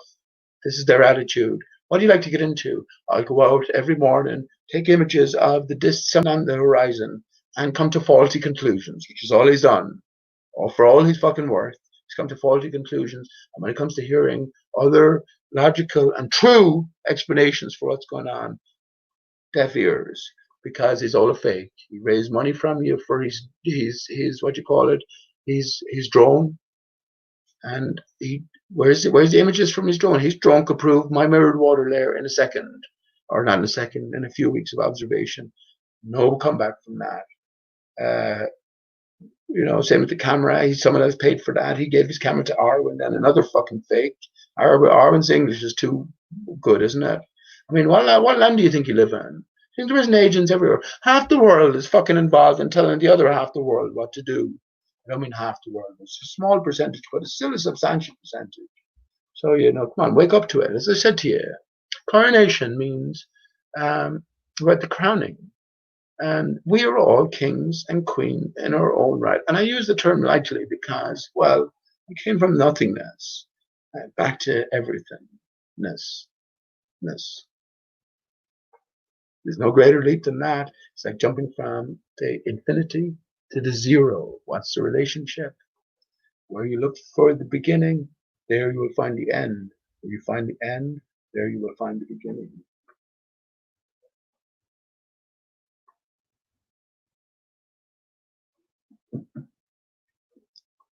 So, well, again, it's just some people talking, just someone talking. That's all it is. You're hearing something, but there's a greater thread through all of this. And, well, super at star IB us backwards. Come on, 2.88 mile mushroom. There's no coincidences here, and especially when you think about this arena and how, well, with hindsight, 2020 is hindsight, by the way, isn't it? But why is 2020 hindsight? Another saying that's ingrained within us. Well, when we look back, or hindsight is 2020, by the way. I got it mixed up back to front.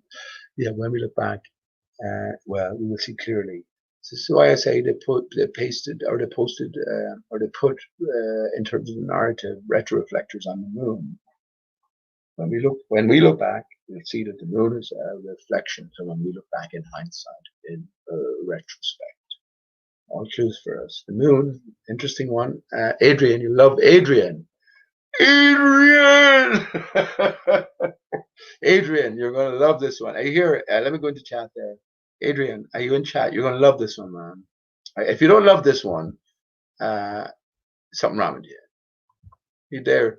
Adrian, that was an attempt at Sylvester Stallone, by the way.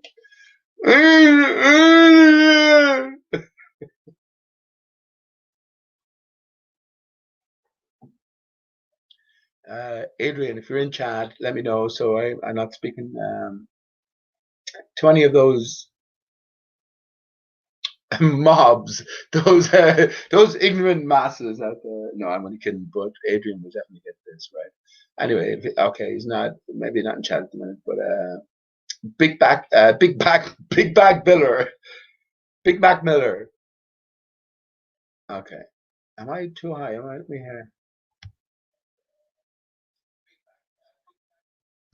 No, my volume is okay, man. Okay. Adrian, you're going to love this. So just as I was talking about the retroreflector on the moon, so I would have went on to talk about how it was a clue for us, the fake moon rock, right, in the Amsterdam museum, and it ultimately been petrified wood. If that's a clue for us, well, moon rock, petrified wood, wood trees, giant trees, moon associated with giant trees.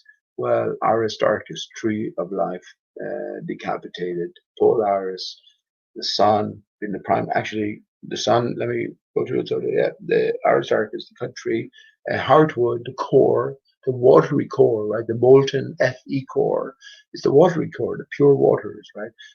Of the tree of life. So emanating upwards, it's being cut like that fiber optic lamp, fiber optic 80s lamp. It's been trimmed. Polaris is the primary reflection. Then the primary focal reflection of Polaris is the sun. So the oval track, right, of certain dimension, twice as long as it is widthways, given to us by the longitude and latitude. So the 69 miles applies per degree of the contour of the sky, Adrian, right? So we can work out, understanding that at 60 miles high at the equator, this is the highest point of the outer barrier. So we can work along that oval track. And yeah, So here's the point. The Polaris projects the universe, right? So everything in one thing. This is the idea. One creator, one creator. So Polaris projects the universe. But the primary reflection of Polaris is a sun, right? And then everything in the solar system, which is the moon, is the primary reflection of the sun. But all of the other wandering stars are all secondary, tertiary, etc. reflections of the primary reflection, which is the sun. So that's that little system in play within the greater system. And all the various and sundry movements then are attributed to the movement of the source itself, right, which is Aristarchus, the spiraling source of life. Why it is the spiral of life is because this energy that holds back the waters beyond is reflected down, right? This is the reactionary force, which is gravity. We have space above, right, which is a vacated zone beneath the watery barrier, energized barrier, which is a mirror barrier, right? So we're dealing with a contoured mirror. Yeah, this is the ether, the life force. And as we come closer to the ground, then it spreads out, dissipates, and reflects. It does reflect. And this is why there's a about a 5 foot sort of clear zone after the ether reflects, but that's a different matter. But anyway, yeah, this ether then becomes a life force, right? And where does it stem from? Well, it stems from the cut tree, the division. This is what Osiris is about. But here we go. Anyway, in the spirit of reconnection, Adrian, the moon landing. So we were connecting Mother Earth with Father Sky. The rocket being the penis with the 3 sperms, right? Neil Armstrong, go north, Mr. Alien, in reverse, right? Reconnecting with Mother Moon, and the 3 spermies then making their way in, and Neil Armstrong, go north, Mr. Alien, being the first man on the moon, right? So that's the first sperm to reconnect. So what date, Adrian, is were the moon landings? What date was the first moon landing? Actually, I haven't even looked into the specific time, but I'm sure that's going to be very significant. But what date were the moon landings is the question I ask. And it's leading somewhere. I know you'll appreciate this. And you probably figured it out already anyway. But what date were the moon landings? So let me tell you. They were the 20th of July, 1969. First of all, 6 and 9. I didn't go into this last time because I forgot about it. I was boring myself. I went into the H turning into the T. I didn't forget, but the O is also in play, right? So the H and the O. When you twist the O, you get the S, right? So that's where the is comes into it, which is the I, which is the spine, and then we have the S, which is half of the 8, which is the twisted 0, right? Anyway, this connects also the letters and the numbers. Or it's as easy as ABC 1, 2, 3, and yeah. So Adrian, so yeah, 6 and 9, right? 6 and 9. When you combine them, you get an 8. You get an 8. One is an upper aspect, one is a lower aspect. This is why 666 or 616, more specifically, is the number of the beast, right? Why? This is the question for us. Why? Well, we think in terms of everything in terms of the 8, right? Right? So you need to think in terms of everything as, and when you bring the lower aspect of the 8 together, you get the ankh, right? You get the ankh, and you also get the basis for a 9, right? You get the stem for a 9, and you get the basis for the upper bias. When you go the opposite way, you get the 6, right? And it's only with the combination of the 6 and the 9, well, usually between male and the female, right, in the sexual sense, the Adam and the Eve, well, do you get this emergence? Emergence. Okay, so anyway, so the 20th of July, 1969. So a reunification ritual. If you're a father, what happens? How long does it take in general, on average, post coitus to reach birthing? There you go. That's a good way. Reach birthing. That'll do. So how long? And come on, Adrian, step up to the mark. So do the math. How long does it take? What's the natural course? Gestation, I guess.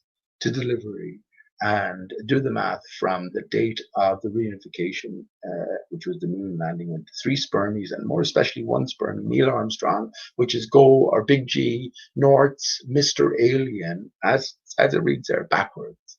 We're the aliens here. Don't be even so specific. Don't be even so specific. 9 months. Go 9 months from go 9 months from July 20th, 1969. And what date do you have?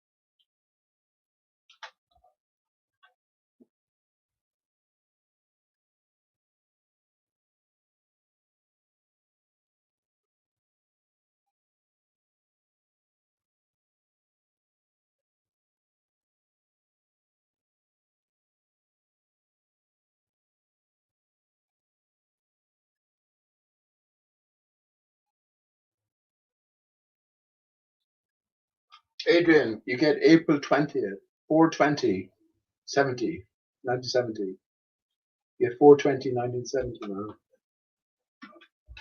And, well, no, that's a different matter.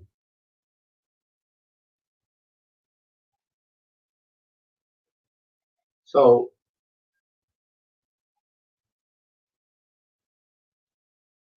I've talked about this, Adrian. I've talked about this, but that, God's gift to man, 4/20, why it's placed in such a prominent position, I guess, throughout the narrative.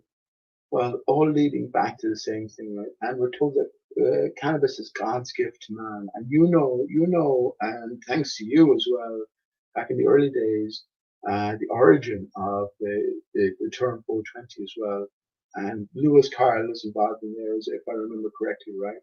And a specific statue at a specific university where they used to gather around. So another clue for us. But yeah, that 9 months later, following this reunification ritual, we have 4/20 from July 20th, 1969 to April 20th, 1970. Not incidental. So ultimately, right, Adrian, and you've probably heard me saying this before. At least I haven't been on so much. It appears like no time has passed, but maybe I haven't said it. So maybe God's ultimate gift to man was not the plant itself, cannabis, but the day, 4/20, 2020. For me, yeah, that began the start of the new era. I have many reasons for saying that. 2012 happened, and yeah, in the Gospel of John, we're told that it took Jesus 8 days. It had to be 8, right? 8 days to ascend, following death and resurrection. So 2012, a day is as a year to God, right? So yeah, just putting the pieces together, and it's all a game of clues, right? Yeah, putting the pieces together. 2012 plus 8 gives us 2020 now. Specifically 2020, macro to the micro. 2020, well, it occurred on 4/12, Easter Sunday, R I STARCHUS Sunday, right? Resurrection Sunday. 8 days later, 4/20, 2020. I hold that the calendar was changed way back whenever that was, from the Julian Pender Hume, with his latest version of the dodo, the Gregorian calendar. My brother is Gregory, but we're all fucking named after biblical characters, actually, I think. So there's me, Peter, but my sister is oldest, Suzanne. Suzanne's probably Jezebel. She's probably a Jezebel in the Bible. I'll tell her that now next time I say to her. I wonder if Suzanne, because, well, actually, there's me, Peter, is after Suzanne. then Gregory, and then Nigel, and then Andrew. So Nigel and Suzanne will fall out of that category. But yeah. Why did I go on to?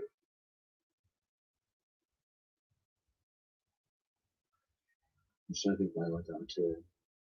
Oh, well, ultimately getting back to cannabis, I mean, 420. So what the dates up? Right. So Easter Sunday, Resurrection Sunday, 2020. All right, back to the Gregorian, Julian calendar. I say, Adrian, that it was all for this year. Everything was changed. That's why we have so many coincidences, especially in the sky, with conjunctions of planets and lights in the sky, etc. But especially then with, this year will never be forgotten, 2020. I say for the best reasons. Ultimately, Back to the Future, right? Hindsight. Back to the Future, 88. 88 represents U, which is the SS, the two sides coming together. Aristarchus of Samos, SOS, that big divide, the S between the two S's between the O, that big divide, that delving into heliocentrism and the greater material universe was at an end. But the two S's come together as well. Remember, Jesus is Je, S, US, right?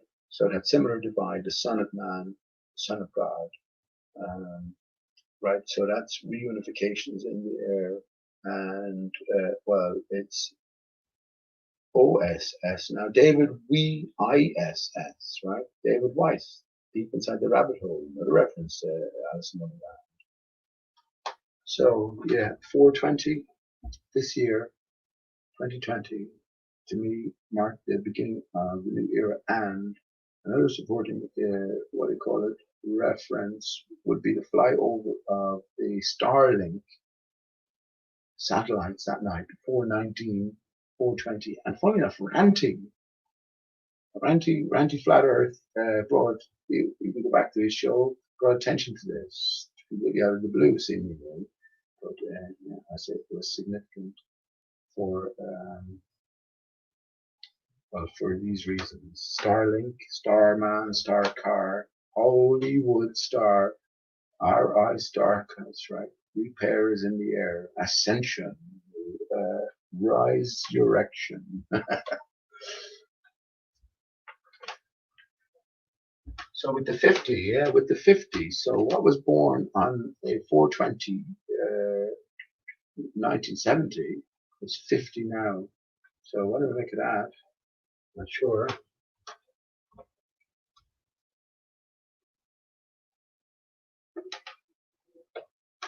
The Antichrist. Oh, fuck it. If the Christ was 10, fuck it. Fuck it. Adrian, if the Christ is 10, right, which is X, right, X mass, Christ mass, 1 0, then the Antichrist would be half, right, down the middle, which is 5, 50. But then again, what is the Antichrist? I have considered that.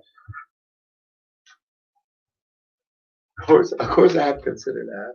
That as opposed to my eternal optimism. The opposite is true.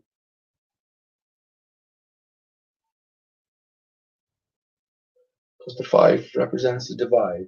That's definitely what the 5 represents. Again, the letter N in Kododo, N-E is 5 as well, and V is also 5 in Kododo, Adrian. So is that divided state? The 50 pence is half of the pound. The 50 cent is half of the dollar. The dollar. We're only halfway there. Damn it! Fuck it. I'm going away to Mauritius. Adrian, I don't know if you caught the early days of the dodo, right? But there was a 33-foot sloop, which is a small sailing vessel, which used to leave regularly from a certain point. The name was given specifically as well, and it made a journey towards the North Center at a specific time in October. And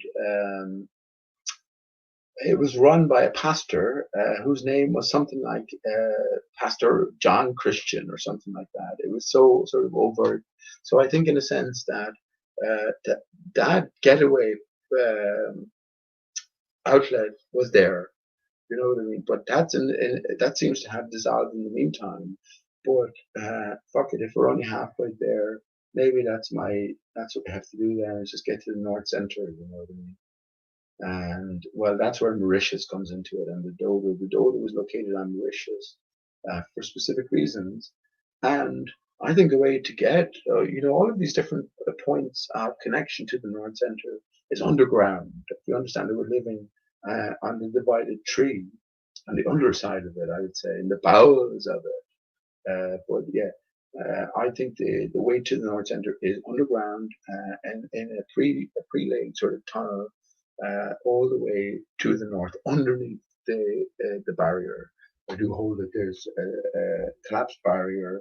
So think of a snow globe and the collapsed top. We have a bubble in the center, and then the extremity, like a spider body, if we're looking down on it. So I think that underground then is your passageway with realization, with the piecing together of the clues. Well, out of it. Maybe this is all Babylon. So in a sense, this is Babylon phase 2, Adrian. This is Babylon phase 2, right? Because, oh yeah, fuck it now.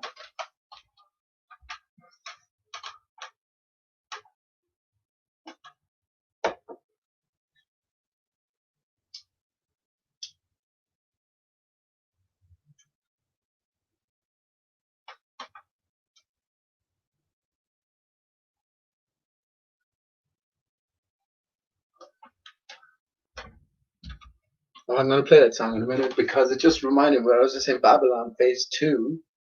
Yeah, it reminded me of that. Fuck. So the fallen stars are on this side. Because we're on the underside, right? And we're in a collapsed state, and all of the skylights are emanations or stems from a broken system, something that has been destroyed. I'm just thinking now, right? So no matter how good it gets here, it will always be a false good. It will never be a real, because it will always be, oh, fuck it, man. This is why the Jews in their folds are coming to Jesus. So it'll be a sort of an improvement, obviously. So lots of truth will come out, but the whole truth won't come out. We're not through the game yet, right? So we're still at a certain point. Fuck. Well, I'm not saying fuck it there. And actually, beautiful. My son is 18 this year. Hey, that's my reason for living now. My son is 18 this year, and he has his own choices to make. Maybe that'll be our quest. We're not through yet. Life will dramatically increase, but the whole truth may not be quite exposed. Adrian, so that's where the 50 comes in. So the 420, 50. So yeah. Well, that's something to think about now.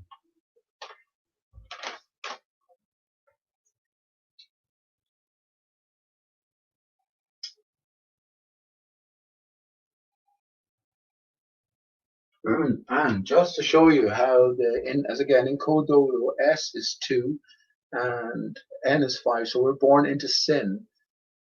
If you look at the 5, the letter 5, and you look at the letter 5, the number 5, and you look at the number 2, we're always inversions of another. And of course, the S then is close to imitating both. This connection is made purposefully. Ultimately, it's all about the 10, the 1 and 0.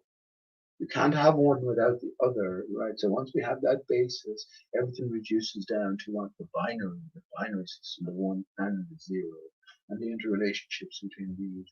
Remember, infinity is just a series of ones. It's an eternal count of ones, right? So if we accept the 0 is in play, which came first, the 2 or the 1, the division or the unity? You have to go through the division to get to the unity.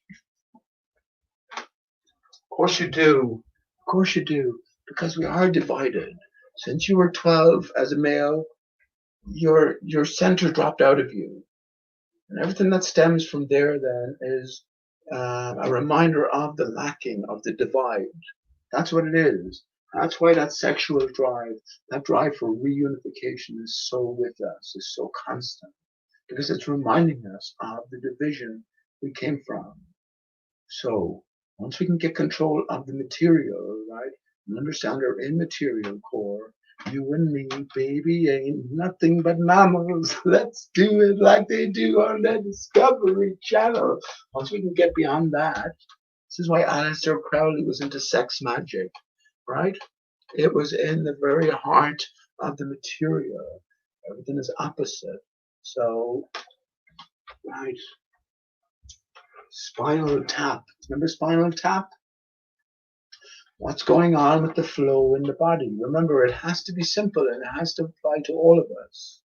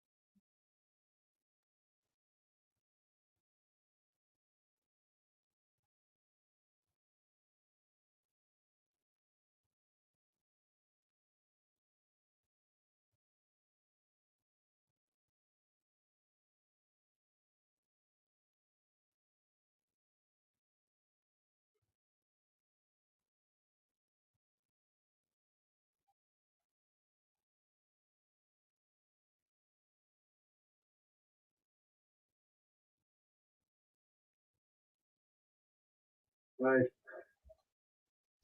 So it's connecting with the divine imagination, and everything comes into being through imagination.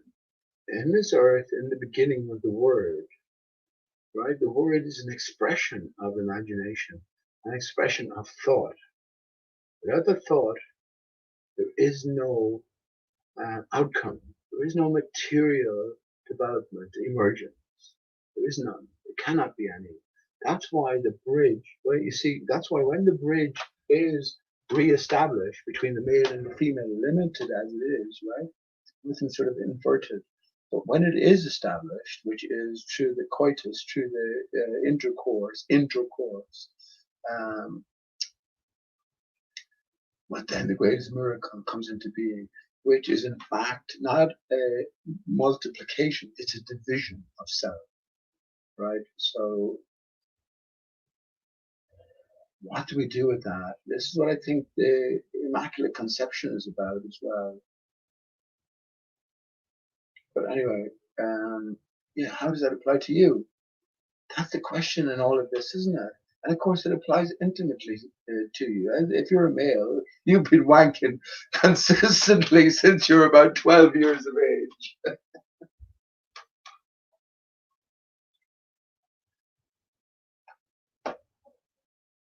This is why all of the sexual symbology is within the NASA fakery. Not because it's taking the piss, not because you're dealing with sexual fucking deviance, even though you may be, but because it's a story told that applies to all of us. It's the one man story. Jesus is you. You are born in this divided state. And well, the Jews were cut off because the Jews are circumcised. So everything in the male pools down here, in a female it pools up here. So the bridge has to be re-established. And how do you do this? Well, when we have the unification, the marriage, the wedding of male and female, then we have the greatest, deliverance ever. The deliverance of divinity. How about that? Brilliant. It is. It is. Anyone a father out there? Of course you are. You look at your own child, especially your own child, every child, obviously, and you're dealing with a miracle beyond measure. Some poetic flows tonight, right? I never listen back to any of this. It's not because I'm sort of embarrassed, even though I think we all are. See, the way I even project back that, oh, it's not because I'm embarrassed. It's because we all are. But I do know that we're all put off by our own. We're sort of, more skeptical, not more skeptical, more critical and hyper because we're there, right? But no, I've become used to that, I think, over the years. And everything I'm saying, I'm sort of aware of. And because I have music and recording myself often, you get over the sort of embarrassment and the, what do you call it, factor. Actually, I said to myself, I have to start listening to my old shows back because there's so much waffle, there's so much fucking repetition all around now that, oh fuck. I said this to myself years ago in Ennis, if I'm the most interesting man around, I need to get out of here. I need to find a more interesting town. But that's I don't listen back to my own shows, and I should do actually, because well, everything for a reason. So I might have said something way back then. I'll show you now. I'll show you. I'm not a bullshitter.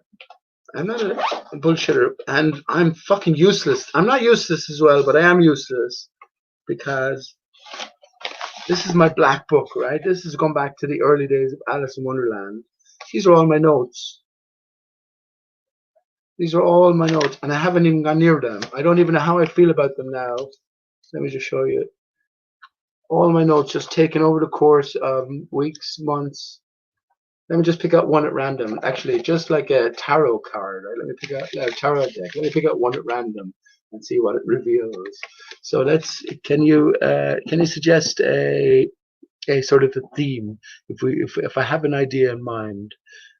Okay, I didn't know. Did I know about Aristarchus back then? I don't think so. I didn't know. I didn't realize the full significance of it, but it was certainly in mind. So let's just say Aristarchus, and it shouldn't really pop up. So, but I'm leaving it to that. So I have a specific page in mind. So here I have it picked out here. Look, just at random. Although let me change that page because I saw that as I flicked through it the last time. There's loads of pages here. Let me just show you how many pages here. Look at all that. And that's from like 2 or 3 years ago, and I never even went back to it. I have that fucking habit, honestly. That's why I say I can write 5 books and all of this. And I know if I went back. So let's just take this page as it jumped out. An extra page I put in and see what I was talking about. I just put on I found these glasses, by the way. I don't naturally wear glasses, but I'll see if anything jumps out.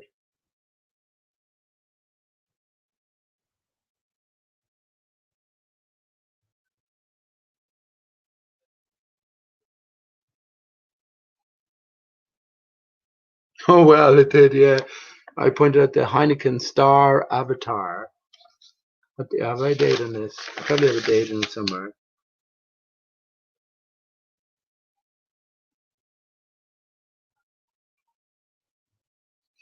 Oh yeah, there's my early efforts into the cododo. If I didn't stress about the cododo earlier on, that the pivotal point is the I and the J.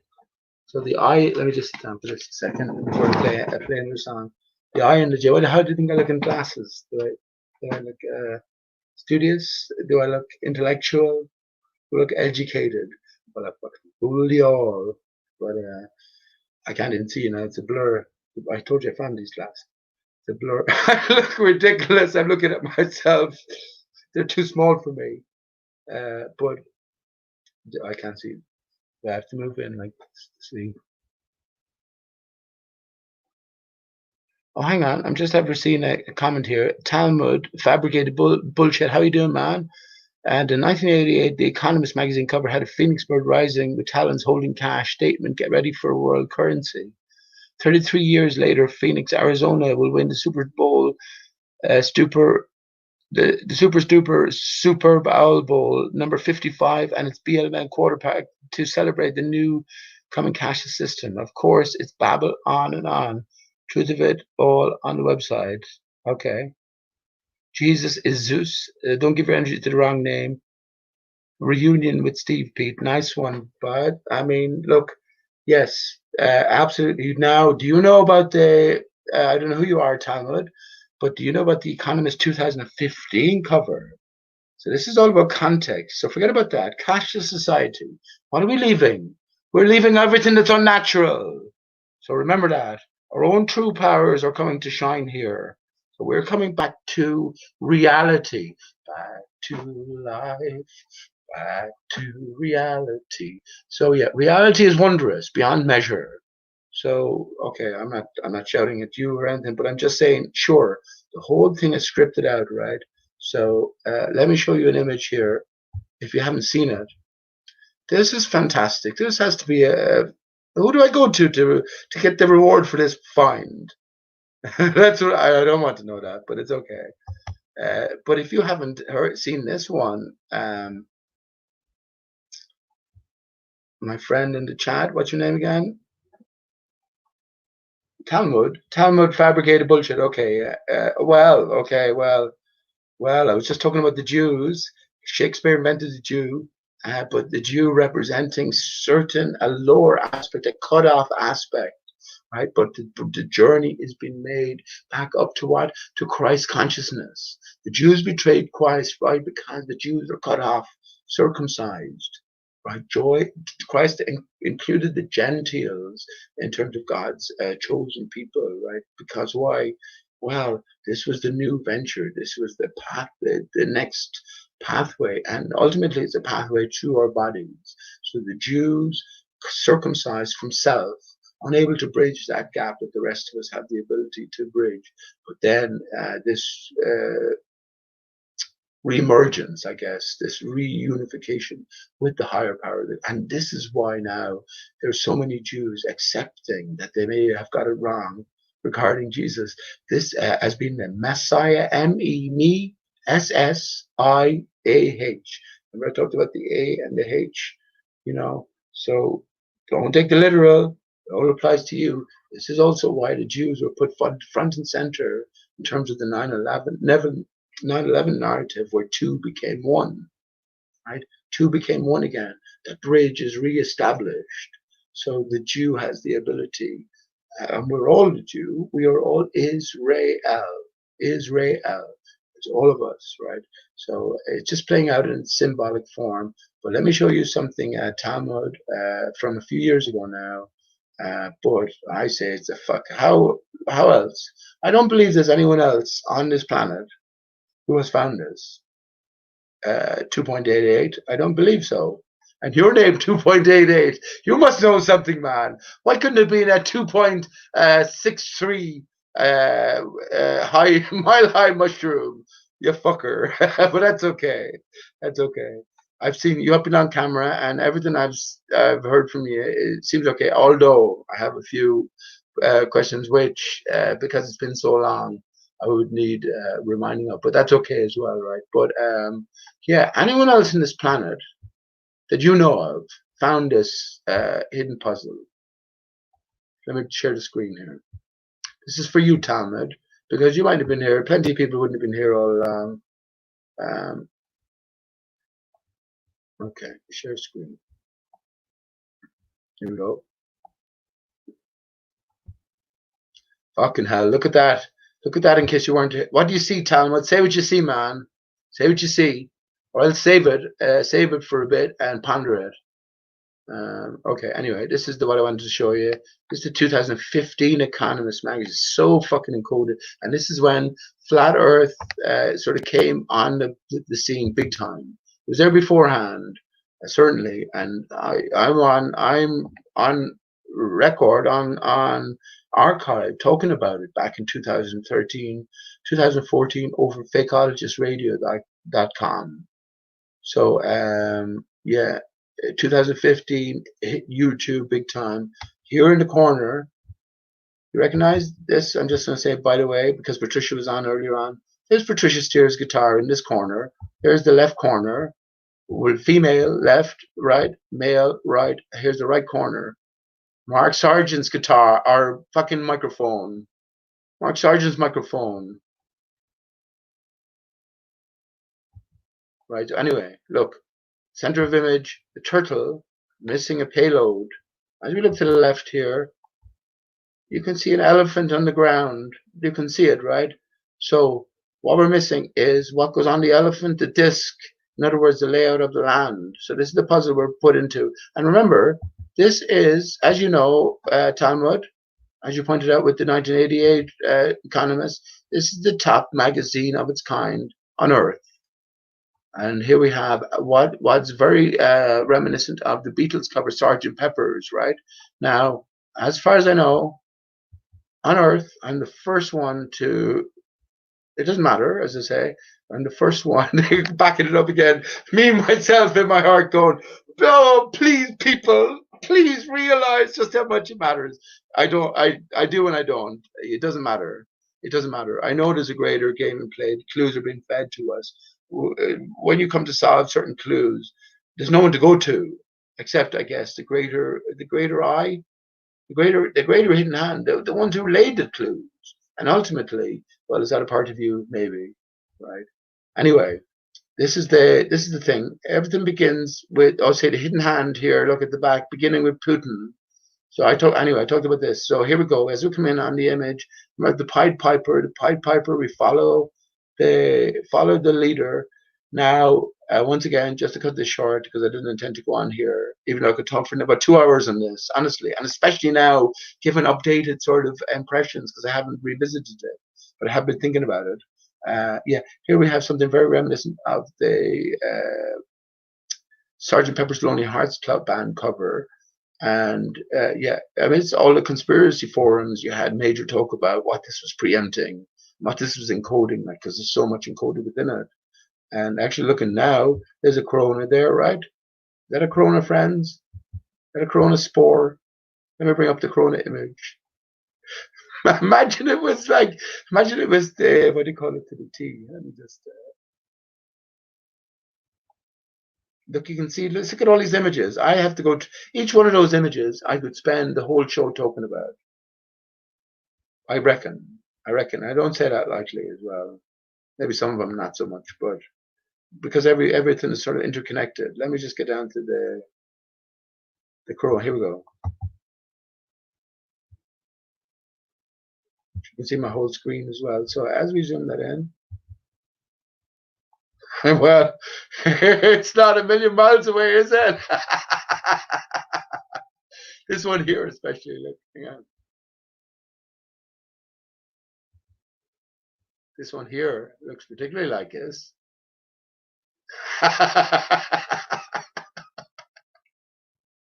Anyway, that's just a by the way. Yeah, well, this was so revealing. And if we look at the moon, just the moon in the sky, so we'd expect to see the moon or the sun in the sky, but here we have two faces to the earth in the sky. Well, how is that? Well, Yeah, everything's connected. Aristarchus. Aristarchus is the earth, expresses from the, we live on the back of Aristarchus. Everything expresses from the earth and creates the skylights, which are just reflections of the earth. We live in a fractal reality. We live in this sort of this hall of mirrors enclosure, but yeah, a greater metaphysical reality in play. But interesting here, this is where this points to, where the frown points to is exactly where Mauritius is, which is another clue for us when we go down here to the rugby ball earth. Remember I talked about the oval earth? That's our clue here. That's oval earth. But as we go in closer, this is the central area of attention, which is exactly where Mauritius is as well. Anyway, this is for Talmud. As we follow the Pied Piper, like children must become, forget all the conspiracies, and like children must become just a basic game of follow the arrow. As we go downwards, follow the Pied Piper's pipe, we end up with this boy, what he's playing, which is pointing towards the ball, which is pointing towards the panda bear, which of course represents communist China and their rise to fruition, to power. But if we look at the panda's legs, we can see the big arrow pointing upwards, right? All along the arrow, the panda's chest, again, the arrow is pointing upwards. So remember, we're looking for the disc Earth because we have the turtle, we have the elephant here. You can't quite see it, it's a reflection. The eye here in the elephant is a reflection of the battery here. You see the trunk coming up just here, look, wrapped around. And let me just say, for me, what it represents in real terms, the turtle represents cellular motors, longevity, right? Self-containment with the shell. So Earth is contained within the cellular motors and age-old. The elephant then represents the solidity and strength of the dry land, right? And the memory, right? So again, hindsight. Now what we're looking for is, well, here, the disc. What's the actual layout of the land?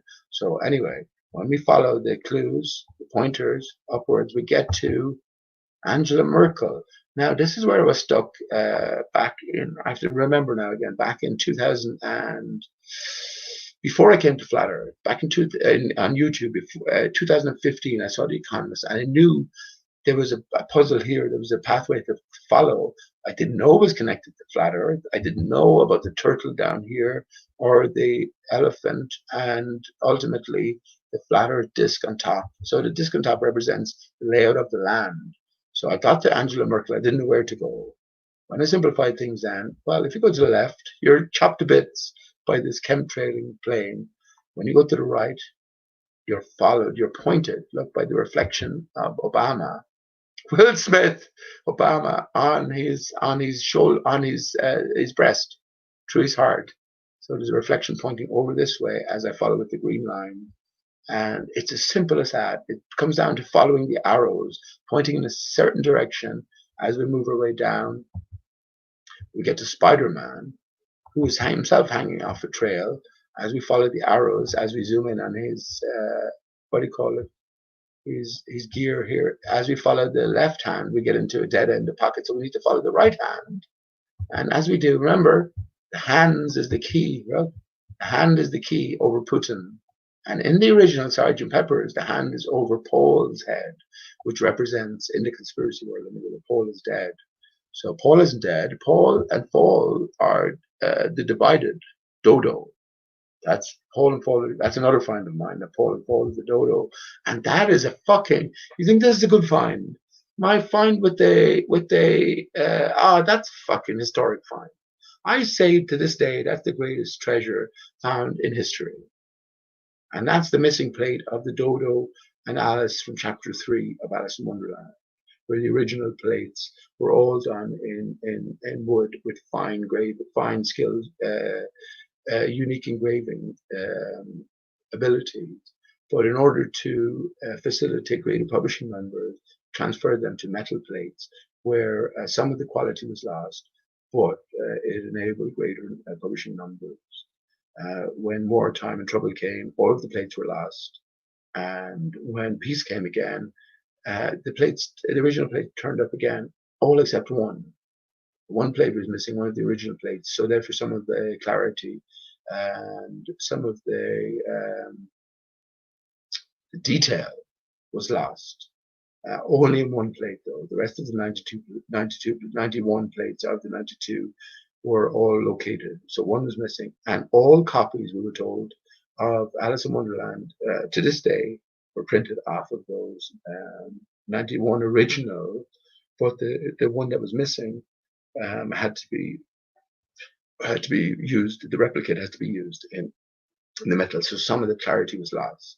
So this was the treasure. I found the original, and what it did reveal was the face of Paul from the Beatles underneath the dodo's wing. And you're going to say, hang on now, but the book was written in 1860 and the Beatles were like in 1950, 1960. Yes, because the Beatles are part of the greater story.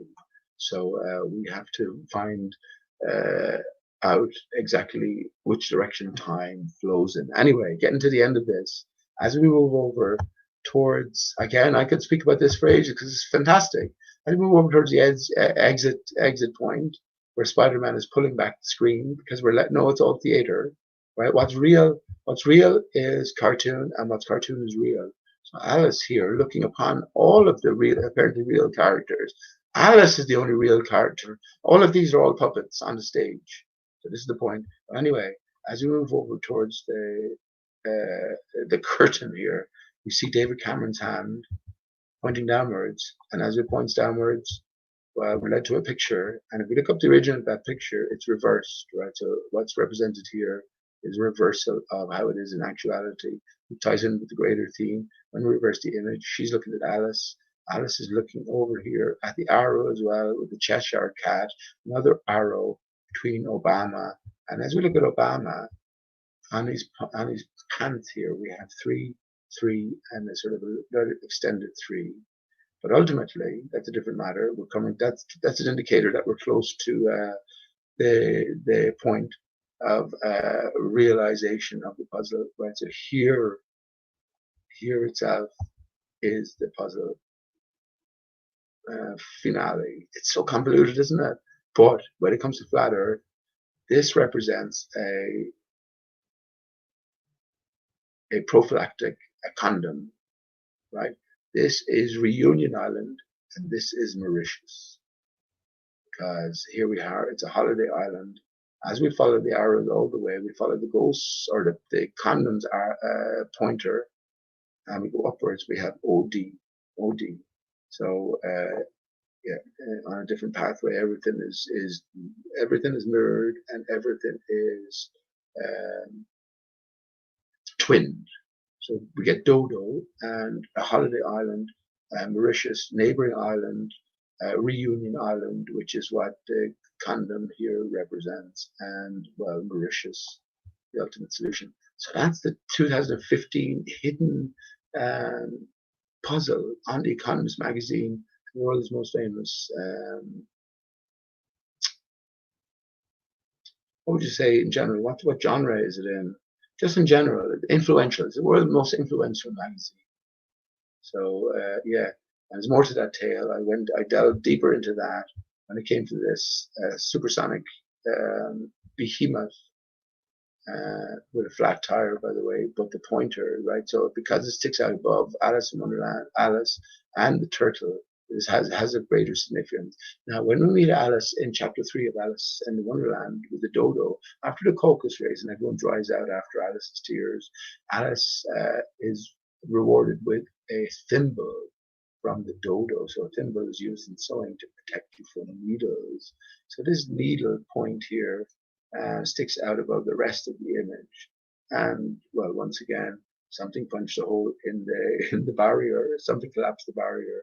And yeah, that's it. So you can see I have so much to talk about, and I could do. But if you haven't heard that Talmud, or if you haven't seen my decoding of that, well, ultimately Flat Earth related, and well, everything connects. Ultimately here, the Beatles, Sgt. Pepper's Lonely Hearts Club Band is a walk through Alice in Wonderland. So all of the songs listed is a walk through the story itself. So let me just leave that on screen for you to consider, and I'll just use the bathroom.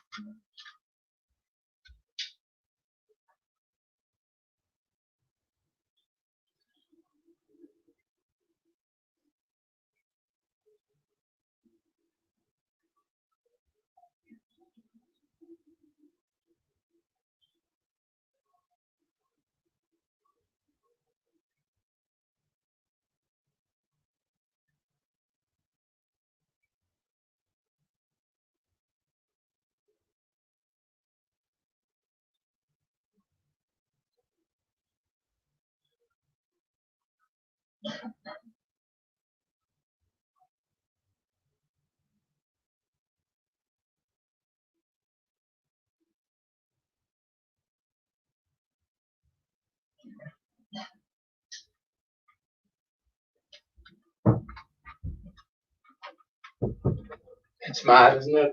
So just to tie it in further, well, Paul was a dodo. His bandmates, the most significant band in history, just like Sgt. Pepper's is the most significant album by the most significant band in history. What his bandmates, what's in the name? Sometimes everything. George Harrison, Harrison, and Ringo Starr, right? Harrison, Star. Cus is a diminutive or a shortened version of the name Jesus in Spanish. John Lennon is the Jesus-like figure, and he talked about being bigger than Jesus, right? So all of these things leading inexorably to the same thing, Aristarchus, the divided tree of life. Can't see any way around it. Now, as I said, I know that we are immaterial of nature, so the tree of life applies in a specific context to our specific limited experience here. So, yeah, what do you make of that? What do you make of that, Talmud? Just as a, what do you make of that thing? Right? Fascinating stuff. And all of this stuff over the years has led me to understand that there's nothing new under Aristarchus. Just following the clues, man. Just following the clues.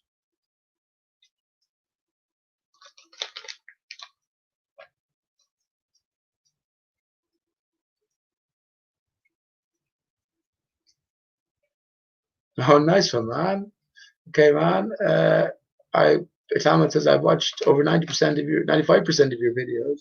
Well, you've seen you've seen that then, definitely, and you've seen the sort of I would say, natural process, even though so much, how much can you express, you know what I mean? I mean, I get bogged down on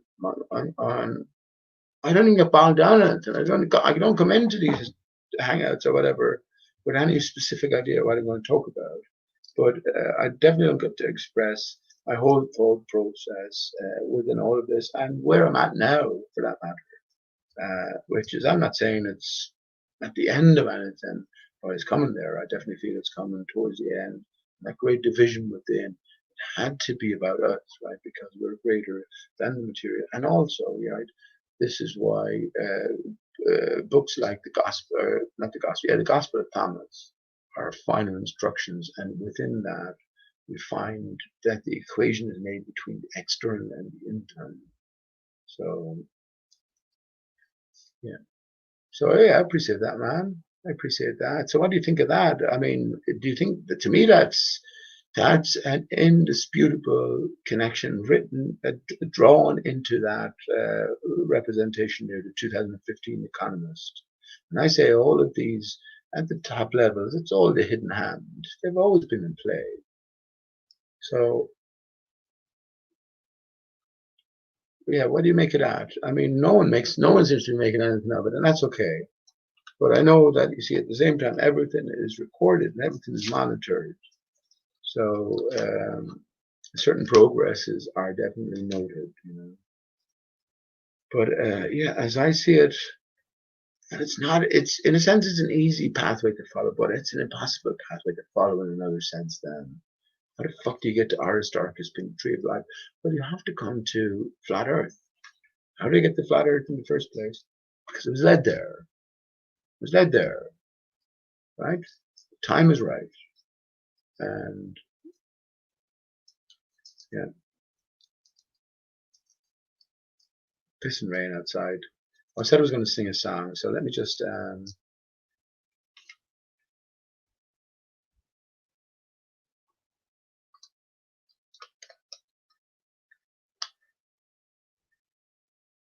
roll a joint here. Mini joint. I have one beer left, so I think we'll be okay.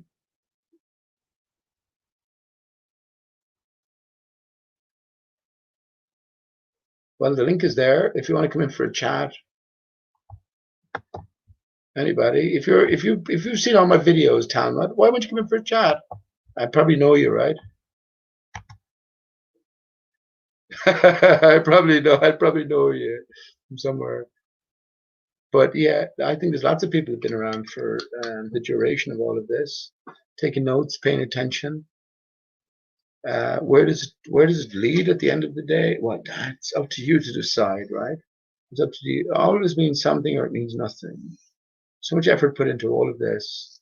And remember, we're dealing with a sort of aspects, all different aspects of education, of philosophy, of thought. It's interconnected. It's interconnected. It all sort of emerges from one thing. And well, that's why I say Aristarchus is that one thing. It's the tree of life. It's all encompassing.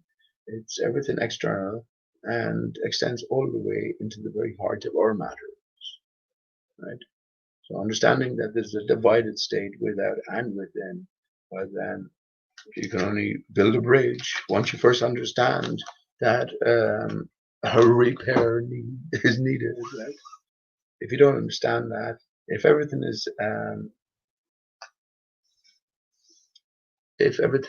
is delivered to you on a plate, if truth is handed to you, and you accept it wholeheartedly, well, then you've nothing to learn, right? All your trust is settled. Trust is settled.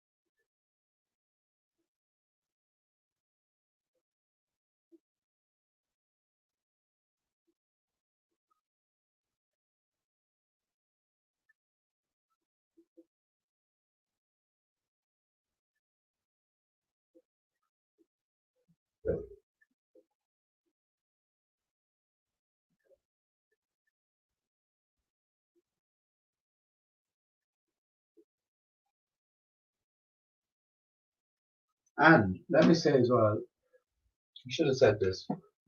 I know a driving factor in all of this for me myself as well is understanding that there's a greater power in play, and that's sometimes down to my own experiences with external reality, you know. And I've detailed some of those experiences before on the channel, but yeah, just that certain and sure knowledge that there's a different force in operation here. That's at the very core of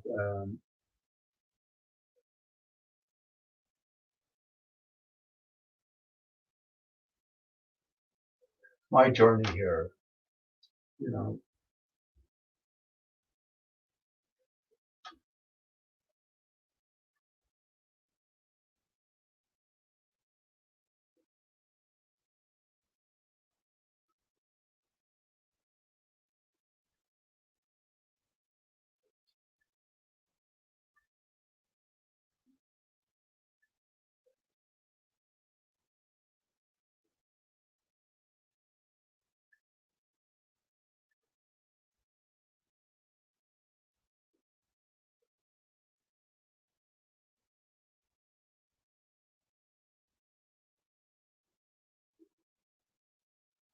Well,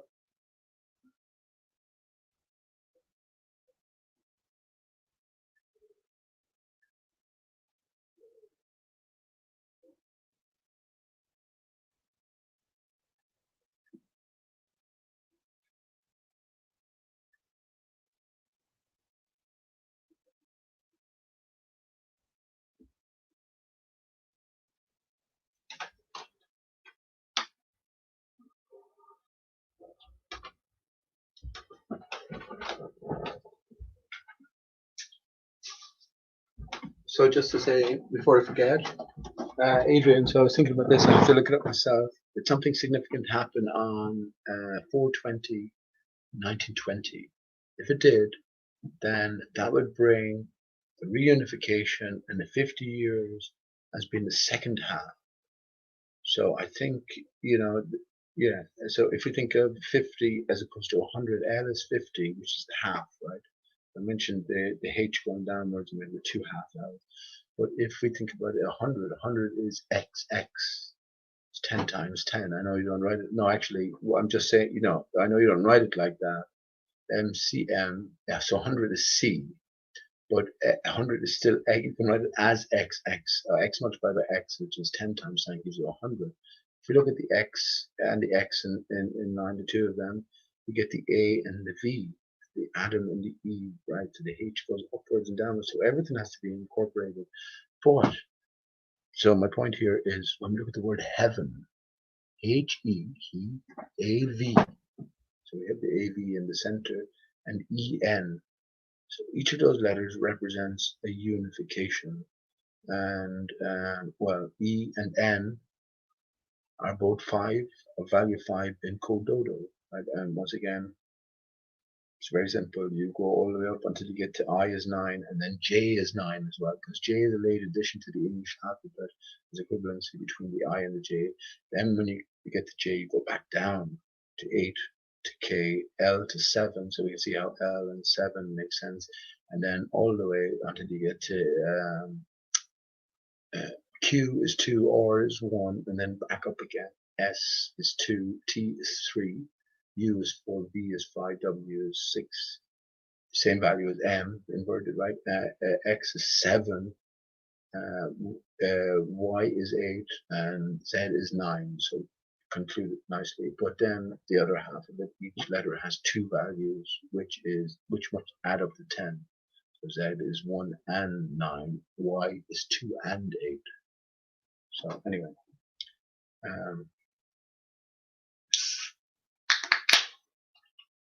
last cam, number 6 pack. Just remind you there, because I'm not an Irish drunkard.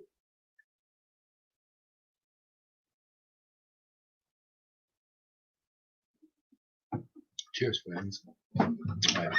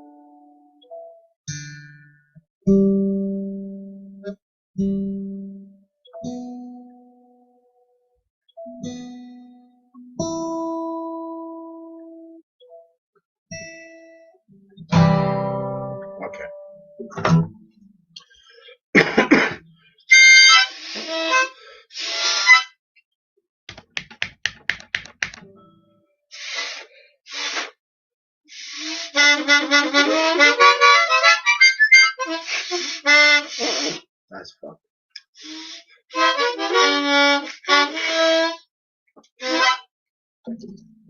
Oh, maybe I'm fucked.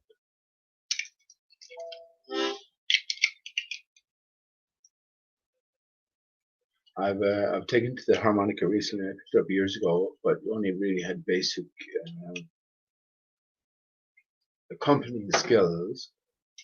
But I picked it up recently as well, so I really liked it, and maybe look forward to getting back into songwriting. Do it occasionally, not songwriting, just write down or record ideas. I can go back to them. I never end up going back to them really, but maybe, who knows. What the future will hold, I think definitely adds a different dimension to songwriting. I have a piano here as well, and I've written a few songs on the piano, but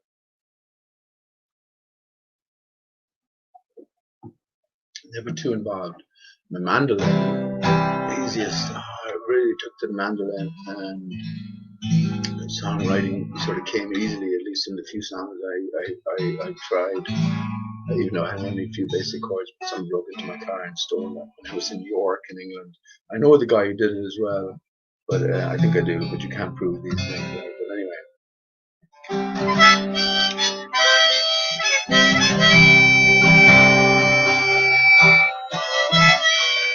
Keep it down, actually.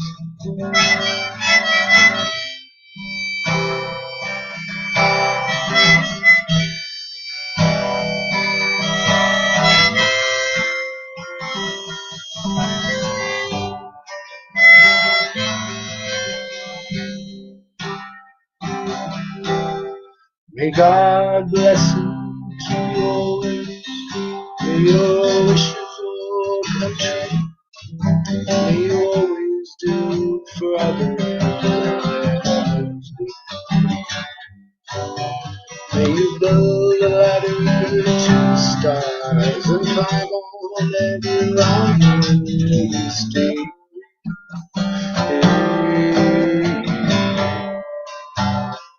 Forever young.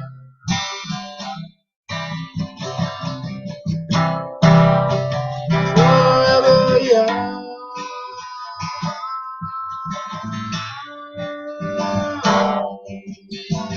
Forever young.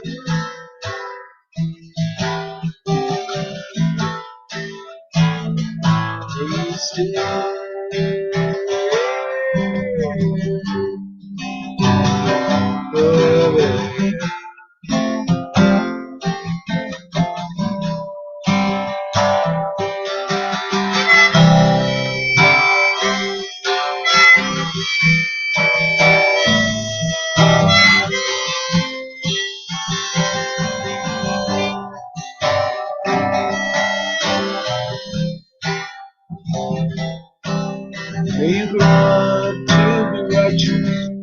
May you grow up to be true. May you always know the truth and see the light surround. May you always be courageous, stand upright and be strong. May you stay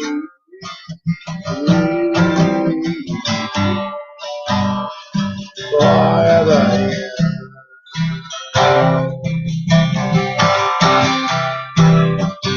Forever young.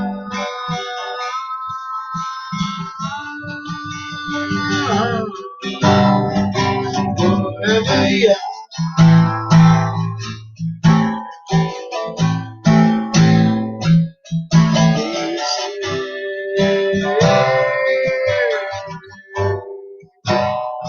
Forever.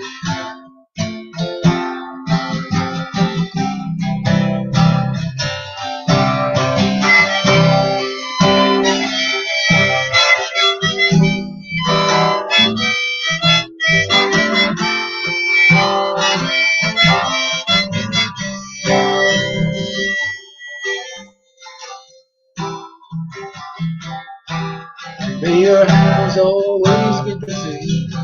May your feet always be strong. May you have a strong foundation when the winds change the ship. May your heart always be joyful. May your songs always be sung. May you stay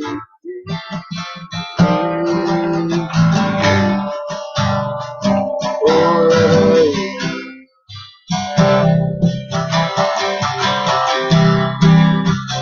Forever young.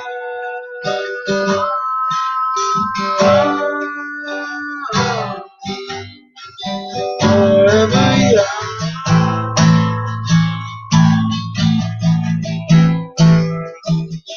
May you stay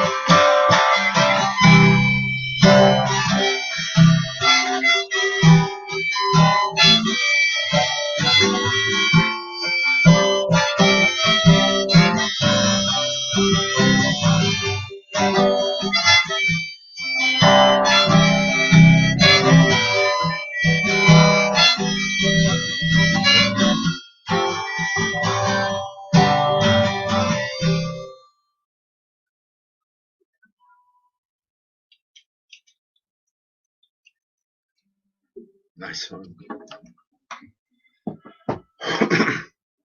Sort of in between two worlds there. I'm generally used to singing that, blasting it out loud. So singing a little bit lower, a bit more controlled and under the radar. How about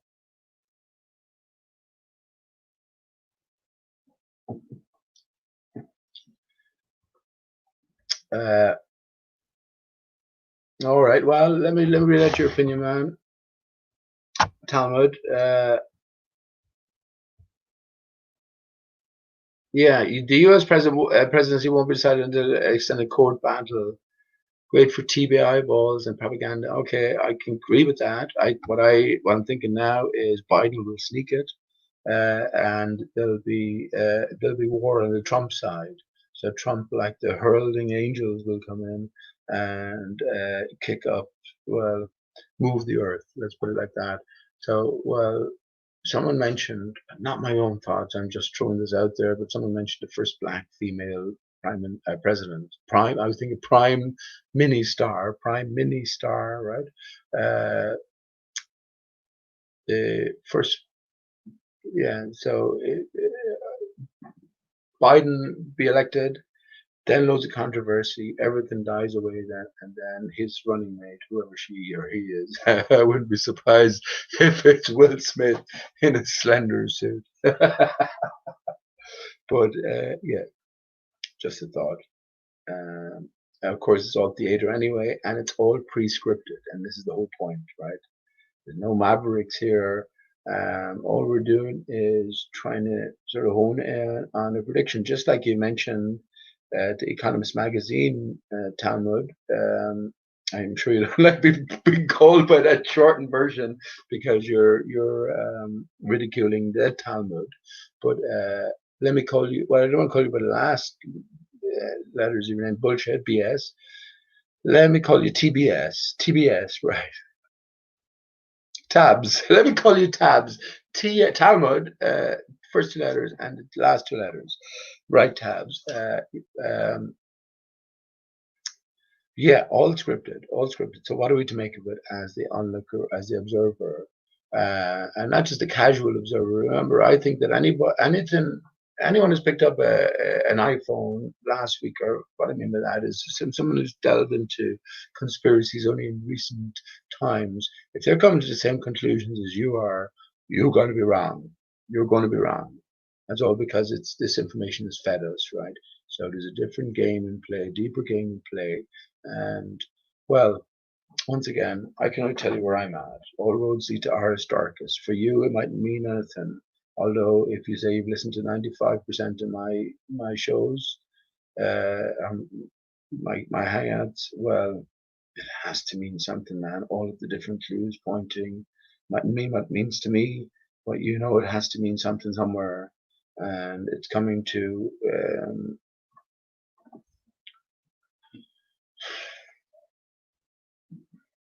I'm not going to understand or embrace its true significance because that's down to you. But take it sort of further anyway. I think that's the onus on all of us. Where it leads you, that's down to you. Where are you at? Let me read the next comment. You say you reckon it's going to be all about. I can show this. Look. Yeah, you reckon it's going to be all about vaccine compliance. Marlon Brando said so in the movie Apocalypse Now. Brando cried in horror till children's arms were hacked off after the needles given. Okay, I remember the movie. The horror, yeah. Well, if you think so, that's a pretty dark place. And of course, I've considered all of this. No, I don't hold that. Corona brings enlightenment. There'll be a mass awakening and a mass rejection of the system as given, and a new system brought into place, whether that be along the lines of the plans of the controllers in the first place. It's a 50-50, it's a toss coin, right? Or whether it's a greater awakening and an exposure to all truth. I say you can't have only even a portion of the truth. You can't, even a big portion of it at this stage. It has to be all the truth. And that's why there is so very little that isn't been talked about in some sense. Media fakery has been talked about openly now. The corona hoax has been talked about openly now. Fake history has been talked about openly now. What isn't been talked about is the question. Flat Earth has been talked about openly, right? Of course. What isn't been talked about? That's what you got to ask yourself. I think somewhere or other, you will find that. Well, as far as let me think about that. Actually, as far as I'm concerned, well, within this, well, yeah, somewhere or other, you will find that everything's been talked about. Within this flat earth arena, look at the number of people who won't delve beyond just flat earth as if that was the be all and end all, as opposed to just the entryway. 9/11 media victim fakery, symbolic in nature, escapes most people. Most flat earthers, especially, just adamant, won't talk about it. The number of eyewitnesses to 9/11, Dave Murphy, David Weiss, Isa Mahalski, Haunted House, Chocolate Saying, lots of other New Yorkers involved. None of them talk about, lots of other Americans involved. None of them talk about 9/11 hoax. No. Just continue to talk about flat Earth. Oh, shows you evidence for curvature. Blah, blah, sick of it. Like, what the fuck? Yeah, but no extension beyond these basics. So that gives the game away themselves. What do they talk about? Bible literalism. All the way along, God created a plan. Yes, it's all in God. It's all written here. Yeah. A bunch of dumbos. I reckon flat earthers are the biggest sheep going, and I don't even know any flat earthers at this stage, but just judging by some of the chats anyway, biggest sheep going. But I know there's so many actors in play as well, so I say that sort of glibly. Yeah. So yeah, not sure about that. Talmud. Not sure about that, but because I have lost all fear. I have no fear anymore. And look, we're at the end. Here's another thing. Let me bring a few other puzzle pieces together. So zero carbon footprint. When it comes back to what carbon is, all matter is a decayed form of the original crystalline, and we're moving into a different vibration, right? I think a solidification of our essence. When I ask the question commonly, what is sand? When it comes to our reality, what are the oceans? Where did it come from? It's our best guess. Above. Why is there so much resistance in all of this, right? Because, well, my conclusion, it's all a theater, right? It's all filled with role players. But water's above. Right? Broken barrier, broken earth, broken sun, broken us. Everything points to it. Someone mentioned the phoenix rising from the ashes. Yeah, Talmud, you mentioned that. The phoenix. What does the phoenix mean to you? I mentioned that the masks look like the beak. I'm talking to people, the beak going, it's like a beak. And I mentioned about the nose. If you extend the nose and then extend the nose outwards and the palate outwards, you have something very much like a beak. Like me, myself, I can fly. I believe I can fly. Yeah, with my counterpart, our shoulder blades working together, and an alleviation of this ether, right, which we wouldn't be here without, but it was never meant for us in this format. Remember, the ether is the reactionary force to the actionary force holding back the waters beyond. Now, it was never meant for us in the sense that in its natural state, the tree, the giant tree of life, and all its tributaries around the equatorial areas, north and south, they were supporters of the barrier, so, conduits, conductors of these energies which define space and time. This is why space-time is metaphor for ether, because when we think in these basic terms, what is space? Well, space is Earth's confines. What is Earth? Well, that's something different. We know what it isn't. What is time? Time relates to the passage of the sun. What is the sun? If the sun ascends from a divided state, a destructive process, well, then time comes into being in that sense. Space is also defined in a new terms, right? So if space has been lessened, ultimately space is everything beneath the earth confines which separates us from the waters beyond. Best way I can think of it. And yeah, ether then is this reactionary force, the light force. Without ether, we wouldn't be vibrating. And here we are in this carbon fallen form. So that time is coming to an end. Therefore, our carbon footprint is coming to an end. And we're into the silicon age now, right? Everything is silicon and everything is frequency and vibration. And well, this is where, yeah, this is where our own our own tuning comes into play. And what's the biggest tune? Your thought. Your thought. As your thoughts are being constantly molded, fashioned, influenced, etc. Take control. Take control and realize, I would say, that the clues, if we cast our mind this way, the clues are there for us to read. Ultimately, while you're reading your own story, it can't be any other way. So, yeah.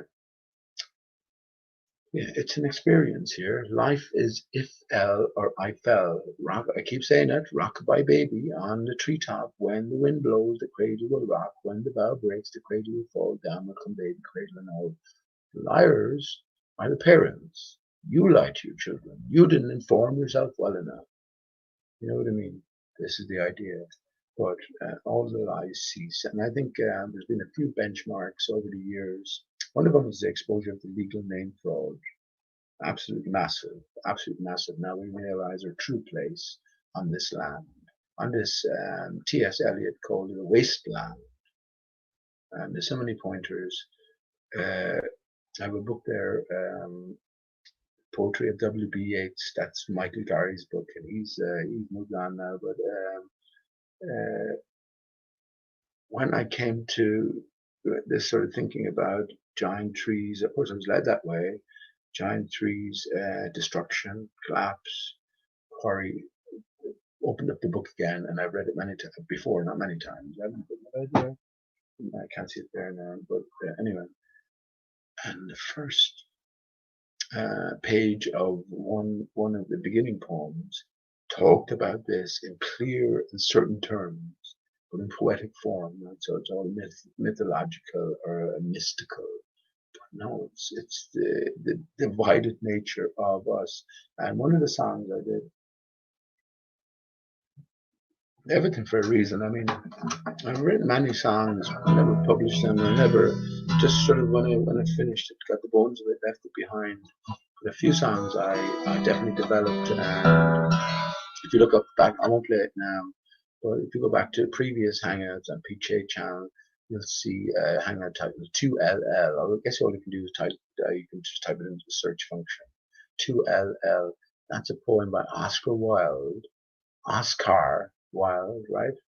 And now I see a great significance to it. So I just took the poem, I put my own music to it, and it's one of the few songs I finished actually. But now I see an even greater significance to it, because as I make my way through the lyrics at the beginning, it's like, could we live it over again? We're worth the pain.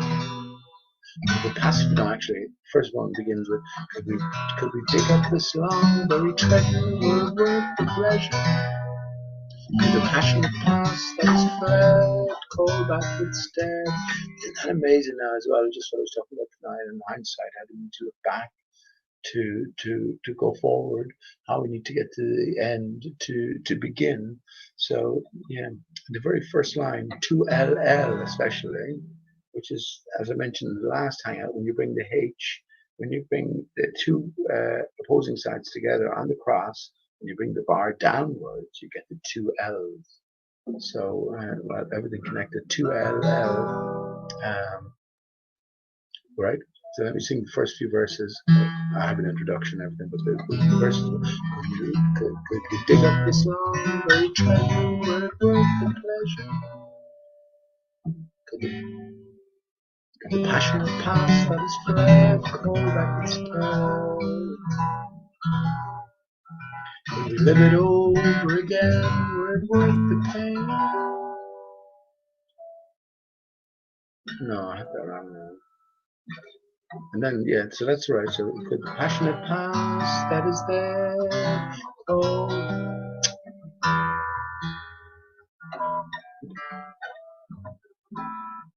Sorry. So apologize. Yeah, I'm saying it so wrong. Could we dig up this long buried treasure where it worked for pleasure? I never could learn love song. We're parted too long.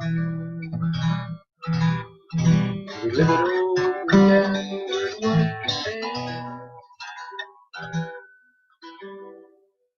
Could the passionate class that is fled call back its thread? Okay, so you get the gist. If you want to hear that, go back to the previous hangouts to 2LL. But yeah, the point being that all of these characters are put in place clue givers, but privy to certain knowledge. This is what I think W.B. Yeats was a member of the Golden Dawn, all sort of Freemason and beyond branches, right? So deeper layers. Although I think the mystery is it sparkles brighter than it actually is, right? I don't think it's that sort of how would you put it? That much of a stepping stone process. I think once you get to a certain point, everything is sort of revealed because everything is interconnected. But I'm not sure about that either. I can only speak for myself. But yeah, these characters, they're just a prior version of later cultural influencers, like the big bands or the big authors, in I guess post-war times. So Aldous Huxley is a very interesting. I've described Nathan Oakley as I mentioned this last time as QE, Quantum Eraser's bulldog, just as Huxley, not Aldous Huxley. Now his grandfather, I can't remember his first name. Huxley was the bulldog for Darwin. So he went around to all the universities, all the papers, and he was pushing. Aldous Huxley then is an influence in modern day times alongside the likes of George Orwell and Aldous Huxley. Not familiar. He had a Brave New World and small characters. These are all people presented to us, clue givers, if you want. And another big clue, the reason I mentioned it, Aldous Huxley died, inverted commas, the same day as JFK died.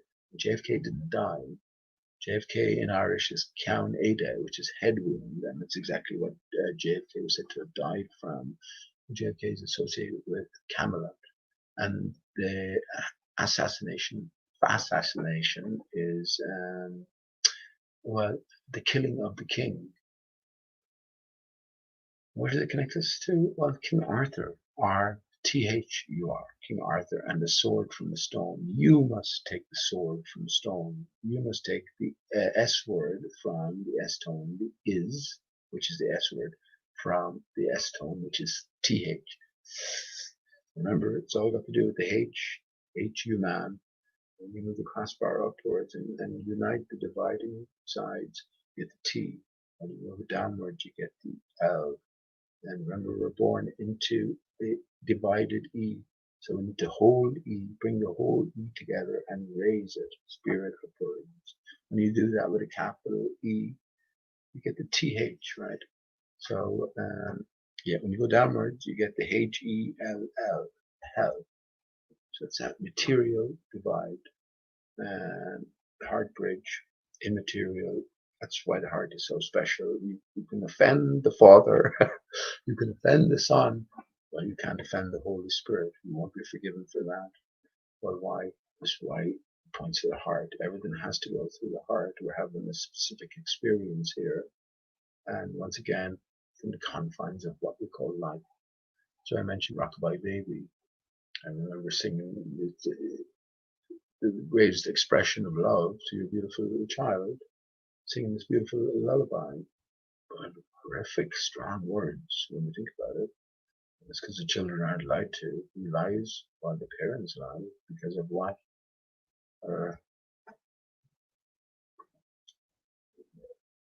Apathy, lethargy,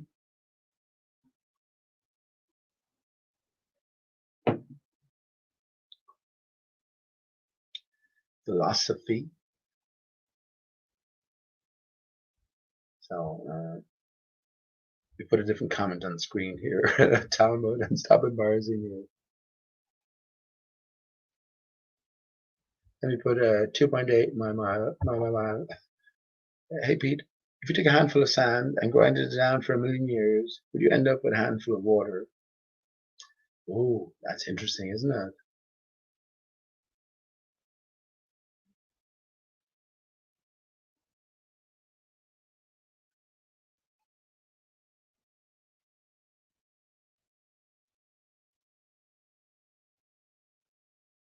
Are they fundamentally different? Are they elementally different?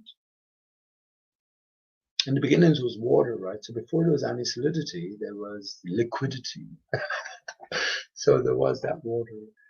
Now remember, it's all a construct. It all has to stem from immaterial, and as we know, water is the core of the material. So no, I would say no. You will never get water from sand because sand comes from the extension of the material base. So what I mean by that is there was the water, then there was some outside factor that came in and created the, I guess, the solid material as opposed to the liquid material. So yeah, for me, sand is the sawdust of the giant tree. So the sand wouldn't be there unless there was destruction. And what was that original composition? Oh, I don't know actually. Silicone. Best guess, isn't it? Best guess as a quartz, like a living crystal. So the crystal waters and all that.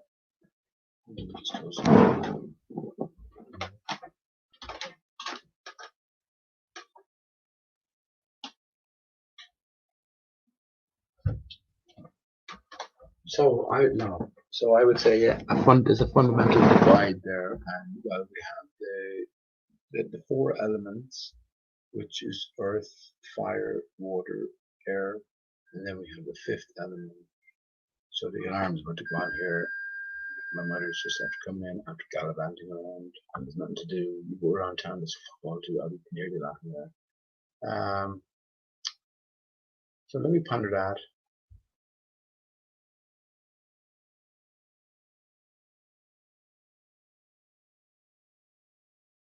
No.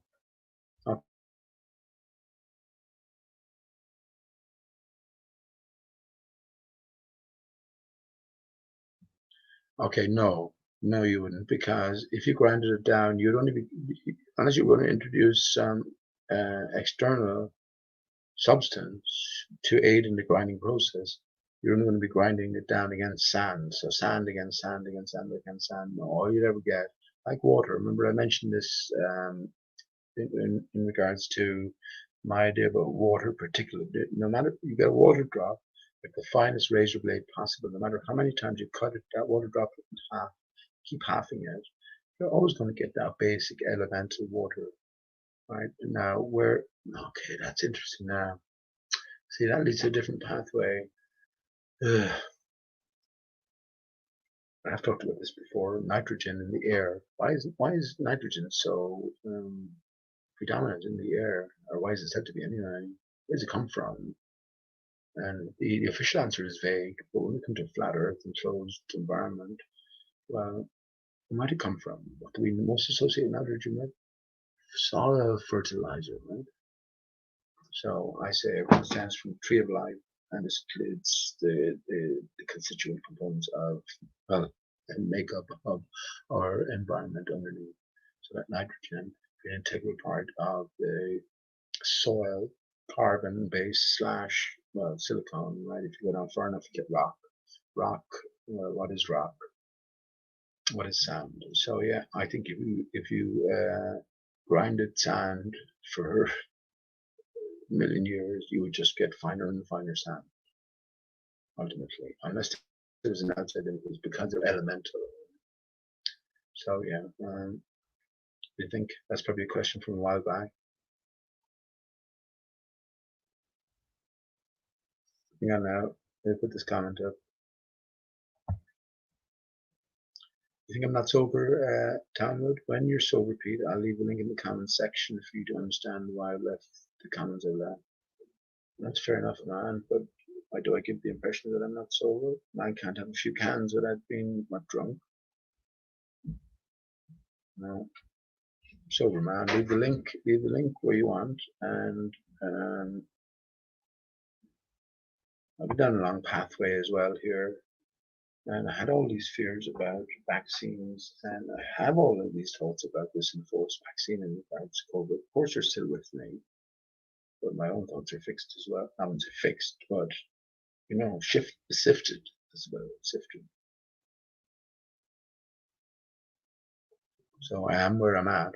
So yeah, don't appreciate that slight, I guess, because I am sober. Okay, capable and competent.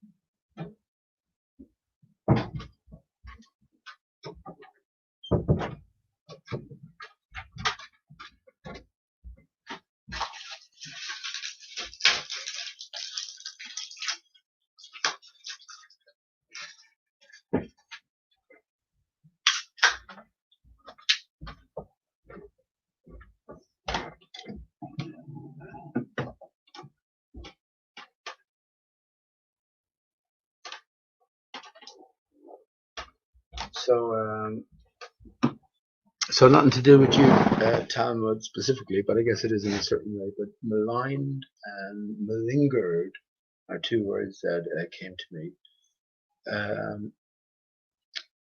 I'm banned from pretty much every pub in the locality anyway, and it's all closed now, right? And a few other pubs in town as well. Every one of those cases, I can say with my hand in my heart, if it wasn't so, I wouldn't say it. I was maligned and malingered. Sometimes we can all relate to it when you talk about controversial stuff, Corona being a hoax, for instance, if someone overhears it, you go, we don't like this type of talking here. I'm banned from one of the local pubs down here for talking about flat earth. I went into one and she said, one day I can't serve you. I said, why not? Just can't serve you. Give me a reason. Give me a reason. I said, why not? Etc. Etc. And ultimately I got it out of her that you've been talking about flat earth. I said, okay. And I walked out then and that was it. Maligned and malingered. So on those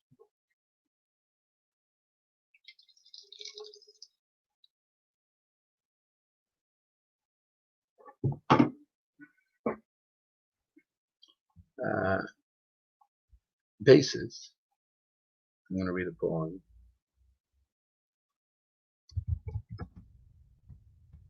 Because it just occurred to me, the connection occurred to me. Okay, I'll post it on screen so that we can carry on with me. Hang on now. Get the link up. There you go.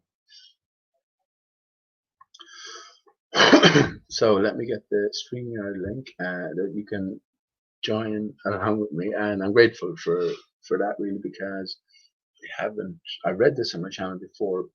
I definitely read it and loved delving into it and reading it maybe 20 years ago now, if not more. I learned it first of all in school, or it was in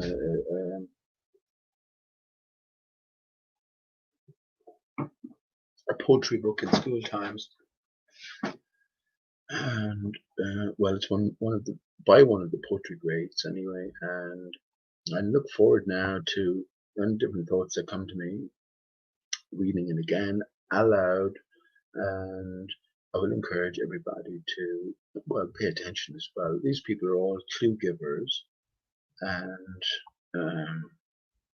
again, I'm only reading this because maligned and malingered are two the words that came to mind following.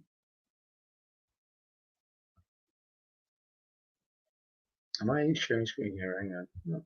So following Talmud fabricated eights. Sorry, not 88. Talmud fabricated bullshit. Loose choice of words, I guess. So let's share screen.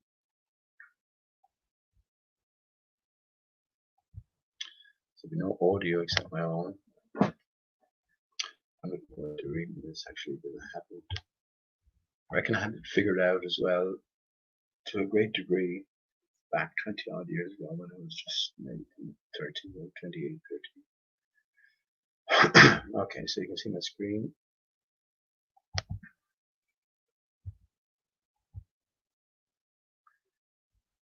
I won't, even though I should make an attempt at the Italian here, and there's a translation for it, and I'm sure that's pertinent as well.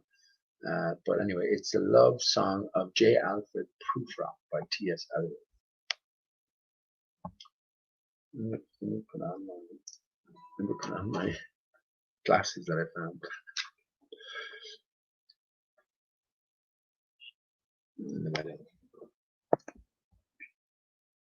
Let us go then, you and I, when the evening is spread out against the sky, like a patient etherized upon a table. Let us go through certain half-deserted streets, the muttering retreats of restless nights in one-night cheap hotels and sawdust restaurants with oyster shells.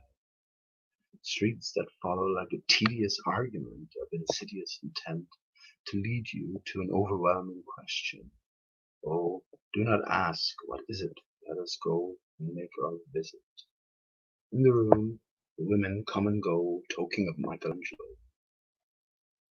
The yellow fog that rubs its back upon the window panes, the yellow smoke that rubs its muzzle on the window panes, licked its tongue into the corners of the evening, lingered upon the pools that stand in drains, let fall upon its back the soot that falls from chimneys, slipped by the terrace, made a sudden leap, and seeing that it was a soft October night, curled once around the house and fell asleep.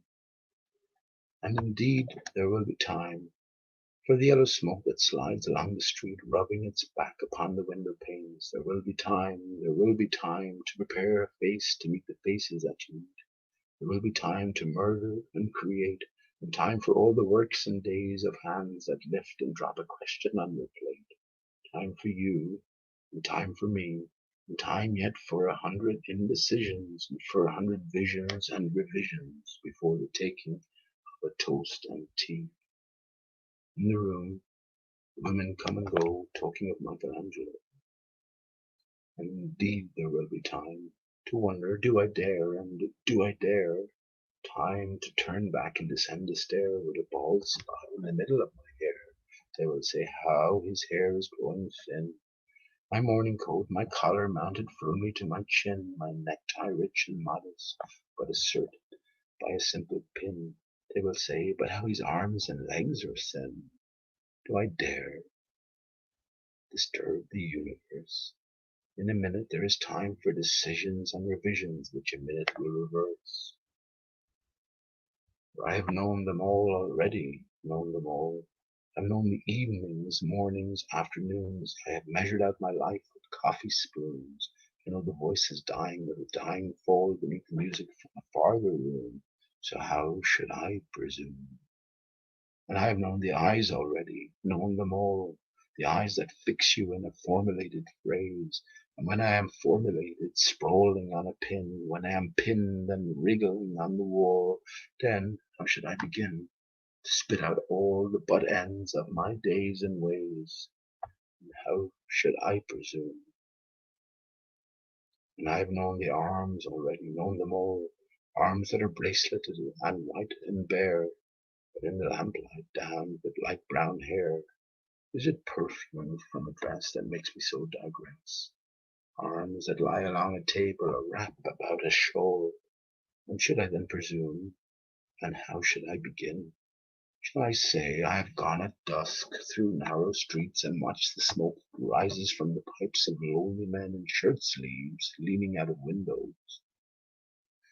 We should have been a pair of ragged clothes scuttling across the floors of silent seas. In the afternoon, the evening sleeps so peacefully, smoothed by long fingers, asleep, tired, or it malingered. Stretched on the floor here beside you and me, should I, after tea and cakes and ices, have the strength to force the moment to its crisis? But though I have wept and fasted, wept and prayed, though I have seen my head, grown slightly bald, brought in upon a platter, I am no prophet, and here is no great matter. I have seen the moment of my greatness flicker, and I have seen the eternal footman hold my coat and snicker, and in short, I was afraid. Would it have been worth it after all? After the cups, the marmalade, the tea, after the porcelain, among some talk of you and me, would it have been worth while to have bitten off the matter with a smile, to have squeezed the universe into a ball, to roll it towards some overwhelming question, to say, I am Lazarus, come from the dead, come back to tell you all, I shall tell you all, if one, settling a pillow by her head, should say, that is not what I meant at all, that is not it at all. And would it have been worthwhile, after all, would it have been worth it, after the sunsets and the dooryards and the sprinkled streets, after the novels and the teacups, after the skirts that trail along the floor, and this and so much more? It is impossible to say just what I mean. But as if a magic lantern through the nerves and patterns on a screen, would it have been worthwhile if one, settling a pillow or throwing off a shawl and turning towards the window should say, "That is not it at all. That is not what I meant at all. No, I'm not Prince Hamlet, nor was meant to be. I'm an attendant lord, one will do to swell a progress, start a scene or two, advise the prince, no doubt, an easy tool, deferential, glad to be of use, politic, cautious, and meticulous, full of high sentence, but a bit obtuse, at times, indeed, almost ridiculous, at times, almost fool. I grow old, I grow old. I shall wear the bottoms of my trousers rolled. Shall I part my hair behind? Do I dare to eat a peach? I shall wear white flannel trousers and walk upon the beach. I have heard the mermaids singing each to each. I do not think they will sing to me. I have seen them riding seaward on the waves, combing the white hair of the waves blown back, and the wind blows the water white and black. We have lingered in the chambers of the sea, by sea-girls wreathed with seaweed red and brown, till human voices wake us, and we drown.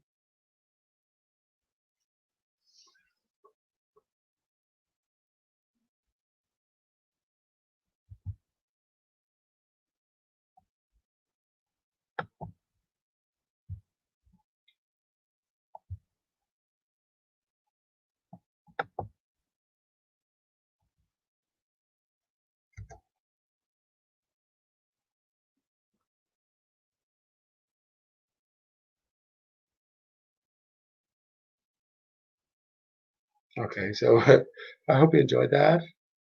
I enjoyed reading that now, so that was the first time in a long time. So any mistakes, I apologize for that. And I'm just looking up the translation of the original Italian, and it's from fucking Dante's Inferno. And then I just mentioned that tonight when I was talking, about going into the police officer and saying how the seventh layer of hell from Dante's Inferno, okay, represents the lowest layer of hell is reserved for treason. So it says, okay, let me read it in Italian. And so at the beginning, in the preface, it says, "Sio codessa scemia riposa fosse, a persona sceme tamasse al mondo. E questa fiamma stiara senza chi scosse mon pen chiosce game chi festo fondo, non toro viva alcun siode il vero, senza teme t'infamia ti rispondo." So this expert is from Dante's Inferno, translated from Italian. It means, if I thought that my reply were given to anyone who might return to the world, this flame would stand forever still. But since never from this deep place has anyone returned alive, if what I hear is true, without fear or infamy, I answer thee. Okay, that's that's interesting. I'm definitely sure I read that before. Let me just read that again. So it's an an excerpt from Dante's Inferno, and it translates as, if I thought that my reply were given to anyone who might return to the world, this flame would stand forever still. But since never from this deep place has anyone returned alive, if what I hear is true, without fear or infamy, I answer thee. Ooh, that's interesting. Now I'll ponder that a little bit more.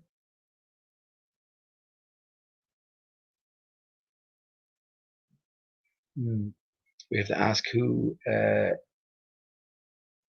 his reply is aimed at. What is he replying to?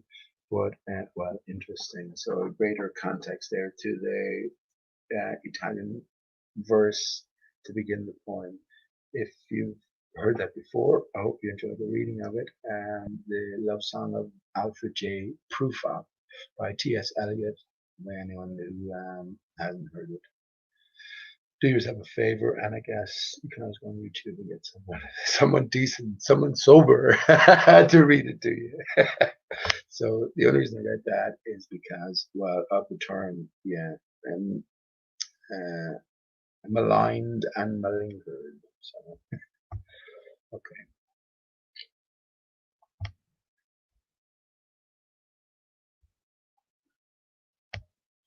It's 2:08, and yeah, it's getting pretty late. I'm not sure about those glasses look ridiculous on me, but they don't even, I can't even see, but just up close like this. I don't mind that I'm losing my sight too much as well. I know that with due practice, my eyesight is perfect otherwise. It's just reading small letters now, and threading needles with, you know, that's a difficulty. Not that I do that very often, but it's that sort of level of fine viewing I struggle with. But yeah, yeah. I hope you enjoy that. Now I'm gonna read that to myself. I should read more poetry. I don't know if you've ever written any stuff yourself. Whoever's listening, anyone, you know, do you write poems? Do you express yourself and your unique nature in any particular way? I think that's in a sense what we're put here for, right? To express that uniqueness. And well, I often talk about a guitar being your best friend, loyal to the end, and always there when you need it. And it's through this medium that you get to express your deeper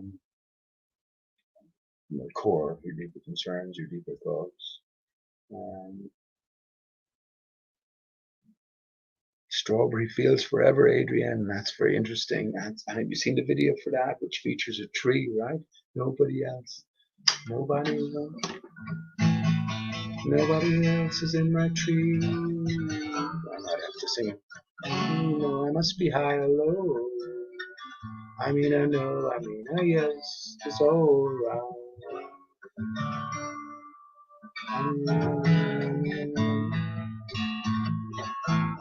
I was singing the wrong key. I'll take you down, 'cause I'm going to Strawberry Fields. And nothing is real. Nothing to get hurt out there. Excellent song, and the lyrics themselves, on the surface and the face of it, seem disconnected and arbitrary. The ravings of a drug-induced, what do you call it?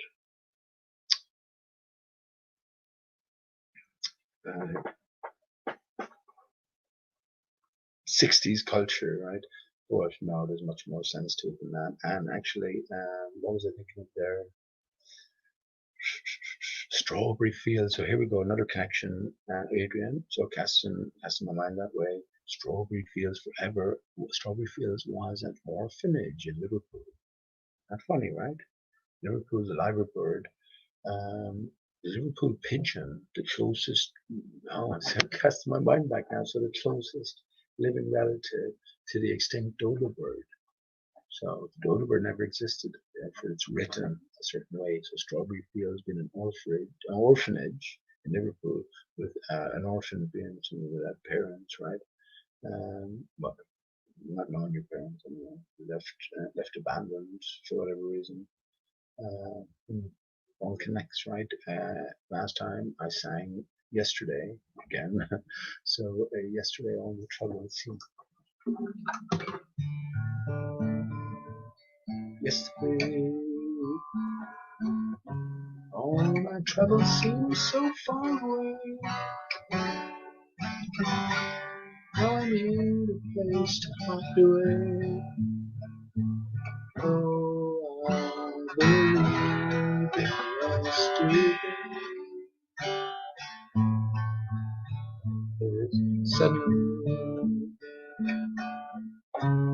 I'm not half the man I used to be. There's a shadow hanging over me. Oh, yesterday came suddenly.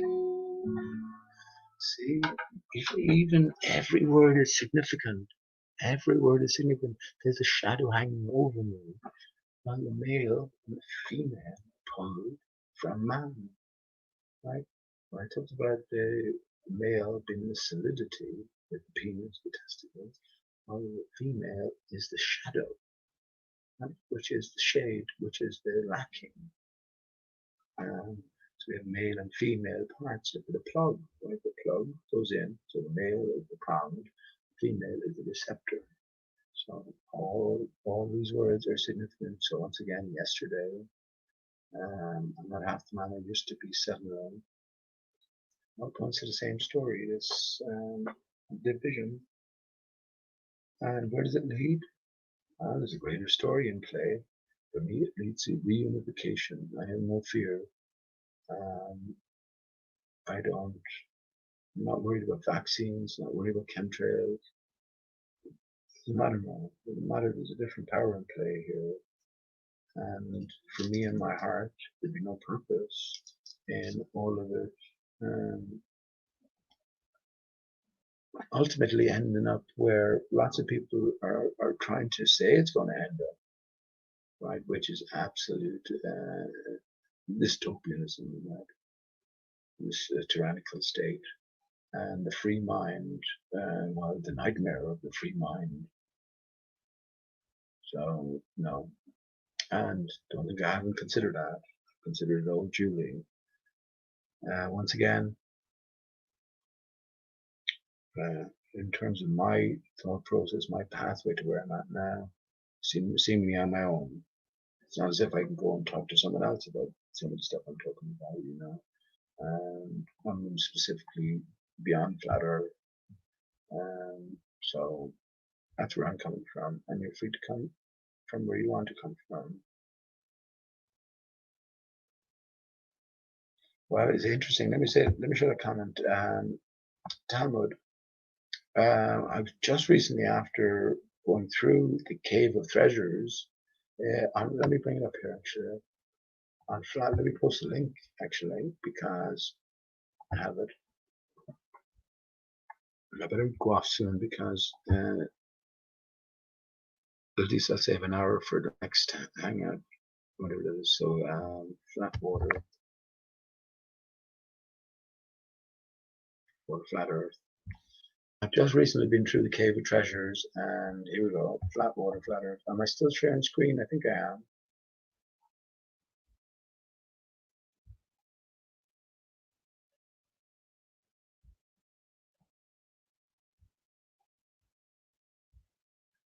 Not sure, not really square.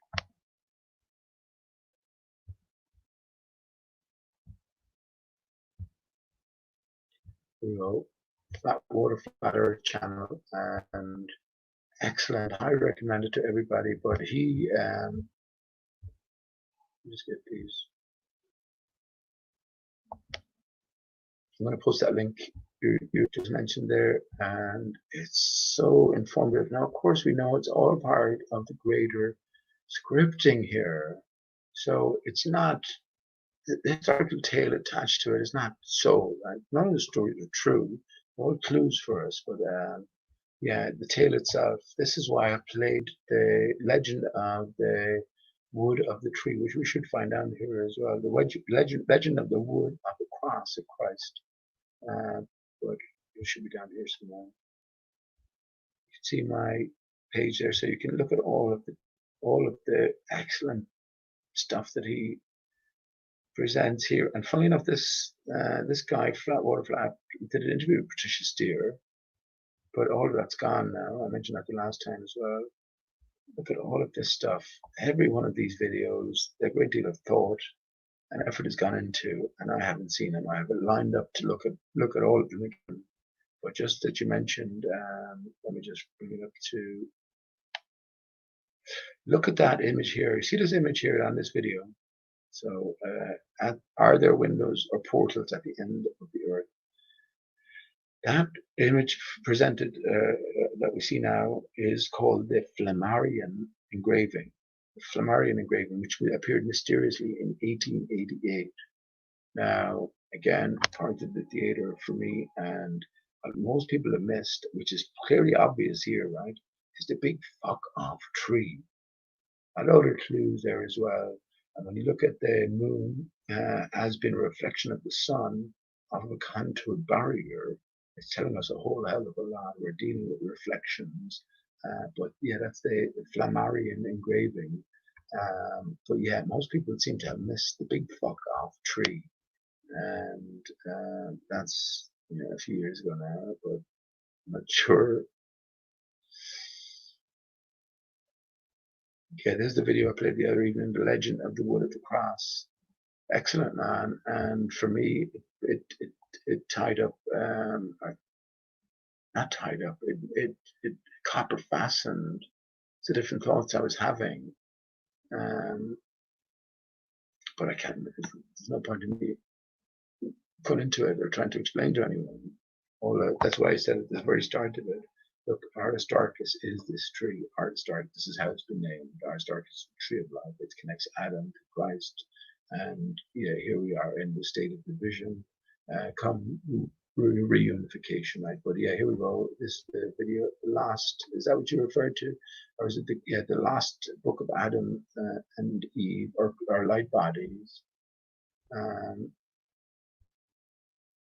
Yeah, flat Earth cosmology. That's probably not what you referenced now, but I can always go back. Cave of Treasures. All right, yeah, that's the next book down, I think. Oh, no, actually, that's part of the same. Yeah, it's part of the same. But I think he specifically titles another thing of the Cave of Treasures. Here we go. Look, yeah, I was right. Man's first home on Earth. Cave of Treasures, Adam and Eve. Excellent. And goes into the devil, or Satan, explaining why he was doing what he was doing. Very, very interesting. And let me post the link in chat. And yeah, remember, this for me, this is all given to us. This is waiting for us once we make our way along the pathway. We're to stop. What do the Bible literalists make of this sort of stuff? We're to stop where officialdom tells us to stop. Well, how far can that get us? I guess you need really keen insight. I think the truth can be found everywhere. But and yeah, you don't need to be this specific. You know what I mean? So there's different pathways and different roads to the truth. But yeah, once you're on this path, again, we're inexorably led here. Right, the Cave of Treasures, the origins to Adam and Eve, and this is where the wood of the cross, the legend of the wood of the cross comes into it the other evening. I'm going to play it again the next time if I have any time, because it ties the beginning to the end and the end to the beginning, and the origin, the genesis, and the resurrection. The genesis, the propagation, the death, and the resurrection, the rebirth. So it ties it all in. And yeah, well, we're told that only 2 people were in possession of the knowledge of the final outcome, and that one was Seth, right? And one, so Cain slew Abel. Cain was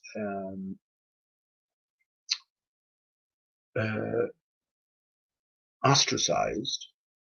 Where's forgiveness and all of this?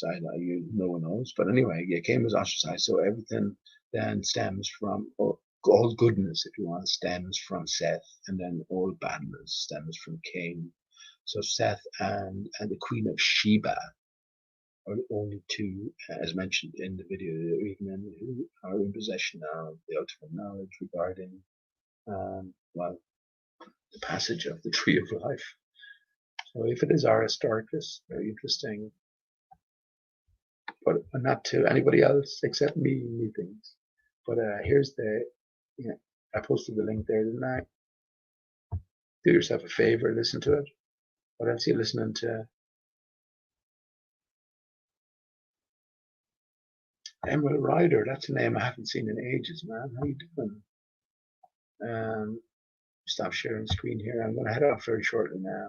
I generally finish with a song. I might get away with it. I think I will get away with the song. Because I normally finish up with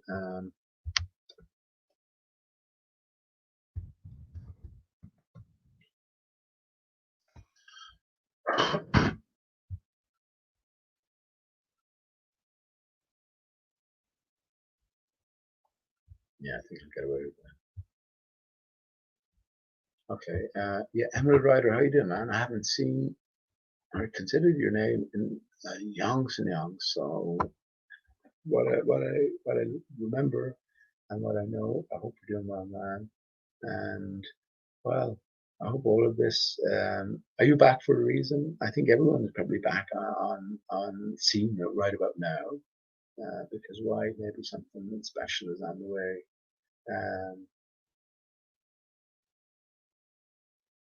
So Emerald Rider says, what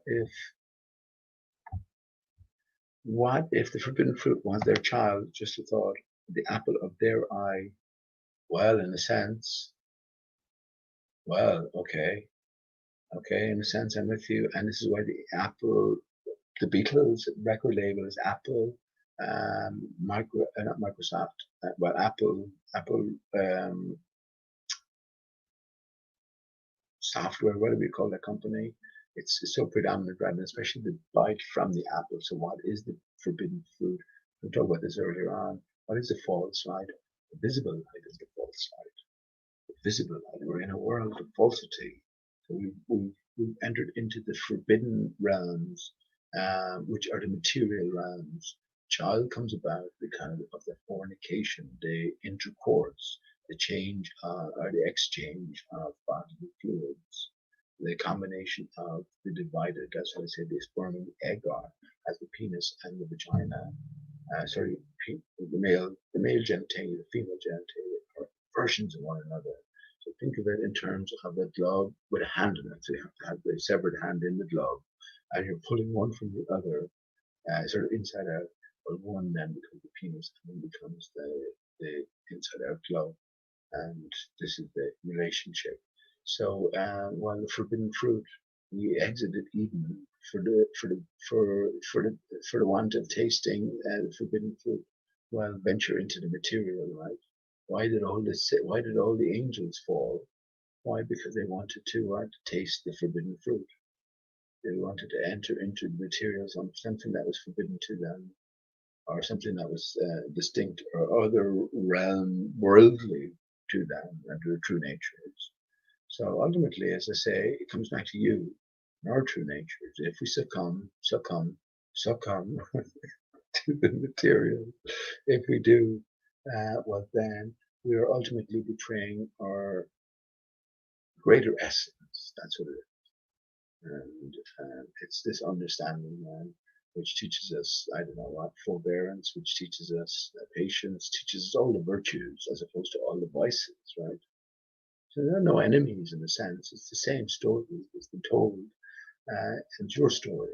It's the story of all of us. The external reality mirrors and reflects the internal reality. Division reigns, but that time of division has come to an end.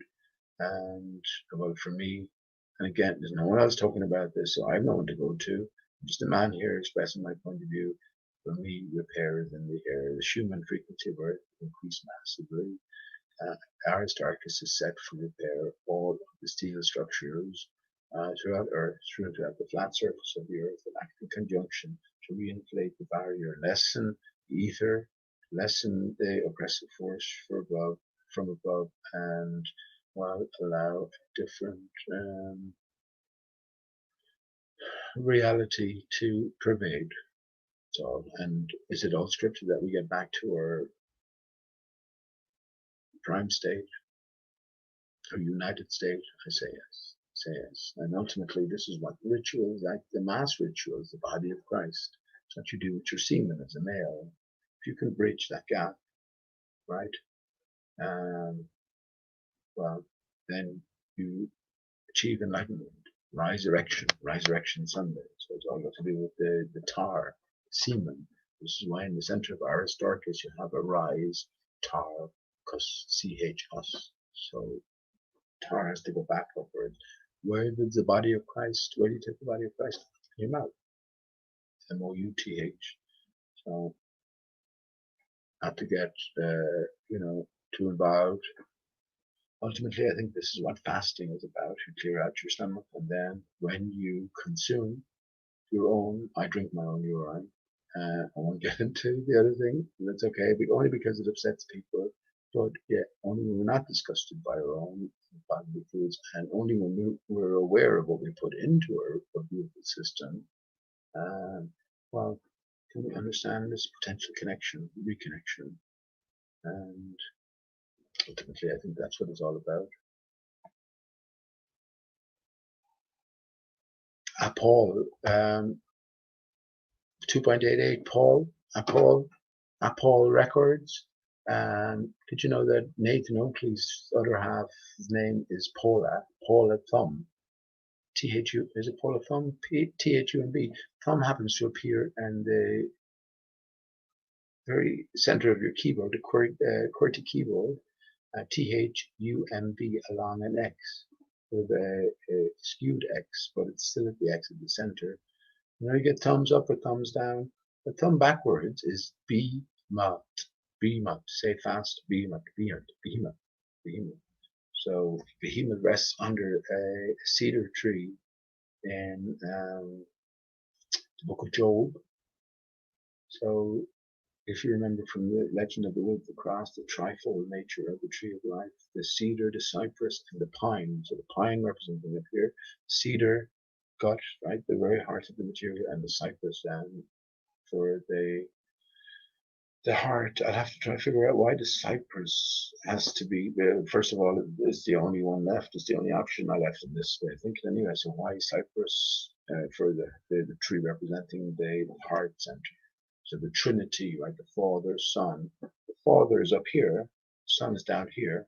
The Holy Spirit has to be the heart, and so you can't come to the Father unless you go to the Son. So we have to live this experience to go back to the greater immaterial. So well, okay, that's it. Well, that's interesting now, Adrian, as well, with the Adam's apple. I was thinking about the dividing points which separate the male from the female, and this has to be one, definitely, right? So and well, the rest of the chakras tie into my thinking about that. But yeah, I better go now because I've been on for about 5.5 hours. So I probably have just about an hour left for the next hangout before the month is up. So I'll get this song out of the way, which is a throwback to the early times. It's late here, it's 2:30, so I'll try to keep it as low as possible. If you hear a shout from downstairs, I have to stay silent. Okay, let me just put out Emerald Riders. I'm sorry for not getting the chat, you know the way it's, you know the way it goes. We put the link out for anyone to go in for the chat. And Emerald Rider says, I just feel there is an inherent good and evil in us all, and the body of Christ, as you say, blood of Christ, is us all, out eating ourselves. Religious zealots, as we know, do prey on children. Okay, right.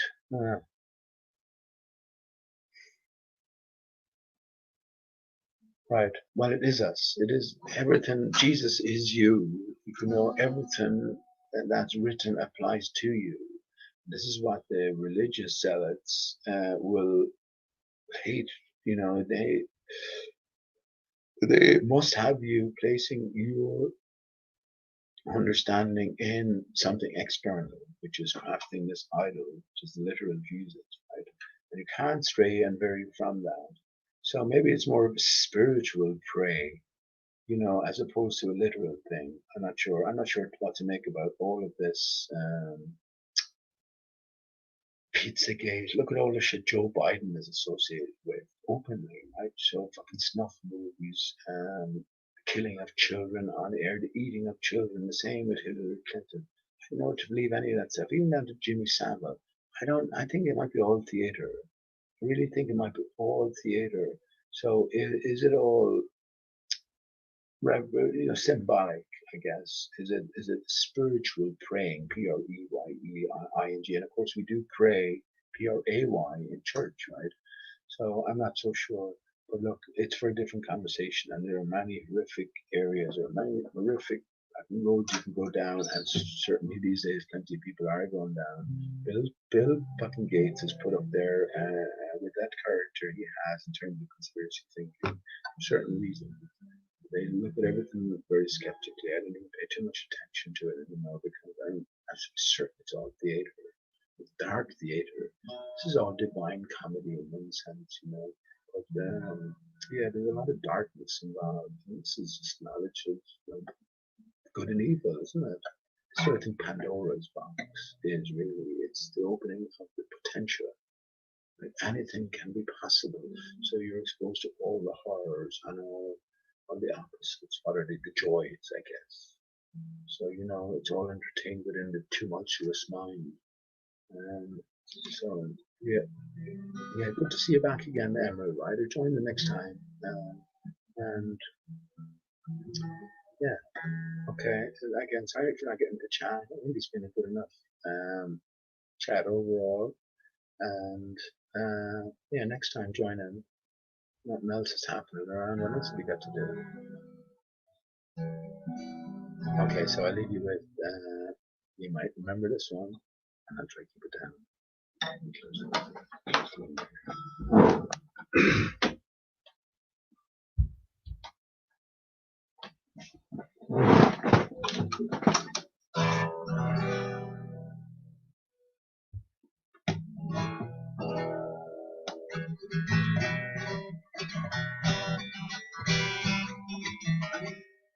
Oh, of all the money that e'er I had, spend it in good company. Oh, all the harm that e'er I've done, alas, it was to none but me. All I've done for want of wit, to memory now I can't recall. So farewell to your parting glass. Good night, and joy be with you.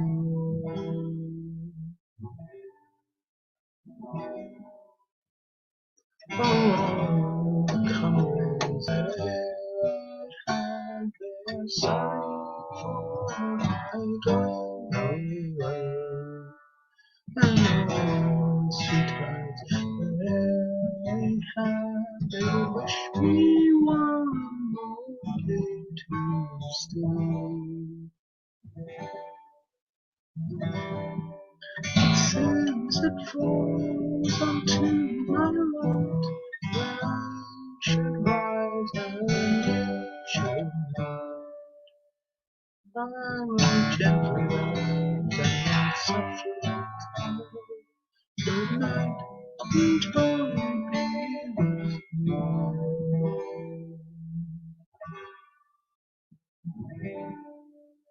Oh, the money that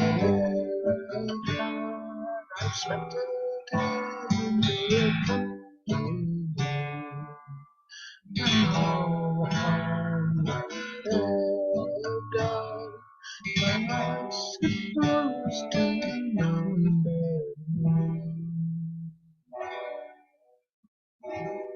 And all I've done for want of wit, to memory now I can't recall. Oh, fall to me, good parting glass, good night, and joy be with you.